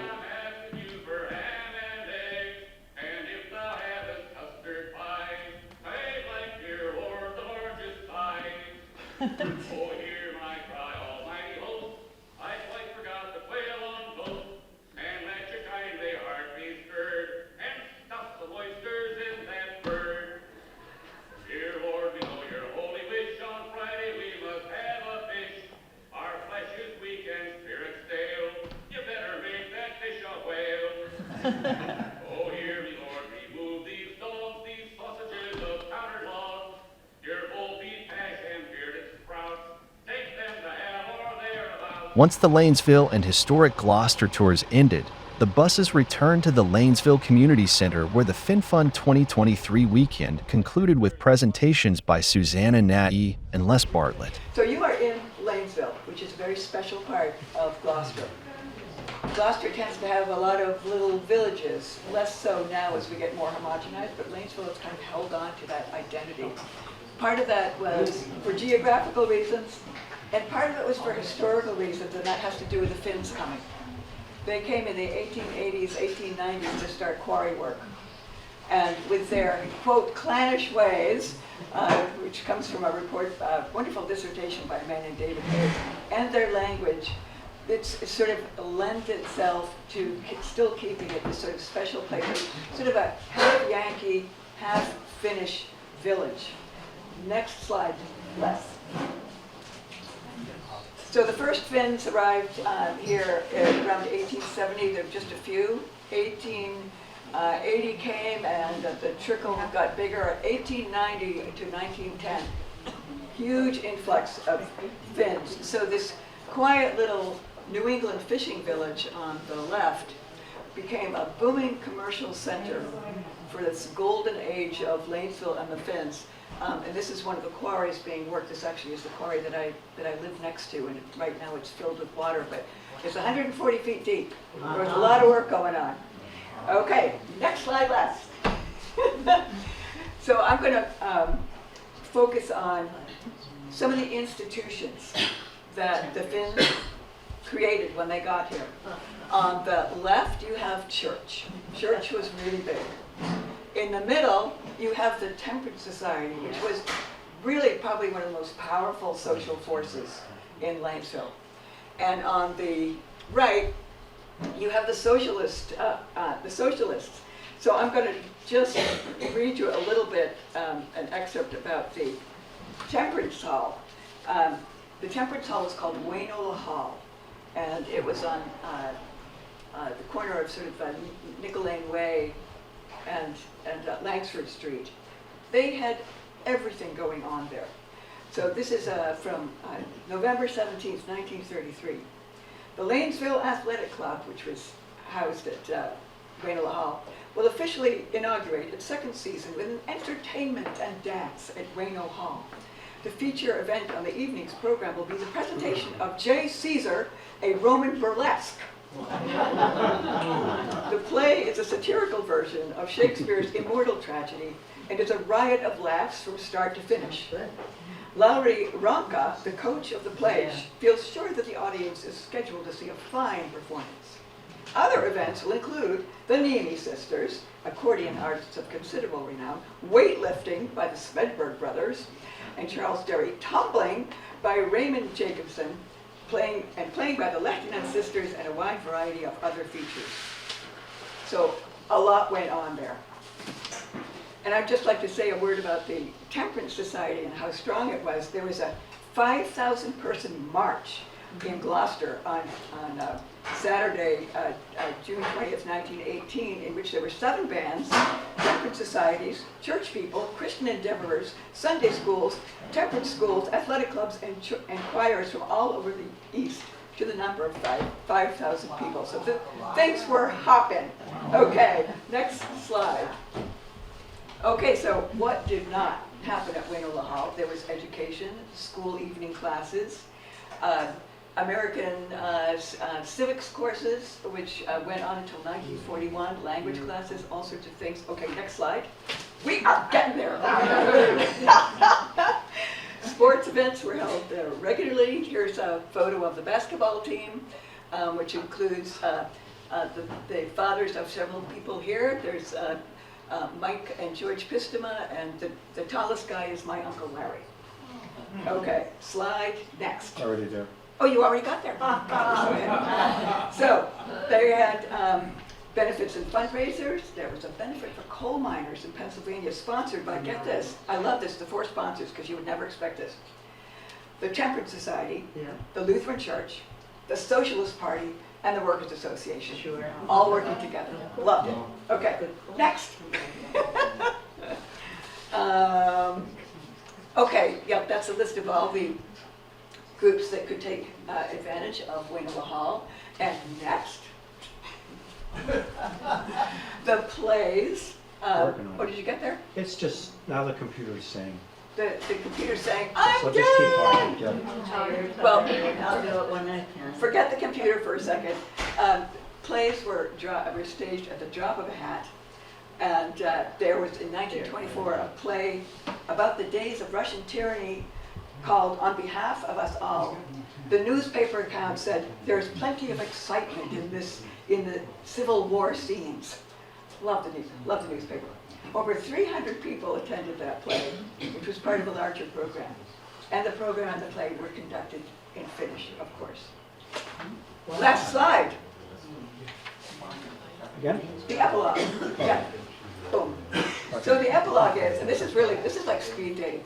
Not that I've done that.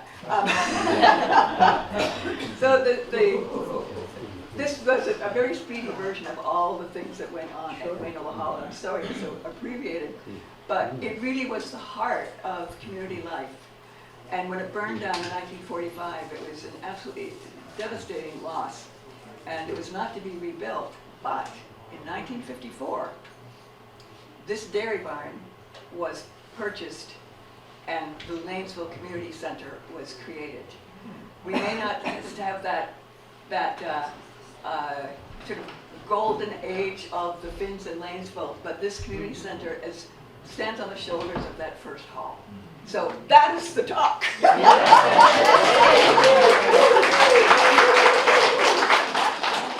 20 years ago, I went into the birches of Tide Rock, which, as you know, birch trees are sacred for Finns and many people. And I took pictures like this. Okay? I went in, I used to wear a cowboy hat, and I was taking pictures up like this because the trees reached out like people. My hat kept falling off. 20 years later, the birches are all down because I've learned birch trees are hard to keep alive. Through the course of nature, limbs fell as if it were people. Okay? So I went looking for history.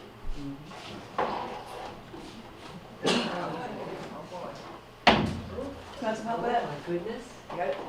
Got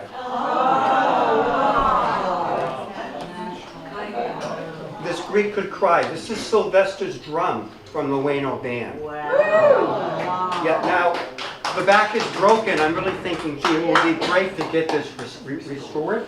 You can still kind of... Because I've seen videos of Finns walking through the forest with a drum. That's all. The amazing thing about this is what you can't really see. It is this. You know what it is?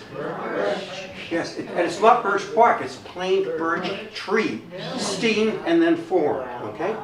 And that's amazing. I found there's one Finn in Finland who still makes shaman drones with birch tree. This was done out of a musical company in Boston. So this is great. The personal touch, and I'm now interested in getting it restored, okay?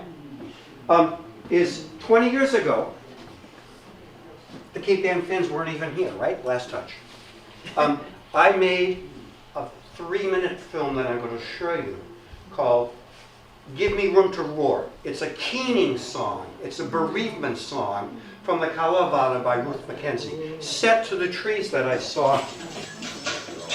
At this time, there was a big push to develop this property, okay? Which never happened. Community rose up. Yay, next wins. No Rotary. It was actually my grandson.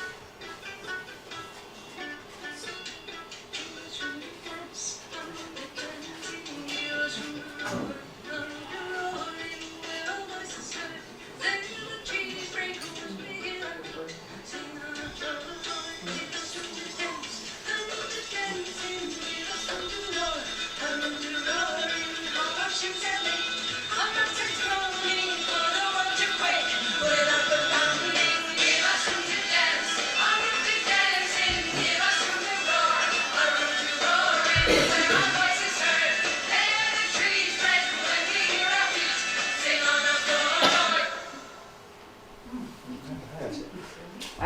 So the rings around the tree. I learned that one of the moves the developer made in order to make it less valuable was to strip the bark from the trees, not understanding that birches get their water from the inside. It's a real fancy thing. So, but it was heartbreaking to go back a month ago and find there are no birches there, they're all down. Where were you? Where did you go? Oh, this is, so you're going to go back, where does the bus go back to? They're going straight back. Well, where to? I mean, No, they're going back to Rockport. Rockport, fine. Yeah. On your way back, Wayne, kind of raise your hand when you get by the cemetery. Okay. Yeah, because it was a grove before the cemetery got there. Yeah. Can I ask, these people didn't all have the advantage of seeing your lecture yesterday. Okay. But they all passed by the former site of Wayno Hall. Yeah. You heard about Wayno Hall again Right. today. Yeah. Would you give us in 1 or 2 minutes, like you did Sure. yesterday, the fact that the Finns reached out to the superintendent of school? Okay, it's really simple. So pretend that Wayne is Gloucester, okay, and you're all Lanesville. Okay, I mean, it was like this, all right? There was no agreement whatsoever. And by 1902, the Finns wanted to learn English. They wanted to Americanize. And they had the hall, they went to the superintendent of the Gloucester school system and said, would you come at Tuesdays and Thursdays and teach us all English? And Gloucester said yes, which was a shock. The superintendent and the teacher came, and they started teaching 87 people a night. It got up to 300 people a night. Mostly adults, having finished working in the quarries, and they learned English. And the most extraordinary thing, at the end of the night, the teachers would stand at the door, and every student would shake their hands at the teachers. So there was such a great respect, and it was an amazing event. And I think that learning really was a foundation for so much more. I mean, part of the success of the halls was advertisement, speaking with an audience, and then many other significant art things that have happened in Lanesville. You're good, and you remind me, U.C. Warren, one of the recently passed persons, prominent in Cape Ann and Grant Cutter and everything, U.C. Warren's mother went to those English classes. Yeah. And came back kind of sheepishly to the family table and showed that she got one of those stickers, or, you know, like a star or something. Yeah. Good performance in Yeah. English.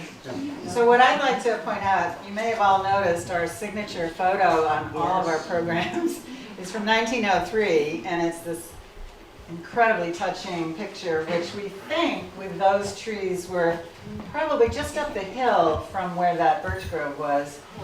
What is incredibly powerful to me is you take a look, you can see the young children with the instruments down front. And this was one of the signatures of the community, the bands and the theater and all of that, is that they would have their kids watching the plays, they'd have their kids playing in the bands, and it's this generation of children that grew up to be professional musicians of some note. So that's important to look at. And again, there are a lot of references to where they had summer festivals, they had stages out, and we think that that's actually just a little bit up from that birch grove. I have about 5 copies of our music program, and you can also get it online. And I encourage you, it's so fun to take a look at the 4 pages of photos that we assembled.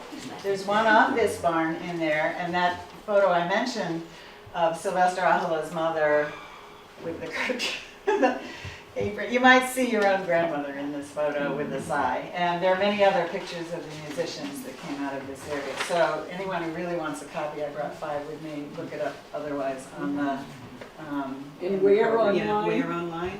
Can you find it? Is that the same one you had yesterday? You look up on Friday's music program at 2. Oh, okay. And it has a link to, you Oh, can good. print it out. Yeah, and the photos have been one of the best things for all of the bands and the music instruments and Lance Cove and that sort of, and the records and all of that. So that's a real nice archive for you to look at. I just wanted to ask, any questions or comments or things that have been your curiosity about Lanesville and the Finns and Dairy Barn and Well, what, yeah. Where is the house that went with this barn? You know, I don't know that, but I will tell you that we had Professor Alleman, who was a lecturer of the year a number of years back, and we had him come and give a lecture on, you know, the Finns when they arrived, like in Delaware, they had a very well-known particular style of farm barns, and it was a real circle with about 5 buildings. And we found a photo that shows, this was just one of a set of buildings around a center courtyard that was very Finnish. And so it's possible that one of those 4 that were taken down was actually their house. So again, you know, the Sylvester Ahola is the most well-known of the musicians that, oh, do you know, Elena, where they live? It's right across the street. Okay, good. Yeah, thank you for that. Can we knock on that door? Yeah. Hi, we're here for the tour. And to make a link, I've been saying recently, you know, everybody relates to everybody. It's amazing networking, but it's Elena's son, Greg, who led the charge in preventing the development of that grove, as explained. So see that, I was trying to say, Elena, that runs in the Finnish culture, stand up and mobilize. So thank you for your son. Any other questions about Lanesville or things you've heard during the course of a few days that you're curious about? No, and maybe just one tag end of what you mentioned. The Owl House being where it was is the center of many other houses. Summer days in the 1950s, up into the 1960s, Sylvester Ahola used to make a point, even in his age, to practice every day on his trumpet, whatever instrument he was using. And if you were walking right here, you could hear the dulcet tone. No neighbors complained about the noise. Wonderful everyday concert going on from Sylvester Ahola right in this area. So let me also add, it's so interesting to hear the Temperance Hall was the center of all life. Yeah. In here are photos of the Socialist Hall, which many people remember was Tucker and Washington Street, and also right next to it a photo of its burning down. Most of these halls, of which there were a number, they're not just those 4, but others, range, trim, roller rink, whatever, they had this tendency. They were built by hand by the Finns, and then most of them just burned down. So the question for the generations was, do we have the ties and the strength together to rebuild these halls? And in many places, there just were not halls anymore. After the generation, I guess, of my parents had grown up in the halls and just had melted, potted, and didn't have it together to build new halls and vibrant organizations. And what we were lucky with here is that not just Finnish, but it was sort of a multi-ethnic board was established in 1954 to make this the hall. And so we're still serving that role here. Thankfully, we've been having election debates and lots of different funerals, rentals, things like that. So First, I want to thank Fred Peterson so much. Yeah. Fred and I met a year ago, and I thought it was last fall we were going to be making this presentation. And I was in panic mode, okay? He was so cogent yesterday, and I think we're going to become a road team.